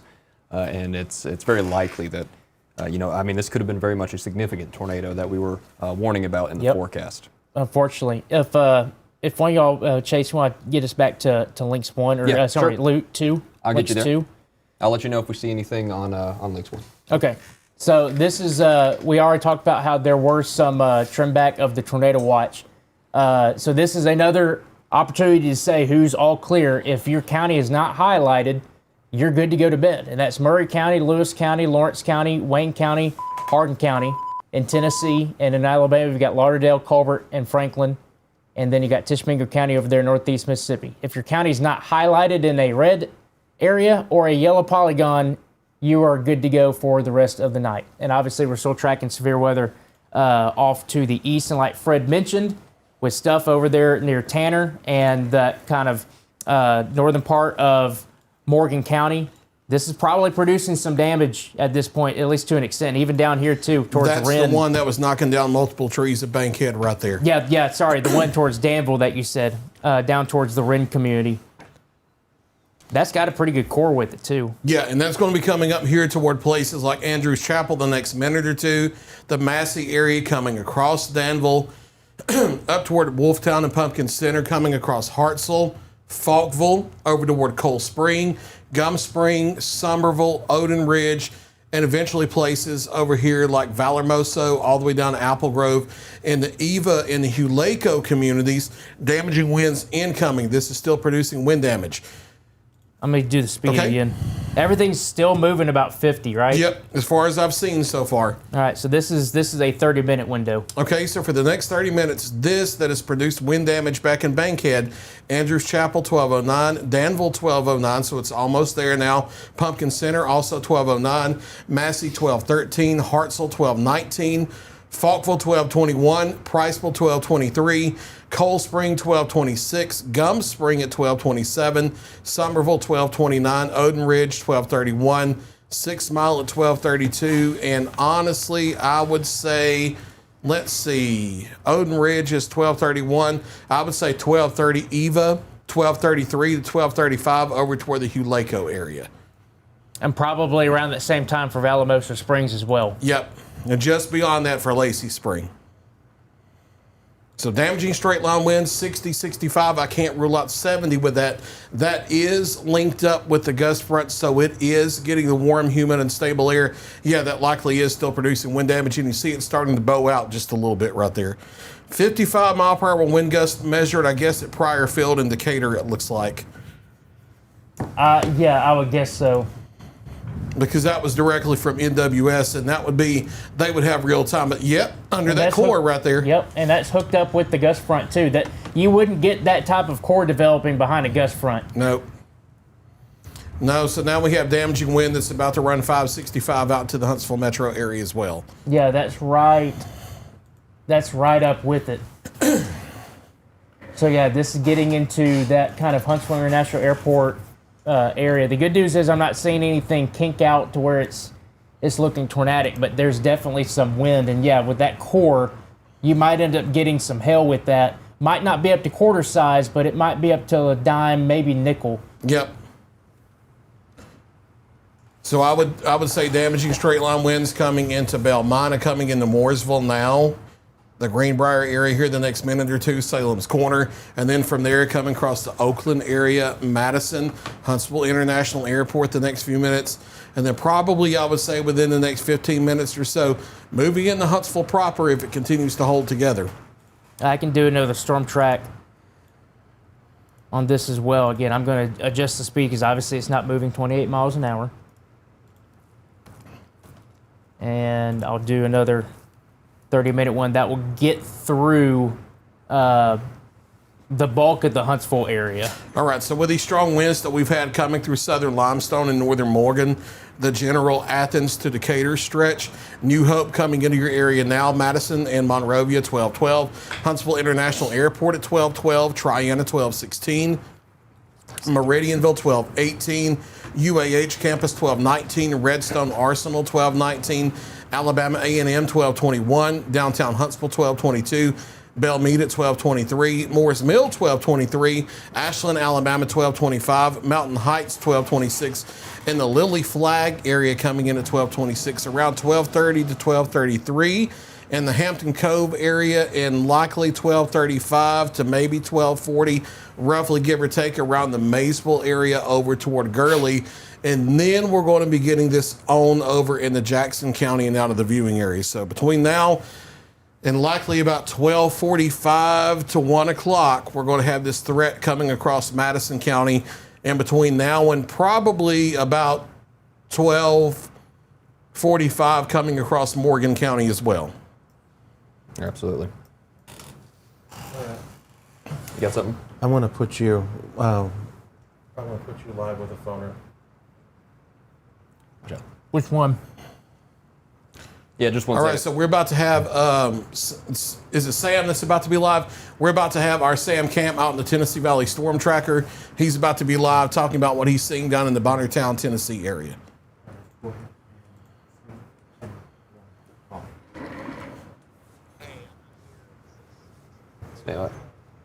Alabama-Tennessee state line on Rabbit Trail Road, just north of the Bonnertown community, just south of 5 Points. And I have spoke with multiple emergency officials, and they are telling me that there are, quote, multiple structures that are partially or fully destroyed. They have not told me of any fatalities yet, but I have not heard that there are any, which is really, really good news. There are trees down on houses across the community, power lines down all down the road. They are currently working just in front of me to try and get part of the road clear so they can get through. But they are turning away pretty much anybody. Just please stay away from this area. It's a very dangerous situation right now, and they are working as fast as they can to clear the area. The search and rescue operations are just now beginning to get underway, but this is some pretty intense damage down here, and I will get a camera shot on this as quickly as I can. But until then, this is just about all we're going to be able to see for probably the next little bit. Hey Sam, what's your cross section down there? Do you got any approximate cross sections for your roads? I'm currently basically at Holloway Road. I'm probably about 150 to 100 yards to the north of where Holloway Road intersects with 98 here, but I have been told that the worst of the damage is going to be along Bonnertown Road and W.W. Smith Circle, and Lakeview Lane, potentially. Okay. All right. Our own Sam Camp live in Bonnertown, Tennessee on the scene of a possible tornado touchdown. Sam, be careful. We'll talk to you soon. Yes, sir. Thank you. Bye. All right, so as you've heard, significant damage that started at least back into the Lexington, Alabama area has continued up into Bonnertown. We don't know if it continued into Giles County. We saw power flashes earlier approaching Minor Hill. That's not storms coming through now. That's the storms that had the tornado warnings earlier in Lauderdale, southeast Lawrence, and southern Giles County. Where the storms are on radar now, we have a line of strong and severe thunderstorms moving through the eastern parts of Lincoln County, Tennessee. But notice the gust front way out ahead of that over into the Winchester area. So these storms likely becoming increasingly elevated here from Hazel Green northward up into Lincoln County. Doesn't mean there's not isolated gusty winds of 50 to 60 miles an hour. So from 231, 431 eastward in Lincoln County, Tennessee, continue to stay inside away from windows until the storms move through for the potential for damaging straight line winds. And then out here in the northwest side of the Huntsville Metro, we have this line of thunderstorms. This has produced a 55 mile per hour wind gust back in the Pryor Field area. That's coming into Madison now, the 565 part and the 72 part. So riding down what are usually high traffic areas during earlier times of the day, moving into the Cliff Farms area, moving into the International Airport. This has had a history of winds near severe criteria that can knock down trees and power lines. That's coming right into the Huntsville Metro now. What we can do is take the Huntsville Skycam and see if we start to see power flashes out to the west. I'm seeing, real quick, some rotation that's developing up here at the state line. I see that. And the reflectivity has a pretty interesting hook feature that you see that's kind of... So is that not the gust front? I don't think that's I honestly don't think that's a gust front. Showers out ahead of that's it then. That's like and another gust front's still back here. Yep, that's like a prefrontal confluence band that's developing again out here. This is on the gust front. Okay. So that would be a potential circulation trying to develop near the Plevna area west of Elora. And yeah, I see the bend in the velocity here, the little S shape in the velocity. So we'll have to watch that carefully for maybe a spin up trying to go here from near Plevna up toward Elora in the Flintsville area that would quickly cross across the Huntland area and then get on out here out of the viewing area. But for the next 10 to 15 minutes, far northeastern areas of Madison County, far southeastern areas of Lincoln County, we'll have to watch that vigilantly to see if that tries to tighten up. This is a known corridor for very rapid spin-up tornadoes in these lines of thunderstorms. There's our shelf cloud with the line back out to the west. You see downtown Huntsville here off in the sight. We're looking westward from atop Montesano Mountain, and we'll watch that together. Hey, real quick, Highway 11 is impassable at Sam Davis Circle. There is significant damage there, according to Josh Young, Giles County EMA Director. So it's likely that this thing stayed on the ground as it continued across the Giles County line. I'm not shocked by surprised that. at all. Yeah, I'm not shocked either. In that picture, that shelf cloud, so that is pointed towards the west. You see all the lights down there in downtown Huntsville. You can kind of see 565 down there. That's kind of that yellow kind of lighted road that you see down there on the bottom left side of the screen. But that shelf cloud's getting into the western side of Huntsville right now, and that's exactly where those the gustiest winds are going to end up being. And yeah, there could be some spotty parts of that getting into like the 60 mile per hour range. The good news is I'm not seeing any power flashes underneath that. That would mean that there's some significant wind going on, so that's some good news. And it's coming into populated and well built up areas now. So if it was really doing some hardcore wind damage like earlier, yeah, we would be seeing power flashes popping off down there. Yeah, just like what we did in the Florence area, you'd definitely be seeing those green glows of the power flashes. So that's some good news. And obviously, we're not seeing anything lowering to where there's a suspicion of a tornado, but yeah, definitely an eerie look right there as we are now into Monday. Yep. So we'll go back farther down the line on radar here. Let's go back to Viper Live Doppler radar. Let's go down towards southern and central areas of Morgan County, where we know that segment is near the gust front as well. And not seeing any tight rotation here, but let's look at reflectivity and let's look at the structure here. And yeah, you see a bow echo coming into the Falkville area. That's likely some straight line wind, and that's had a history of producing multiple tree down reports back in the Bankhead near the Wren area. So if we can do a little focused bow echo track along the leading edge and carry that out across southern and central areas of Morgan County, we'll get some times of arrival because that could still be producing 50, 60, 65 mile per hour winds here. So we'll do a track on that. Somerville coming into your area at 1220. There's some spotty areas of downpours. Now we're talking about the potential for wind damage. They'll be coming in about 2 minutes. Gum Spring 1221. Cold Spring 1222. It's moving into Hartselle as we speak right now. The Odin Ridge area at 1227. Valormoso 1227. 6 Mile 1226. I don't think I got that one, so I want to make sure. Eva 1228. Lacey Spring 1232. West Point 1233, Hobbs Island 1236, Apple Grove at 1237, Morgan City 1237, Ryan Crossroads at 1239, Hulako at 1240, Allen's Crossroads at 1242, and then we'll get it on out of Morgan County and on over into Marshall County, but clipping southern areas of Madison County still toward places like New Hope and Ditto Landing. That's likely 1250 to 1 o'clock for times of arrival. And we were close. Yep. 1246 there. Yep. Egypt 1244. New Hope 1246. Arab 1247. Union Grove, Alabama 1249. Hebron 1250.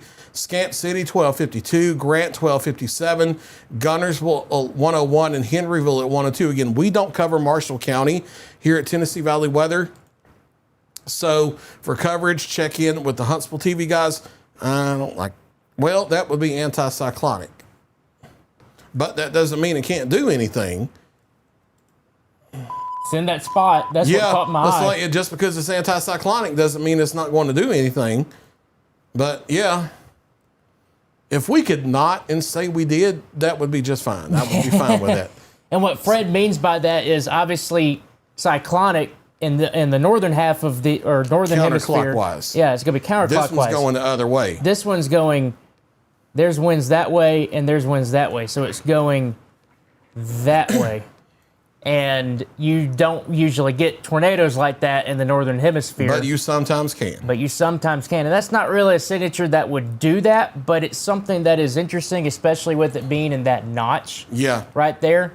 But yeah, that definitely caught my eye. And that's interesting how that's anticyclonic.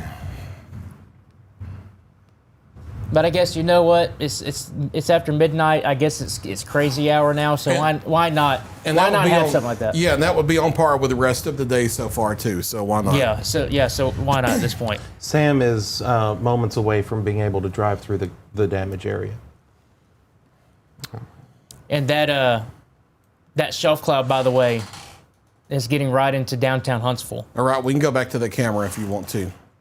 This is live from atop Montesano. We're looking back west. And yeah, here comes that shelf cloud overhead. Now, this is, a lot of people get shelf cloud and wall cloud mixed up. A wall cloud will be a concentrated lowering in a small scale area on the backside of a supercell thunderstorm where there's rotation. People think this is a wall cloud because it looks like a wall of cloud. That's not what we mean by that. This is a shelf cloud. Barely. This is a sign of cool, stable air rushing out ahead of the storm and interacting with the warm, humid air rising up ahead of it, so it causes this cloud condensation. Shelf cloud means gusty winds. Wall cloud, which is not what this is, means rotation. So that's gusty winds coming into Huntsville right now. Chase, you seeing anything from Armor? No, sir. Nothing concerning on this. Nothing concerning on this at all. Just those storms right along the front. Maybe sporadic areas of severe winds, but it's pushing right over the airport now, and this is about as good a view as we'll ever get as far as radar goes. I see our folks. I'm guessing our folks down in Birmingham have moved the camera to look to the southwest. So this is now looking southwest towards South Huntsville and the Arsenal, and there is a little bit of. You do have a little bit of a lowered base there. Lower base there, and I'm curious if it's catching anything over there. We're a little delayed on this, so we won't see that for a few minutes yet, but that definitely lines up with right there where the interface of that gust front is. So it's And gonna be right around there. They might be looking back towards Triana. Yeah, very well. Because could be. It could be Arsenal or Triana for that matter. That camera's right about here, and it's pointed southwest, so it's pointed right back into that I was area. looking over Madkin Mountain. Yeah. Yep. So if I go back, so that is that notch that they've got it pointed to, and it did have a lowering with it Well, we said it can happen, just that it usually doesn't. right So- there. You also got a little bit of a lowering right in front here in the foreground. You see right there, just to the right of the mouse. Yeah, and Yeah, that, I I see think right that's the Redstone Arsenal appendage Hey, that I we was were also watching. want to make mention and that that's Triana. Hey, that Sam is yeah, let's take Lynx 1 real quick. starting to get a I'll little keep bit an better. eye on that. Yeah, we're getting a little bit of a better picture as Yeah. to the situation down here, and everybody hop on that. This is live, even as first responders make it into this scene. This is pretty much unprecedented coverage. Looks like lines down on the road right there. He's having to drive over some tree limbs too. He just had to circle around a massive tree in the road. But yeah, this is Rabbit Trail Road near Smith Circle. I believe that's what he W.W. said. Smith or something like that. We'll have to loop back on those reports from our EMA friend and see the exact location. Of course, now we're kind of panning over here. Now, we do have it on good authority. Those power lines have been deactivated. Yeah. So no worries there, folks. But looks like quite a bit of shrubbery damage and tree damage through this corridor as well. Yeah, there's a lot of damage to property through here. Of course, the power is out. As Chase said, that the lines have been cut through here. But yeah, Very substantial vehicle damage. That was near W.W. Smith Road near Bonnertown. Oh, That's where thank you, that Fred. was. I went back and looked at that report. Yeah. And yeah, that's where Lawrenceburg, Lawrence County EMA was reporting several homes destroyed down that way. Quite substantial vehicle damage here. Looks like this was right through where what I will very confidently call a tornado passed through. yeah.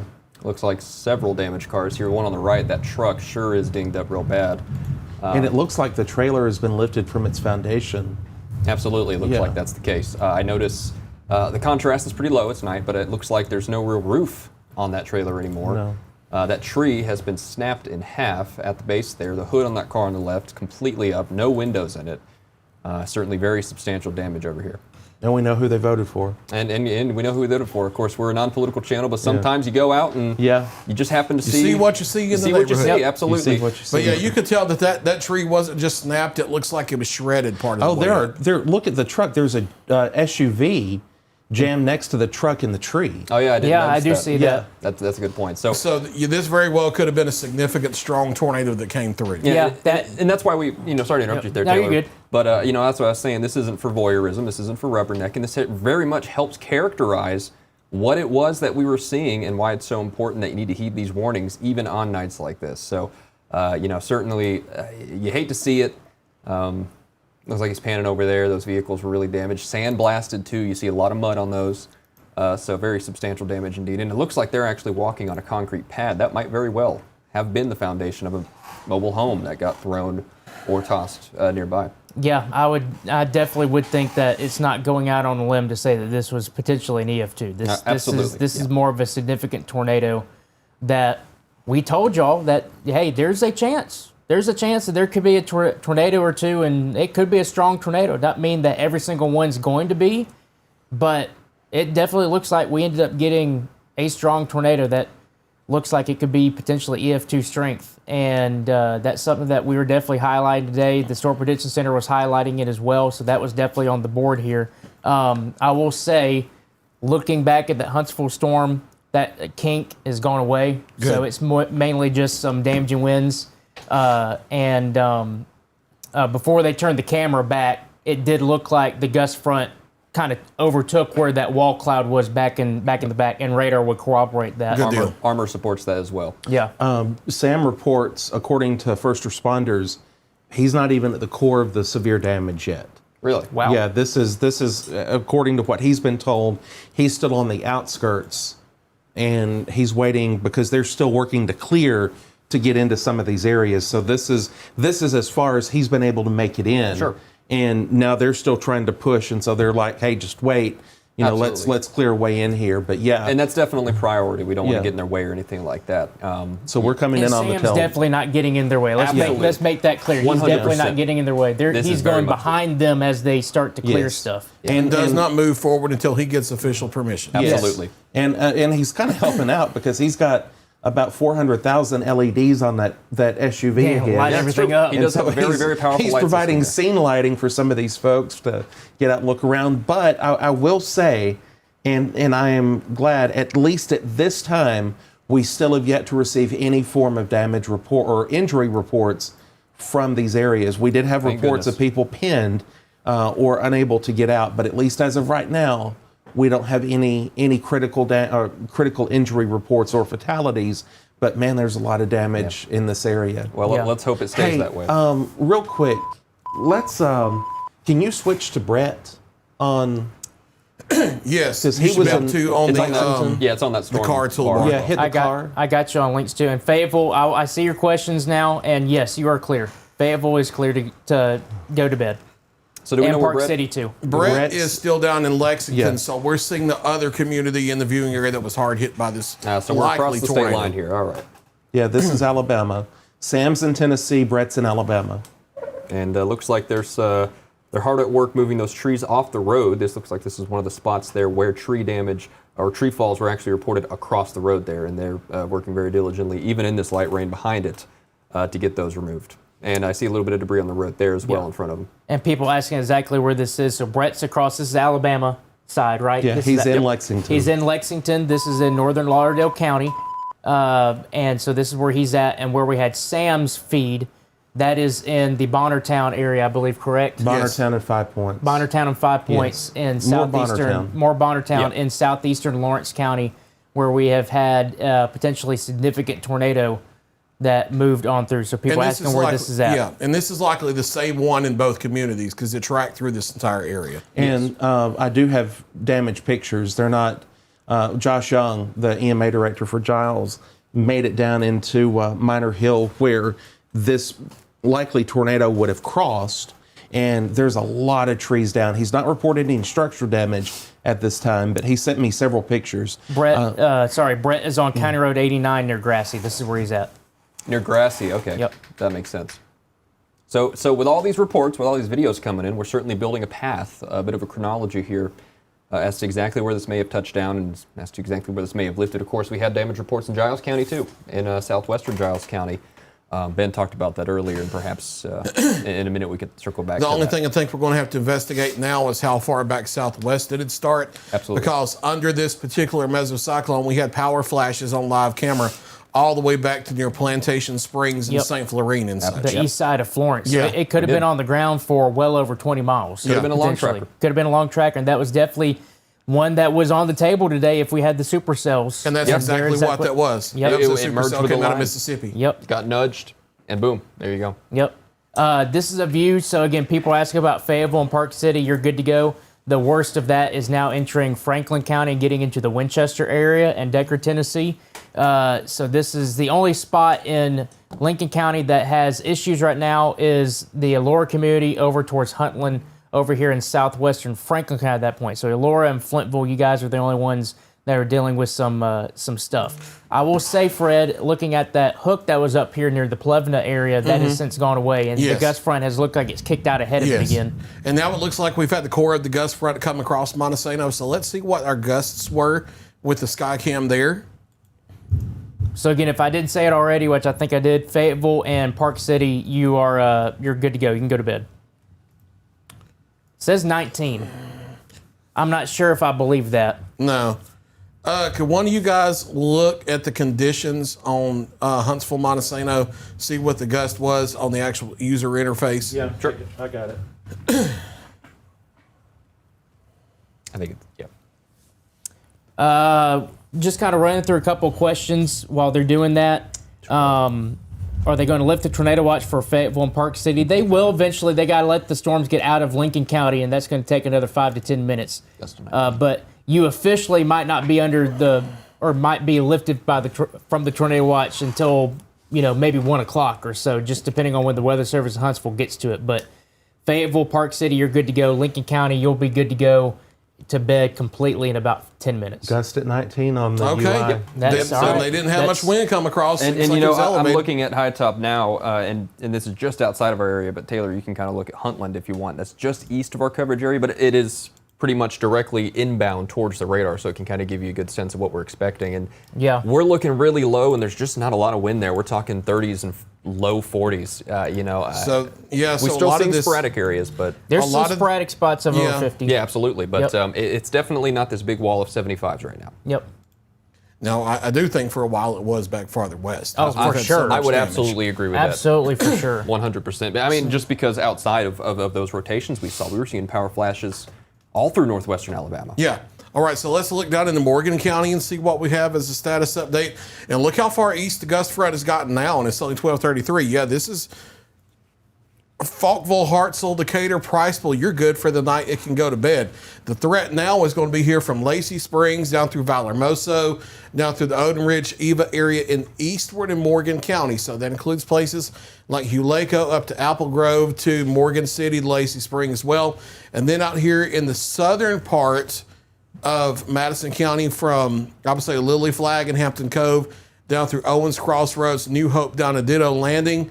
The storms up here in north of Hampton Cove up to Maysville, they weren't even produced in 2025 when they came across Montesano. So that tells me a lot about those storms coming across there. I would think so too. So yeah, getting over here, Hampton Cove, McMullen Cove, the Gurley area. That probably about 20 to 30. Yeah, you could get a spot here and there that's a little bit higher. That's definitely possible. But it looks like, based on what we're seeing, and like we talk about, most of this stuff is probably less than 40 miles per Yeah, hour. if we couldn't get stronger than that up in elevation where it's easier. On a tower up in elevation, Yes. matter of fact. Yep. Yeah, it's definitely not packing a big punch. And I will say, I've still got the lightning on, Fred. That lightning has come It has. way down. And I think what's happening is you're getting into more and more stable air now that you're getting over east of I-65. Because, yes, the dew point's got to 59 to 62 out in the shoals and such. But you get over here, When that line was coming toward Montesano, the dew points were only in the mid 50s. And yes, that can help winds get down to the ground in the short term because of evaporational cooling down below the cloud base, but that doesn't sustain itself for long. That eventually causes that cool air to rush on out ahead of the storms and then choke them off. So what's likely happening is, especially north of Hampton Cove, these storms are elevated and they can't get that really strong wind all the way down to the ground. Now, there could be some isolated spots that still do, but for the most part, yeah, you can see the original storm line back here. It's undercut by this gust front now. You can see the two boundaries on the velocity there. So if there's any threat of damaging winds, I think it's Hampton Cove down to Eva and then eastward. And the thing that I was looking at is there is this Boeing segment that's starting to get going here. So I don't know if that's trying to catch up with the gust front, but that's definitely a Boeing segment that's going over Montesano and Huntsville Mountains. Yeah. So it might not be producing stuff right now, but if it catches up to the gust front, maybe it will. But that's definitely a bow that's Chris. forming. Yeah. Now Chris said in our internal chat that he saw around 40 or so on the Mesonet and visually saw some strong winds. That's still under severe, even though it's much stronger than what we got. It's up in elevation and such. And it's under severe, and now he says, it looks even weaker now. So, I think unless that catches back up, we are probably sub-severe where you were talking. All right. Sam is at another property now, and fire officials indicate clean sweep. Wow. Check that out. Wow. Clean sweep of a site-built structure? Yes. Pretty intense tornado there. At least what they think at this point. There's certainly, you can see on the left, crumpled up damage there that looked to have been certainly some sort of foundation. It's hard to say if it was a manufactured home or site-built firm concrete structure. We really just don't know that stuff right now. But the fact that there was something then there's not doesn't, bode well for this being a weak tornado at all. I think all bets are off at this point. Even if that was a mobile home, that wouldn't be completely gone with an EF1 or lower. Exactly. This is almost certainly an EF2+. And of course, we don't make those decisions, but in the years of experience that we have doing this, you can make a reasonable judgment in that. Because there are some very baselines to the scale that, here's a benchmark that it's not negotiable. It's a certain benchmark that's mandatory. Look at the damage of the car. Yeah, that car, these vehicles have been really dinged up. They were sand blasted or mud blasted at any rate. They're very dirty. They're very destroyed and dinged up. So, these are 2-ton pieces of metal that are being flung around. Yeah, there really wasn't a big debris signature on this, and that leads me to believe, kind of like what we saw move through the Huntsville metro area last year, it was more of a shallow vortex potentially that it didn't loft debris thousands and thousands of feet up into the air like a strong tornado usually would. Usually with an EF2 or potentially EF3, you're getting debris signatures 8, 9, maybe even 10,000 feet up in the air. This could have been a relatively shallow vortex, still a tornado obviously, but it wasn't kicking debris up hundreds and thousands of feet. It was only just like 100 feet or so. And we saw with not this December we just had, but the December before that, right after that Christmas, when Athens got hit by that upper end EF1, the only radar in the area that picked any hint of that was Armor because it was so close. And it's so shallow. Yeah, it was so shallow the vortex didn't extend up 2,000 feet. Yep. So even high top radar so close to it didn't even catch it. This certainly seems like one of those cases where you had that very shallow vortex. And we were attenuated, weren't we? We unfortunately were attenuated here at the X-band. So our radar, because it was raining on our radar, it didn't see it. And that's just the nature of the beast of the kind of radar that we have, unfortunately. It's good for several things, but some things it's not. And when it rains on it, it kills the signal. Sam indicates that fire crews there believe that was probably a mobile home, but they're not 100% sure because literally there is nothing left at that property. Yeah, when damage is becoming hard to really discern, that's another huge indicator that you have these very significant tornadoes. And I see I see a goose on the foundation there looking around. And, the things you see after damage are really something. Look at that guy. But it's, you hate to see it, but very fortunate that we haven't heard of any reports of casualties at the moment. let's hope it stays that way. We're very happy to hear that so far. I definitely hope so too. For people Absolutely. wondering, there are some questions. I answered one where Desiree was asking where this was at. That's in near the Bonnertown and Five Points area of southern Lawrence County. The area of concern, it looks like, for a possible significant tornado, at least from what it seems right now, is from the southwest side of Lexington up through Bonnertown and Five Points and up into parts of southwestern Giles County. And like what Fred was talking about, this could even have been back here towards St. Florane, Killen, and where 43 and 72 kind of intersect there. This could have ended up being a long track tornado from the Florence area all the way up into parts of southern Tennessee. So that's where that, for Sam's image, so that's where this is located, is right down here in parts of southeastern Lawrence County. And Fred, we're almost able to get all of this out of here, at least for us, and hand it off to our partners elsewhere. Yep. Just about, probably, I would say, another 15 minutes or so, and we'll have it completely out of the viewing area in terms of a threat from it. And it does that. The stuff that's now north of Gurley, near Maysville and over towards the Madison County Lake area, it looks pretty potent on reflectivity, but velocity data, it's not. Let me take a Some look. little spots here There's and little there. spots that are, there's little spots that are above 60. And you might be getting some topographic influence there as it comes down the other side of the mountain. Yeah, as well. I think you're right. So you're probably going to get some pretty good gusty to damaging winds here going into western Jackson County here. This where you see Holly Tree, that's along Alabama Highway 65. That's one that runs from Highway 72 east of Gurley, kind of goes through the countryside up towards the hills and the plateaus over there in western Jackson County. And so, yeah, probably, I'm with you, Chase. There's probably some terrain influence over here that's causing some of that increase in wind speed. This is, knocking on the county line between Madison and Jackson County. Not a lot of people live out here. Matter of fact, once you go past the county line, you see the roads over here on the west side. All of this is mountains. All that is mountains and forests. Not a lot of people live out there. So if there's tree damage, doubt anybody would care if it's over in the middle of nowhere. But once you get towards Holly Tree, Trenton, Garth, you start getting to some more somewhat populated areas. All right.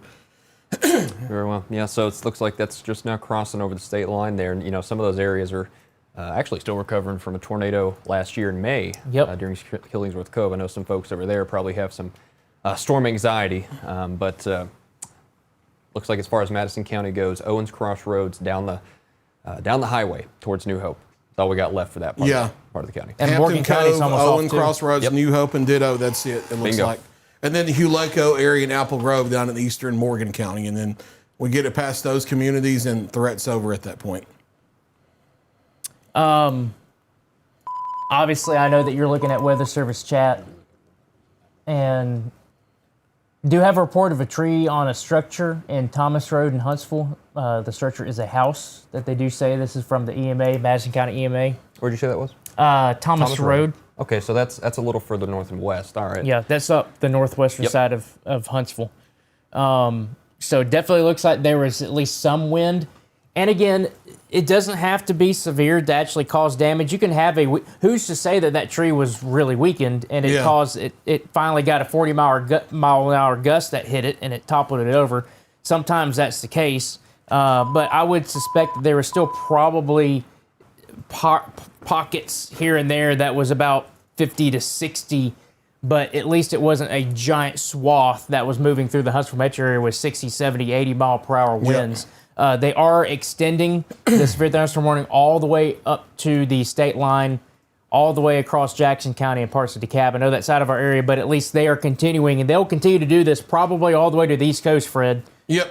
All the other offices. Yep. We were under a level 3 out of 5 risk of severe weather for this from central South Carolina up to the Baltimore area, Maryland, and Washington, D.C. As of the day 2 outlook, what we call the day before the event, they were already under a level 4 out of 5 risk of severe weather, and not just driven by wind damage, but driven by strong, long-track supercell tornadoes. So this does not slow down when it gets out of our area. If anything, it may be more violent on the East Coast area than it was here in the Tennessee Valley and the Mississippi Valley, if anything. And matter of fact, I'll switch back over to one real quick. And 1 second.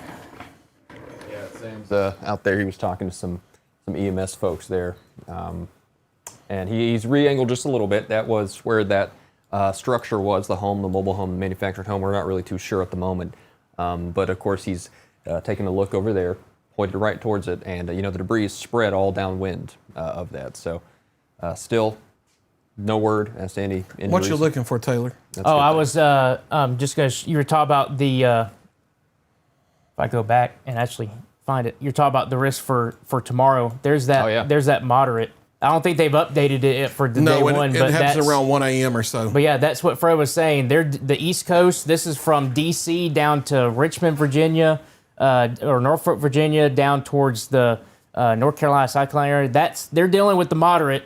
We were dealing with something that was completely different. Yeah, they're a category higher than we are on that outlook, and that is driven by a much more serious-looking tornado risk than what we had. As bad as our stuff has been, that looks more serious over there. Yeah, and so that's why they have that. That's why that moderate risk. So definitely looks like, even with this, it seems like we've dodged a bullet. This easily could have been a more significant damaging wind, widespread damaging wind of 70 or even 80 miles per hour with potential for like several embedded tornadoes. And if we can get out of this, obviously we had a significant tornado, and the Weather Service in Huntsville and Nashville will both be doing damage surveys from that. But the fact that we aren't dealing with 70-mile-an-hour winds right now and not dealing with tornado warnings and all that, I think we kind of dodged a bit of a bullet. A little bit. A little bit. Because honestly, we still don't know how widespread this wind damage was, especially along and west of Highway 43. Exactly. I don't want to de-emphasize that. There's still a good chunk of our area that dealt with some damage, but on the grand scheme of things, from the model guidance we're looking at, we should still be dealing with that right now, and it's kind of on the tamer side of things. Yep. I will say that this is getting toward the eastern edge of where the original level 3 was drawn. So they expanded it on eastward in more recent updates today. But if you go back to the original level 3 that they drew, it's getting toward the eastern edge. So if you go by that, it should be weakening right about the Huntsville metro or so, and it's doing that. And we can give some more people all clears. Hazel Green, Meridianville, you're all clear. Huntsville, if you're South Huntsville, you should be good to go. The worst of it is to your east, but if you're in Owens Crossroads and New Hope, you still got a little bit to go. But Huntsville, you're good. Madison, you're good. Athens, Decatur, Elkmont, Harvest, Monrovia, you're good to go. You can go to bed because obviously it's getting close to 1 o'clock now. But east of our area, specifically into Jackson County now, this is getting into Scottsboro area, east of New Hope down towards Gunnersville, Albertville, Boaz, and Arab, of course. You guys are next. Obviously, that's out of our area, but that's kind of the next in line. We just got a little bit longer than it is completely clear of all of our counties, Fred. Yep. I would say here within the next 5 to 10 minutes, because honestly, I don't think we're going to get too much happening in the southeast corner of Madison County, given the storm structure, how things have gusted out ahead of the storms. Yeah, there's your gust front the gust right front's there. Almost out of the county. Yeah, so if there's wind damage happening, it's now in the next 5 minutes, and then that's going to be out of Madison County and out of the viewing area. So we're about to shift from real-time storm tracking to continuing to look at this damage and getting reports in and things like that as we continue to assess what's happened earlier this evening. And we do have one comment. I'll go ahead and say this. There's nothing happening in our Tennessee counties. Yeah, we're focusing on Alabama because that's where the remnants of this line is in our area. We don't cover Franklin.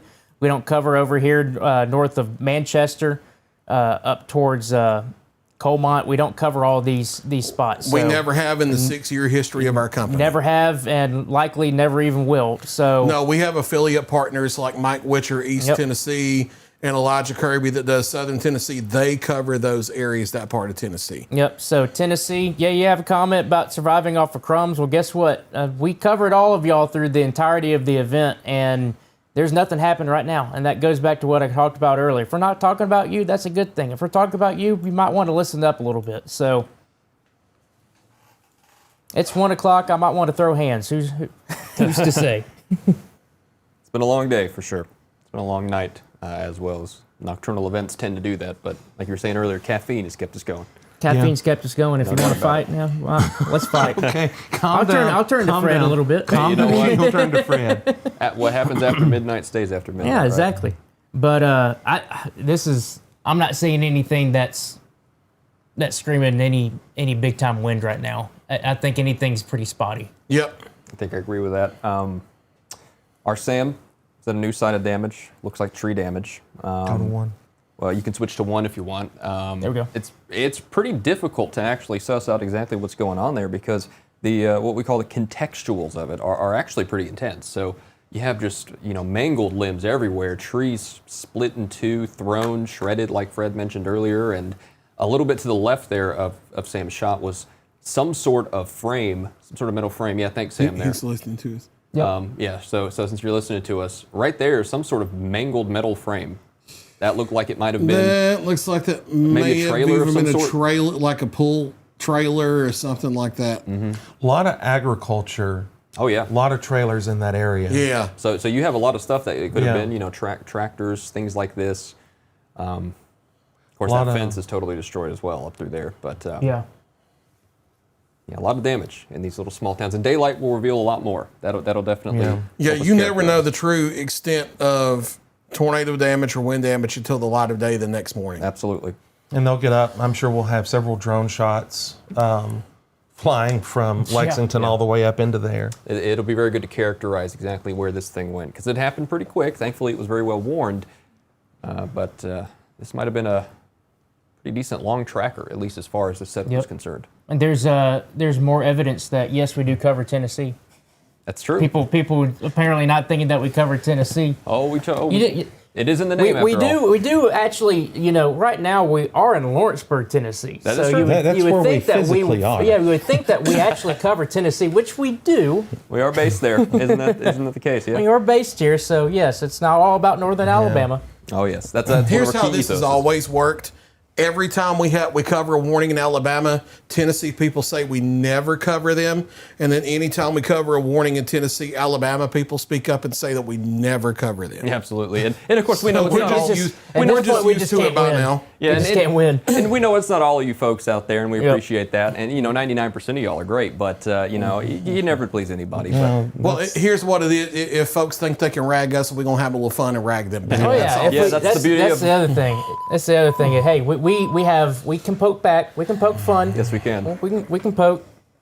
But Fred, obviously we got some damage and stuff going on, but I mean that's basically out of our viewing area now. That gust Yeah. front's now getting out of Madison County on the Yeah. southeastern part of it. Yeah, there's still heavy rain and lightning in eastern areas of Morgan and eastern Madison, but for our 16 counties that we cover, it's winding down and the threat's ending now. So if you're in our 16 counties, which the easternmost are Marshall County, Tennessee, Lincoln County, Tennessee, Madison County, Alabama, Morgan County, Alabama. If you're there or west across the map, you can go to sleep. It's safe to do so. There's still rain and some embedded thunder, but it's turning cooler immediately Go, behind this. hit the Severe DNA. threats over for our viewing area at this time. Yeah. All right. So we go over there. There you are. Here's the reset view. This is out of our It's our just business now. rain. Beautiful sight to see, especially Rain and after- getting cold. It is now 50 degrees here in Jeez. our studio. And we're on our way down to maybe seeing a few snowflakes too. Just a matter of hours. Yeah. You could very well see that, indeed. I know we're winding down.